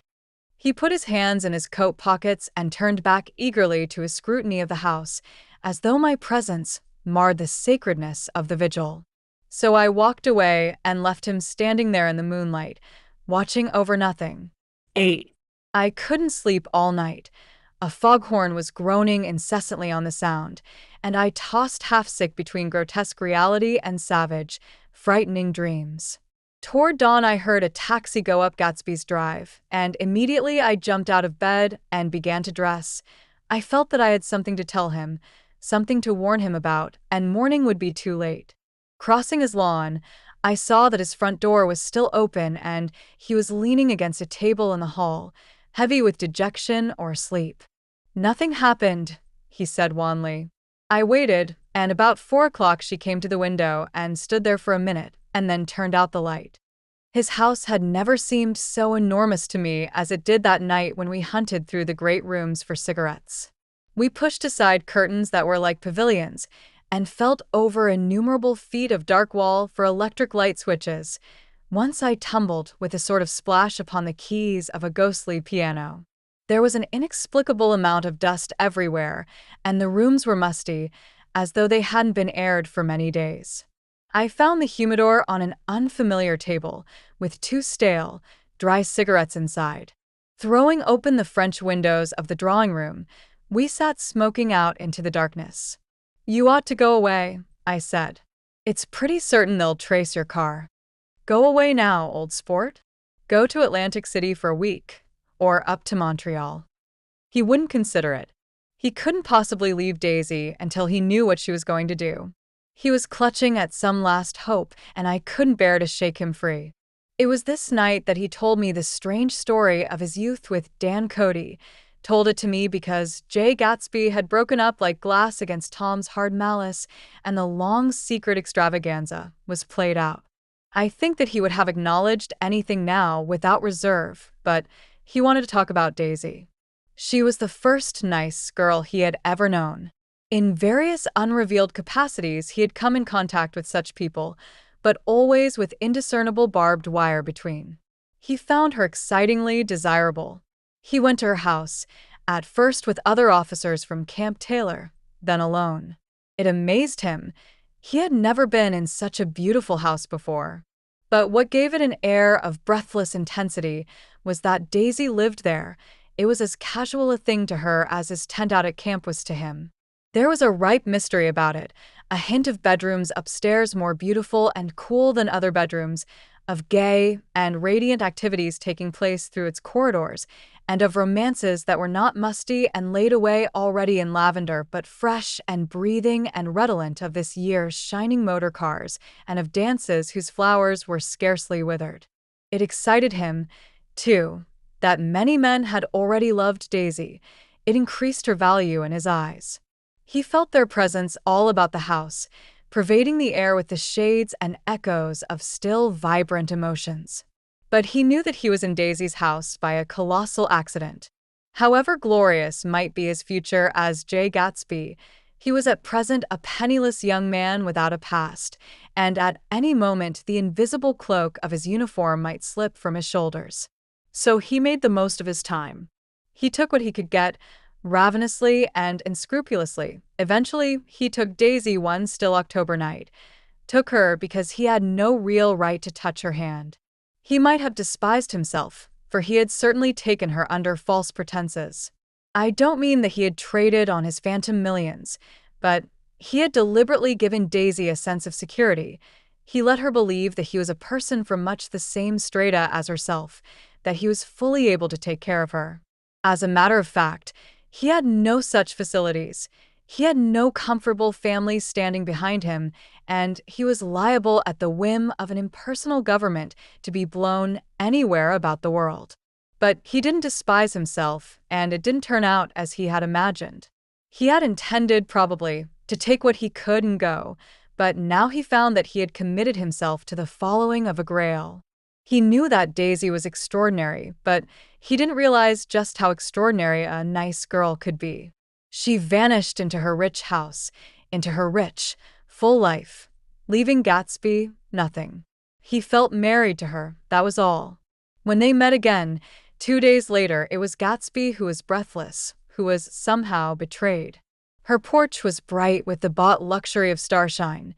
The wicker of the settee squeaked fashionably as she turned toward him, and he kissed her curious and lovely mouth. She had caught a cold, and it made her voice huskier and more charming than ever, and Gatsby was overwhelmingly aware of the youth and mystery that wealth imprisons and preserves, of the freshness of many cloves, and of Daisy, gleaming like silver, safe and proud above the hot struggles of the poor. I can't describe to you how surprised I was to find out I loved her, old sport. I even hoped for a while that she'd throw me over, but she didn't, because she was in love with me too. She thought I knew a lot because I knew different things from her. Well, there I was way off my ambitions, getting deeper in love every minute, and all of a sudden I didn't care. What was the use of doing great things if I could have a better time telling her what I was going to do? On the last afternoon before he went abroad, he sat with Daisy in his arms for a long, silent time. It was a cold fall day, with fire in the room and her cheeks flushed.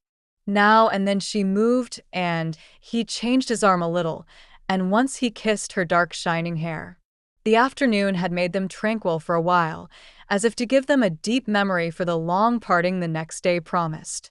They had never been closer in their month of love, nor communicated more profoundly one with another than when she brushed silent lips against his coat's shoulder, or when he touched the end of her fingers, gently, as though she were asleep. He did extraordinarily well in the war. He was a captain before he went to the front, and following the Argonne battles, he got his majority and the command of the divisional machine guns. After the armistice, he tried frantically to get home, but some complication or misunderstanding sent him to Oxford instead. He was worried now. There was a quality of nervous despair in Daisy's letters. She didn't see why he couldn't come. She was feeling the pressure of the world outside, and she wanted to see him and feel his presence beside her and be reassured that she was doing the right thing after all. For Daisy was young, and her artificial world was redolent of orchids and pleasant, cheerful snobbery and orchestras which set the rhythm of the year, summing up the sadness and suggestiveness of life in new tunes. All night the saxophones wailed the hopeless comment of the Beale Street Blues, while 100 pairs of golden and silver slippers shuffled the shining dust. At the gray tea hour there were always rooms that throbbed incessantly with this low, sweet fever, while fresh faces drifted here and there like rose petals blown by the sad horns around the floor. Through this twilight universe Daisy began to move again with the season. Suddenly she was again keeping half a dozen dates a day with half a dozen men, and drowsing asleep at dawn with the beads and chiffon of an evening dress tangled among dying orchids on the floor beside her bed. And all the time something within her was crying for a decision. She wanted her life shaped now, immediately, and the decision must be made by some force, of love, of money, of unquestionable practicality, that was close at hand. That force took shape in the middle of spring with the arrival of Tom Buchanan. There was a wholesome bulkiness about his person and his position, and Daisy was flattered. Doubtless, there was a certain struggle and a certain relief. The letter reached Gatsby while he was still at Oxford. It was dawn now on Long Island, and we went about opening the rest of the windows downstairs, filling the house with gray-turning, gold-turning light. The shadow of a tree fell abruptly across the dew, and ghostly birds began to sing among the blue leaves. There was a slow, pleasant movement in the air, scarcely a wind, promising a cool, lovely day. I don't think she ever loved him. Gatsby turned around from a window and looked at me challengingly. You must remember, old sport, she was very excited this afternoon. He told her those things in a way that frightened her, that made it look as if I was some kind of cheap sharper. And the result was she hardly knew what she was saying. He sat down gloomily. Of course she might have loved him just for a minute, when they were first married, and loved me more even then, do you see? Suddenly, he came out with a curious remark. In any case, he said, it was just personal. What could you make of that, except to suspect some intensity in his conception of the affair that couldn't be measured? He came back from France when Tom and Daisy were still on their wedding trip and made a miserable but irresistible journey to Louisville on the last of his army pay. He stayed there a week, walking the streets where their footsteps had clicked together through the November night and revisiting the out-of-the-way places to which they had driven in her white car. Just as Daisy's house had always seemed to him more mysterious and gay than other houses, so his idea of the city itself, even though she was gone from it, was pervaded with a melancholy beauty. He left feeling that if he had searched harder, he might have found her, that he was leaving her behind. The day coach, he was penniless now, was hot. He went out to the open vestibule and sat down on a folding chair, and the station slid away and the backs of unfamiliar buildings moved by. Then out into the spring fields, where a yellow trolley raced them for a minute with people in it who might once have seen the pale magic of her face along the casual street. The track curved, and now it was going away from the sun, which, as it sank lower, seemed to spread itself in benediction over the vanishing city where she had drawn her breath. He stretched out his hand desperately as if to snatch only a wisp of air, to save a fragment of the spot that she had made lovely for him. But it was all going by too fast now for his blurred eyes, and he knew that he had lost that part of it, the freshest and the best, forever. It was 9 o'clock when we finished breakfast and went out on the porch. The night had made a sharp difference in the weather, and there was an autumn flavor in the air. The gardener, the last one of Gatsby's former servants, came to the foot of the steps. I'm going to drain the pool today, Mr. Gatsby. Leaves will start falling pretty soon, and then there's always trouble with the pipes. Don't do it today, Gatsby answered. He turned to me apologetically. You know, old sport I've never used that pool all summer? I looked at my watch and stood up. 12 minutes to my train. I didn't want to go to the city. I wasn't worth a decent stroke of work, but it was more than that. I didn't want to leave Gatsby. I missed that train, and then another before I could get myself away. I'll call you up, I said finally. Do, old sport. I'll call you about noon. We walked slowly down the steps. I suppose Daisy'll call too. He looked at me anxiously, as if he hoped I'd corroborate this. I suppose so. Well, goodbye. We shook hands, and I started away. Just before I reached the hedge, I remembered something and turned around. They're a rotten crowd, I shouted across the lawn. You're worth the whole damn bunch put together. I've always been glad I said that. It was the only compliment I ever gave him because I disapproved of him from beginning to end. First he nodded politely, and then his face broke into that radiant and understanding smile, as if we'd been in ecstatic cahoots on that fact all the time. His gorgeous pink rag of a suit made a bright spot of color against the white steps, and I thought of the night when I first came to his ancestral home, 3 months before.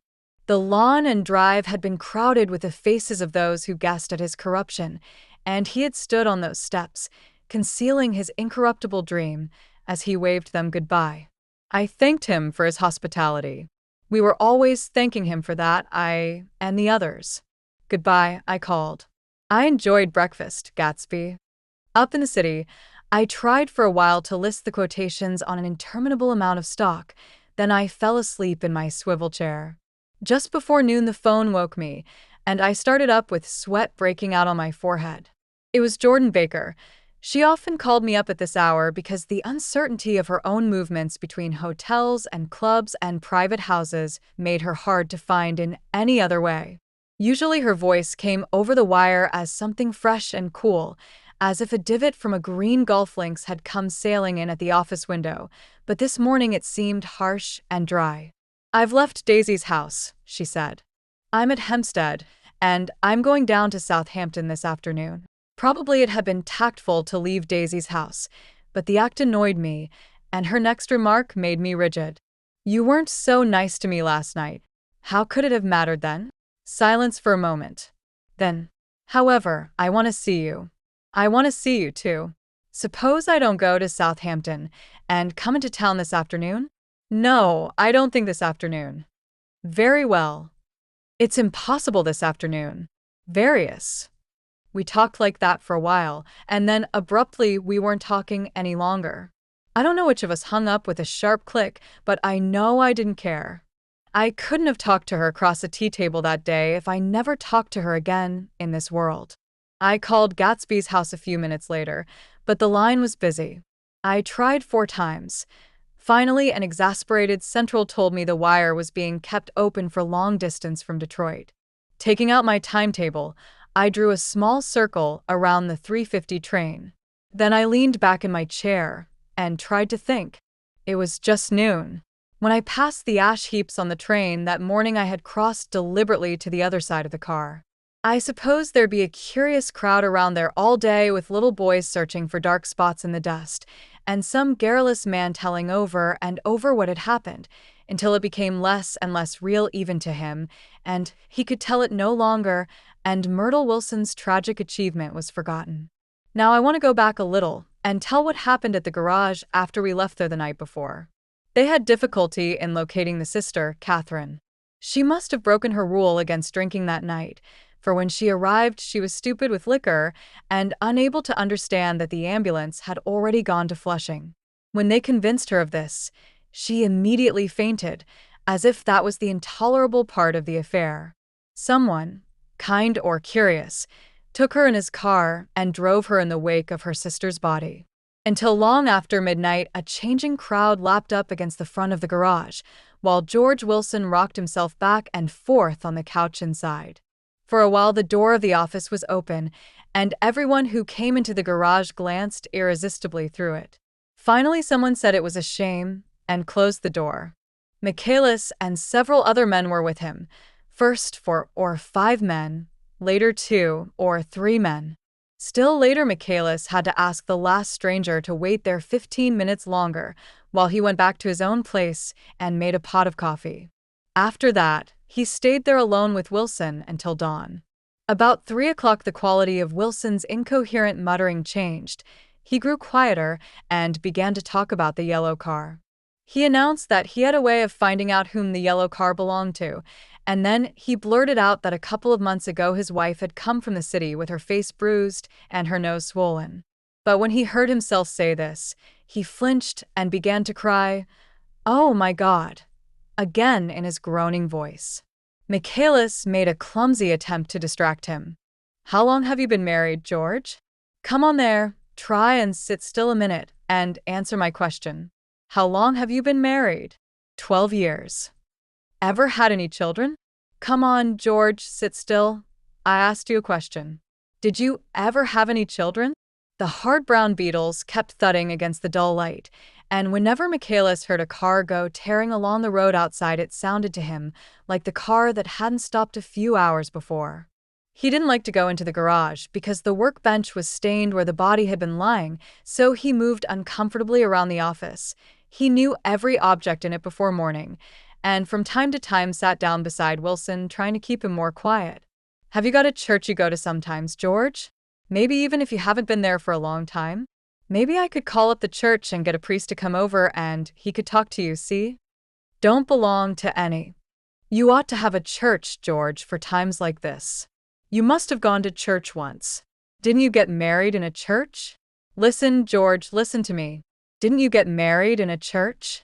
That was a long time ago. The effort of answering broke the rhythm of his rocking. For a moment, he was silent. Then the same half-knowing, half-bewildered look came back into his faded eyes. Look in the drawer there, he said, pointing at the desk. Which drawer? That drawer, that one.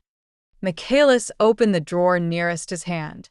There was nothing in it but a small, expensive dog leash, made of leather and braided silver. It was apparently new.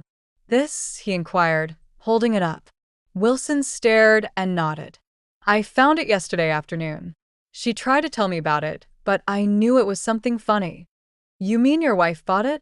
She had it wrapped in tissue paper on her bureau. Michaelis didn't see anything odd in that, and he gave Wilson a dozen reasons why his wife might have bought the dog leash. But conceivably Wilson had heard some of these same explanations before from Myrtle, because he began saying, "Oh, my God," again in a whisper. His comforter left several explanations in the air. Then he killed her, said Wilson. His mouth dropped open suddenly.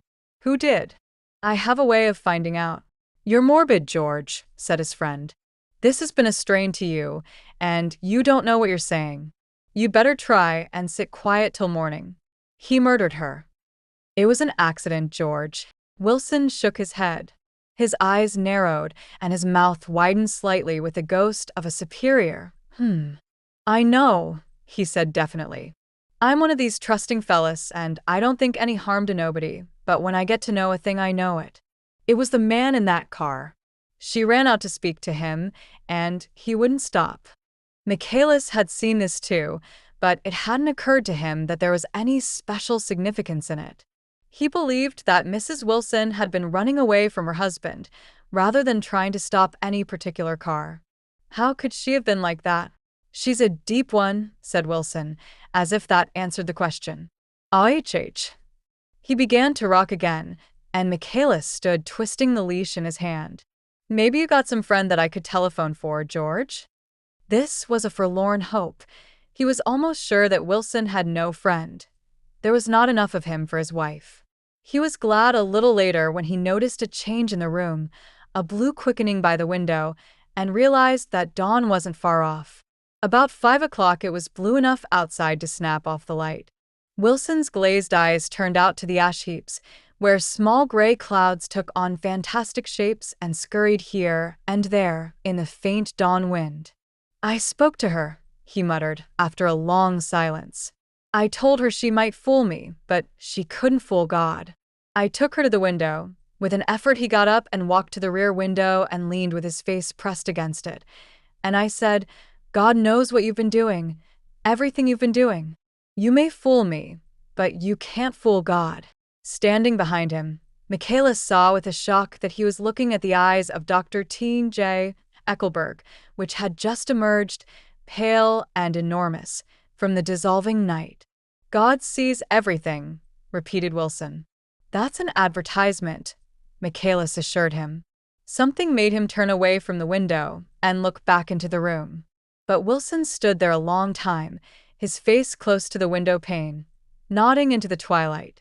By 6 o'clock, Michaelis was worn out and grateful for the sound of a car stopping outside. It was one of the watchers of the night before who had promised to come back, so he cooked breakfast for 3, which he and the other man ate together. Wilson was quieter now, and Michaelis went home to sleep. When he awoke 4 hours later and hurried back to the garage, Wilson was gone. His movements, he was on foot all the time, were afterward traced to Port Roosevelt and then to Gad's Hill, where he bought a sandwich that he didn't eat and a cup of coffee. He must have been tired and walking slowly, for he didn't reach Gad's Hill until noon. Thus far there was no difficulty in accounting for his time. There were boys who had seen a man acting sort of crazy, and motorists at whom he stared oddly from the side of the road. Then for 3 hours he disappeared from view. The police, on the strength of what he said to Michaelis, that he had a way of finding out, supposed that he spent that time going from garage to garage thereabout, inquiring for a yellow car. On the other hand, no garage man who had seen him ever came forward, and perhaps he had an easier, surer way of finding out what he wanted to know. By 2:30, he was in West Egg, where he asked someone the way to Gatsby's house. So by that time, he knew Gatsby's name. At 2 o'clock, Gatsby put on his bathing suit and left word with the butler that if anyone phoned, word was to be brought to him at the pool. He stopped at the garage for a pneumatic mattress that had amused his guests during the summer, and the chauffeur helped him to pump it up. Then he gave instructions that the open car wasn't to be taken out under any circumstances, and this was strange, because the front right fender needed repair. Gatsby shouldered the mattress and started for the pool. Once he stopped and shifted it a little, and the chauffeur asked him if he needed help, but he shook his head and in a moment disappeared among the yellowing trees.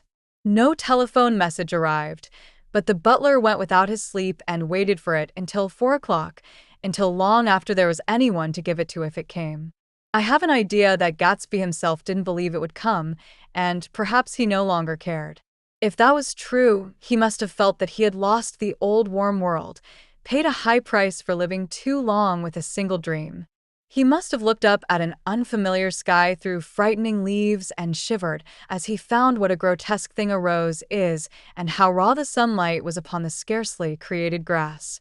A new world, material without being real, where poor ghosts, breathing dreams like air, drifted fortuitously about, like that ashen, fantastic figure gliding toward him through the amorphous trees.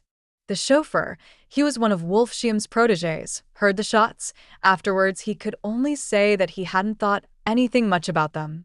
I drove from the station directly to Gatsby's house, and my rushing anxiously up the front steps was the first thing that alarmed anyone. But they knew then, I firmly believe.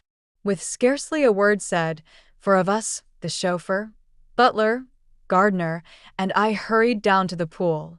There was a faint, barely perceptible movement of the water as the fresh flow from one end urged its way toward the drain at the other. With little ripples that were hardly the shadows of waves, the laden mattress moved irregularly down the pool. A small gust of wind that scarcely corrugated the surface was enough to disturb its accidental course with its accidental burden. The touch of a cluster of leaves revolved it slowly, tracing, like the leg of transit, a thin red circle in the water. It was after we started with Gatsby toward the house that the gardener saw Wilson's body a little way off in the grass, and the holocaust was complete. 9. After 2 years, I remember the rest of that day, and that night, and the next day, only as an endless drill of police and photographers and newspaper men in and out of Gatsby's front door. A rope stretched across the main gate, and a policeman by it kept out the curious, but little boys soon discovered that they could enter through my yard, and there were always a few of them clustered open-mouthed about the pool. Someone with a positive manner, perhaps a detective, used the expression madman as he bent over Wilson's body that afternoon, and the adventitious authority of his voice set the key for the newspaper reports next morning. Most of those reports were a nightmare, grotesque, circumstantial, eager, and untrue. When Michaelis's testimony at the inquest brought to light Wilson's suspicions of his wife, I thought the whole tale would shortly be served up in racy pasquinade, but Catherine, who might have said anything, didn't say a word. She showed a surprising amount of character about it too, looked at the coroner with determined eyes under that corrected brow of hers, and swore that her sister had never seen Gatsby, that her sister was completely happy with her husband, that her sister had been into no mischief whatever. She convinced herself of it, and cried into her handkerchief, as if the very suggestion was more than she could endure. So Wilson was reduced to a man, deranged by grief, in order that the case might remain in its simplest form. And it rested there. But all this part of it seemed remote and unessential. I found myself on Gatsby's side and alone. From the moment I telephoned news of the catastrophe to West Egg Village, every surmise about him and every practical question was referred to me. At first I was surprised and confused. Then, as he lay in his house and didn't move or breathe or speak, hour upon hour, it grew upon me that I was responsible because no one else was interested. Interested, I mean, with that intense personal interest to which everyone has some vague right at the end. I called up Daisy half an hour after we found him, called her instinctively and without hesitation. But she and Tom had gone away early that afternoon and taken baggage with them. Left no address? No. Say when they'd be back? No. Any idea where they are? How I could reach them? I don't know. Can't say. I wanted to get somebody for him. I wanted to go into the room where he lay and reassure him. I'll get somebody for you, Gatsby. Don't worry. Just trust me and I'll get somebody for you. Meyer Wolfschium's name wasn't in the phone book. The butler gave me his office address on Broadway and I called information, but by the time I had the number it was long after 5 and no one answered the phone. Will you ring again? I've rung 3 times. It's very important. Sorry. I'm afraid no one's there. I went back to the drawing room and thought for an instant that they were chance visitors, all these official people who suddenly filled it. But though they drew back the sheet and looked at Gatsby with shocked eyes, his protest continued in my brain. Look here, old sport, you've got to get somebody for me. You've got to try hard. I can't go through this alone. Someone started to ask me questions, but I broke away and going upstairs looked hastily through the unlocked parts of his desk. He'd never told me definitely that his parents were dead. But there was nothing. Only the picture of Dan Cody, a token of forgotten violence, staring down from the wall. Next morning I sent the butler to New York with a letter to Wolfschium, which asked for information and urged him to come out on the next train. That request seemed superfluous when I wrote it. I was sure he'd start when he saw the newspapers, just as I was sure there'd be a wire from Daisy before noon. But neither a wire nor Mr. Wolfschium arrived. No one arrived except more police and photographers and newspapermen. When the butler brought back Wolfschium's answer, I began to have a feeling of defiance, of scornful solidarity between Gatsby and me against them all.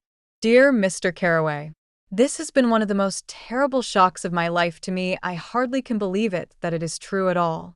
Such a mad act as that man did should make us all think.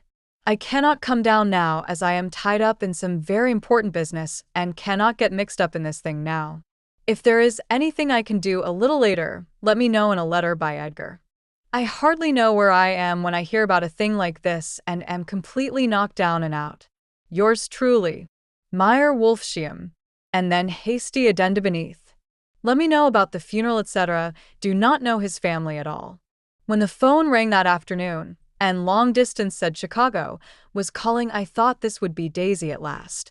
But the connection came through as a man's voice, very thin and far away. This is Slagle speaking. Yes. The name was unfamiliar. Hell of a note, isn't it? Get my wire.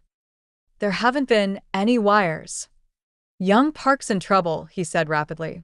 They picked him up when he handed the bonds over the counter.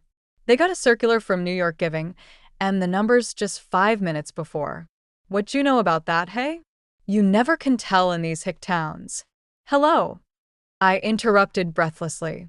Look here, this isn't Mr. Gatsby. Mr. Gatsby's dead. There was a long silence on the other end of the wire, followed by an exclamation, then a quick squawk as the connection was broken. I think it was on the third day that a telegram signed Henry C. Gats arrived from a town in Minnesota. It said only that the sender was leaving immediately and to postpone the funeral until he came. It was Gatsby's father, a solemn old man, very helpless and dismayed, bundled up in a long cheap ulster against the warm September day. His eyes leaked continuously with excitement, and when I took the bag and umbrella from his hands, he began to pull so incessantly at his sparse gray beard that I had difficulty in getting off his coat. He was on the point of collapse, so I took him into the music room and made him sit down while I sent for something to eat. But he wouldn't eat, and the glass of milk spilled from his trembling hand. I saw it in the Chicago newspaper, he said. It was all in the Chicago newspaper. I started right away. I didn't know how to reach you. His eyes, seeing nothing, moved ceaselessly about the room. It was a madman, he said. He must have been mad. Wouldn't you like some coffee? I urged him. I don't want anything. I'm all right now, Mr. Carraway. Well, I'm all right now. Where have they got Jimmy? I took him into the drawing room, where his son lay, and left him there. Some little boys had come up on the steps and were looking into the hall. When I told them who had arrived, they went reluctantly away. After a little while, Mr. Gats opened the door and came out, his mouth ajar, his face flushed slightly, his eyes leaking isolated and unpunctual tears. He had reached an age where death no longer has the quality of ghastly surprise, and when he looked around him now for the first time and saw the height and splendor of the hall and the great rooms opening out from it into other rooms, his grief began to be mixed with an odd pride. I helped him to a bedroom upstairs. While he took off his coat and vest, I told him that all arrangements had been deferred until he came. I didn't know what you'd want, Mr. Gatsby. Gats is my name. Mr. Gats. I thought you might want to take the body west. He shook his head. Jimmy always liked it better down east. He rose up to his position in the east. Were you a friend of my boy's, mister? We were close friends. He had a big future before him, you know. He was only a young man, but he had a lot of brain power here. He touched his head impressively, and I nodded. If he'd have lived, he'd have been a great man. A man like James J. Hill. He'd have helped build up the country. That's true, I said, uncomfortably. He fumbled at the embroidered coverlet, trying to take it from the bed, and lay down stiffly, was instantly asleep. That night an obviously frightened person called up and demanded to know who I was before he would give his name. This is Mr. Carraway, I said. Oh, he sounded relieved. This is Klipspringer. I was relieved too, for that seemed to promise another friend at Gatsby's grave. I didn't want it to be in the papers and draw a sightseeing crowd, so I'd been calling up a few people myself. They were hard to find. The funeral's tomorrow, I said. 3 o'clock here at the house. I wish you'd tell anybody who'd be interested. Oh, I will, he broke out hastily. Of course I'm not likely to see anybody, but if I do. His tone made me suspicious. Of course you'll be there yourself. Well, I'll certainly try. What I called up about is… Wait a minute, I interrupted. How about saying you'll come? Well, the fact is, the truth of the matter is that I'm staying with some people up here in Greenwich, and they rather expect me to be with them tomorrow. In fact, there's a sort of picnic or something. Of course, I'll do my best to get away. I ejaculated and unrestrained. Huh, and he must have heard me, for he went on nervously. What I called up about was a pair of shoes I left there. I wonder if it'd be too much trouble to have the butler send them on. You see, they're tennis shoes, and I'm sort of helpless without them. My address is care of B.F. I didn't hear the rest of the name because I hung up the receiver.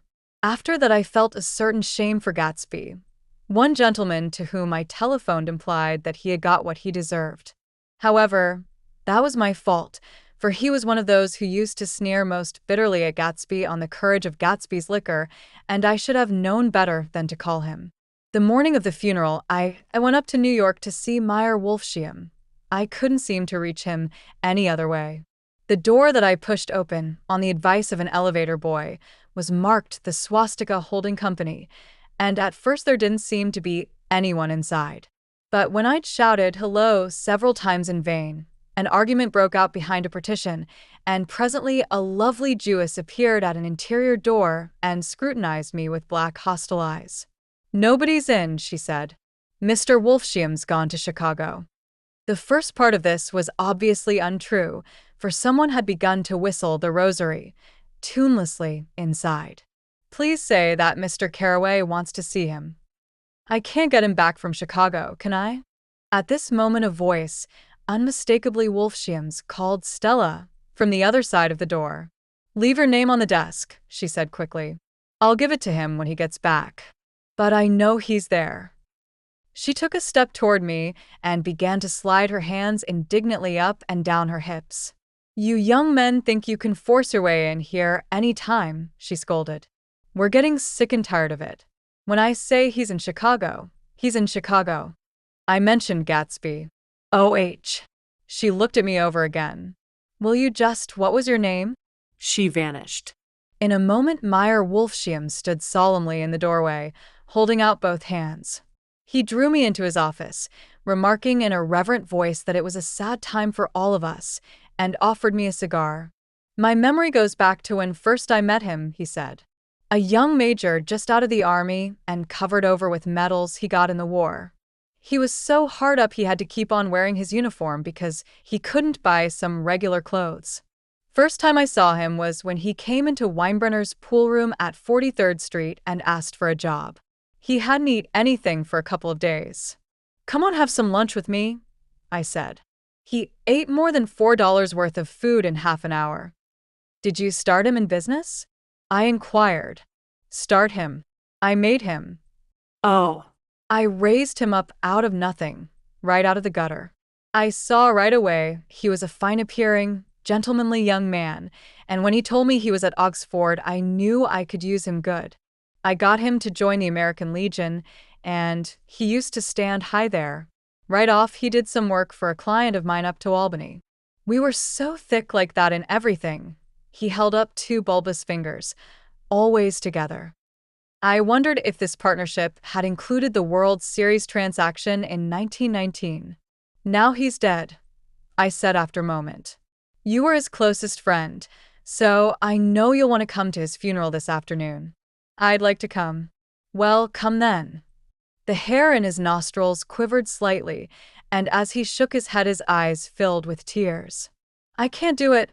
I can't get mixed up in it," he said. "There's nothing to get mixed up in. It's all over now. When a man gets killed, I never like to get mixed up in it in any way. I keep out. When I was a young man, it was different. If a friend of mine died, no matter how, I stuck with them to the end. You may think that's sentimental, but I mean it, to the bitter end." I saw that for some reason of his own he was determined not to come, so I stood up. "Are you a college man?" he inquired suddenly. For a moment I thought he was going to suggest a connection, but he only nodded and shook my hand. "Let us learn to show our friendship for a man when he is alive and not after he is dead," he suggested. "After that, my own rule is to let everything alone." When I left his office, the sky had turned dark, and I got back to West Egg in a drizzle. After changing my clothes, I went next door and found Mr. Gatz walking up and down excitedly in the hall. His pride in his son and in his son's possessions was continually increasing, and now he had something to show me. "Jimmy sent me this picture." He took out his wallet with trembling fingers. "Look there." It was a photograph of the house, cracked in the corners and dirty with many hands. He pointed out every detail to me eagerly. "Look there," and then sought admiration from my eyes. He had shown it so often that I think it was more real to him now than the house itself. "Jimmy sent it to me. I think it's a very pretty picture. It shows up well." "Very well. Had you seen him lately? He come out to see me 2 years ago and bought me the house I live in now. Of course we was broke up when he run off from home, but I see now there was a reason for it. He knew he had a big future in front of him. And ever since he made a success, he was very generous with me. He seemed reluctant to put away the picture, held it for another minute, lingeringly before my eyes. Then he returned the wallet and pulled from his pocket a ragged old copy of a book called Hopalong Cassidy. Look here, this is a book he had when he was a boy. It just shows you. He opened it at the back cover and turned it around for me to see. On the last flyleaf was printed the word schedule and the date September 12th, 1906. And underneath, rise from bed, 6 o'clock a.m. Dumbbell exercise and wall scaling, 6:15, 6:30. Study electricity, etc. 7:15, 8:15. Work, 8:30, 4:30 p.m. Baseball and sports, 4:30, 5 o'clock. Practice elocution, poise and how to attain it, 5 o'clock, 6 o'clock. Study needed inventions, 7 o'clock, 9 o'clock. General resolves. No wasting time at shafters or a name. Indecipherable. No more smoking or chewing. Bath every other day. Read one improving book or magazine per week. Save $5, crossed out $3 per week. Be better to parents. I came across this book by accident, said the old man. It just shows you, don't it? It just shows you. Jimmy was bound to get ahead. He always had some resolves like this or something. Do you notice what he's got about improving his mind? He was always great for that. He told me I eat tea like a hog once, and I beat him for it. He was reluctant to close the book, reading each item aloud, and then looking eagerly at me. I think he rather expected me to copy down the list for my own use. A little before 3, the Lutheran minister arrived from Flushing, and I began to look involuntarily out the windows for other cars. So did Gatsby's father. And as the time passed and the servants came in and stood waiting in the hall, his eyes began to blink anxiously, and he spoke of the rain in a worried, uncertain way. The minister glanced several times at his watch, so I took him aside and asked him to wait for half an hour. But it wasn't any use. Nobody came. About 5 o'clock, our procession of 3 cars reached the cemetery and stopped in a thick drizzle beside the gate. First a motor hearse, horribly black and wet, then Mr. Gats and the minister and me in the limousine, and a little later 4 or 5 servants and the postman from West Egg, in Gatsby's station wagon, all wet to the skin. As we started through the gate into the cemetery, I heard a car stop, and then the sound of someone splashing after us over the soggy ground. I looked around. It was the man with owl-eye glasses whom I had found marveling over Gatsby's books in the library one night 3 months before. I'd never seen him since then. I don't know how he knew about the funeral or even his name. The rain poured down his thick glasses, and he took them off and wiped them to see the protecting canvas unrolled from Gatsby's grave. I tried to think about Gatsby then for a moment, but he was already too far away, and I could only remember, without resentment, that Daisy hadn't sent a message or a flower. Dimly I heard someone murmur, "Blessed are the dead that the rain falls on," and then the owl-eyed man said, "Amen to that," in a brave voice. We straggled down quickly through the rain to the cars. Owl Eyes spoke to me by the gate. "I couldn't get to the house," he remarked. "Neither could anybody else." "Go on," he started. "Why, my God, they used to go there by the hundreds." He took off his glasses and wiped them again, outside and in. "The poor son of a bitch," he said. "One of my most vivid memories is of coming back west from prep school and later from college at Christmas time. Those who went farther than Chicago would gather in the old dim Union Station at 6 o'clock of a December evening with a few Chicago friends already caught up into their own holiday gaieties to bid them a hasty goodbye. I remember the fur coats of the girls returning from Miss Thesaurats and the chatter of frozen breath and the hands waving overhead as we caught sight of old acquaintances and the matchings of invitations. "Are you going to the Ordways? The Herseys? The Schultzes?" and the long green tickets clasped tight in our gloved hands. And last, the murky yellow cars of the Chicago, Milwaukee, and St. Paul Railroad looking cheerful as Christmas itself on the tracks beside the gate. When we pulled out into the winter night and the real snow, our snow, began to stretch out beside us and twinkle against the windows, and the dim lights of small Wisconsin stations moved by, a sharp wild breeze came suddenly into the air. We drew in deep breaths of it as we walked back from dinner through the cold vestibules, unutterably aware of our identity with this country for one strange hour, before we melted indistinguishably into it again.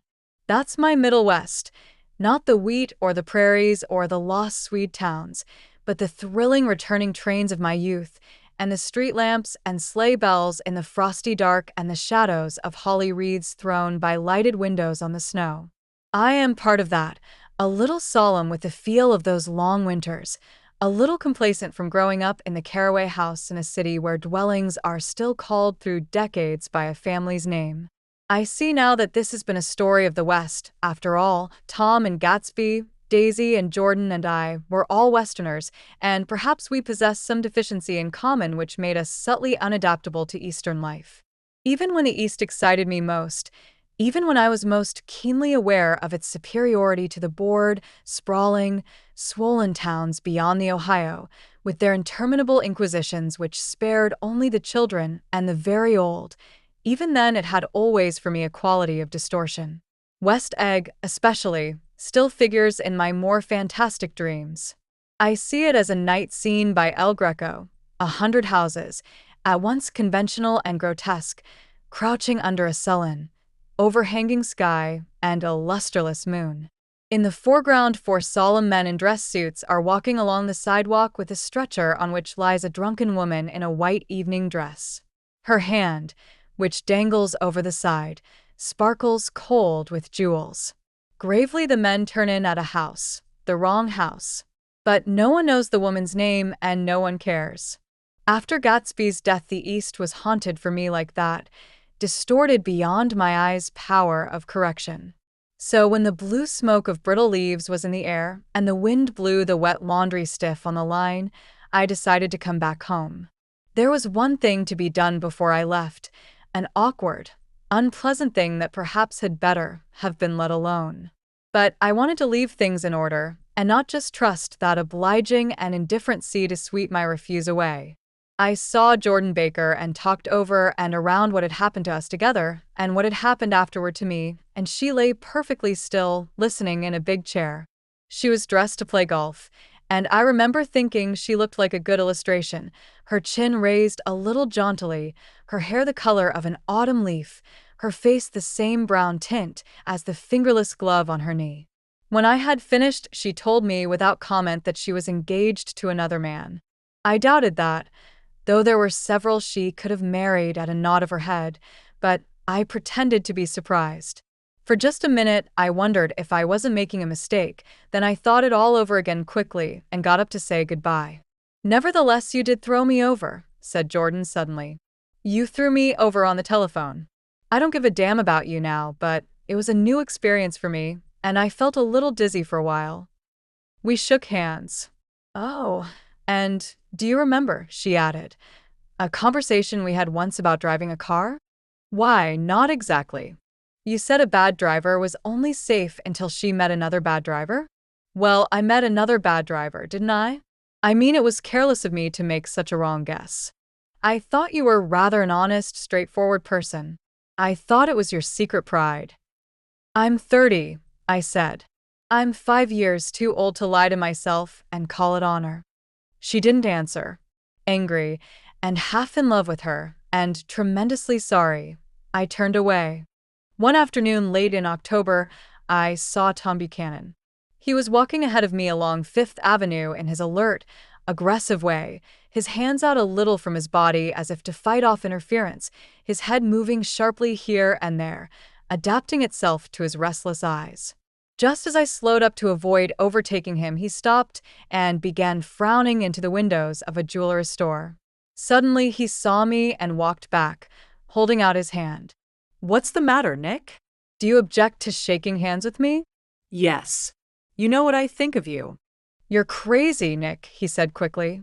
Crazy as hell. I don't know what's the matter with you. Tom, I inquired. What did you say to Wilson that afternoon? He stared at me without a word, and I knew I had guessed right about those missing hours. I started to turn away, but he took a step after me and grabbed my arm. I told him the truth, he said. He came to the door while we were getting ready to leave, and when I sent down word that we weren't, and he tried to force his way upstairs. He was crazy enough to kill me if I hadn't told him who owned the car. His hand was on a revolver in his pocket every minute he was in the house. He broke off defiantly. What if I did tell him? That fellow had it coming to him. He threw dust into your eyes just like he did in Daisy's, but he was a tough one. He ran over Myrtle like you'd run over a dog and never even stopped his car. There was nothing I could say, except the one unutterable fact that it wasn't true. And if you think I didn't have my share of suffering, look here, when I went to give up that flat and saw that damn box of dog biscuits sitting there on the sideboard, I sat down and cried like a baby. By God, it was awful. I couldn't forgive him or like him, but I saw that what he had done was, to him, entirely justified. It was all very careless and confused. They were careless people, Tom and Daisy. They smashed up things and creatures and then retreated back into their money or their vast carelessness, or whatever it was that kept them together, and let other people clean up the mess they had made. I shook hands with him. It seemed silly not to, for I felt suddenly as though I were talking to a child. Then he went into the jeweler's store to buy a pearl necklace, or perhaps only a pair of cuff buttons, rid of my provincial squeamishness forever. Gatsby's house was still empty when I left. The grass on his lawn had grown as long as mine.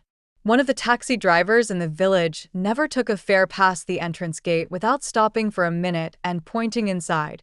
Perhaps it was he who drove Daisy and Gatsby over to East Egg the night of the accident, and perhaps he had made a story about it all his own.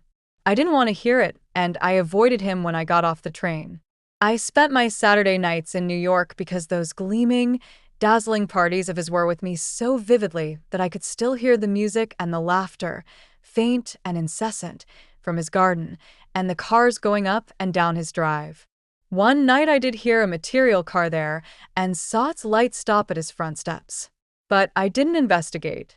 Probably it was some final guest who had been away at the ends of the earth and didn't know that the party was over. On the last night, with my trunk packed and my car sold to the grocer, I went over and looked at that huge, incoherent failure of a house once more.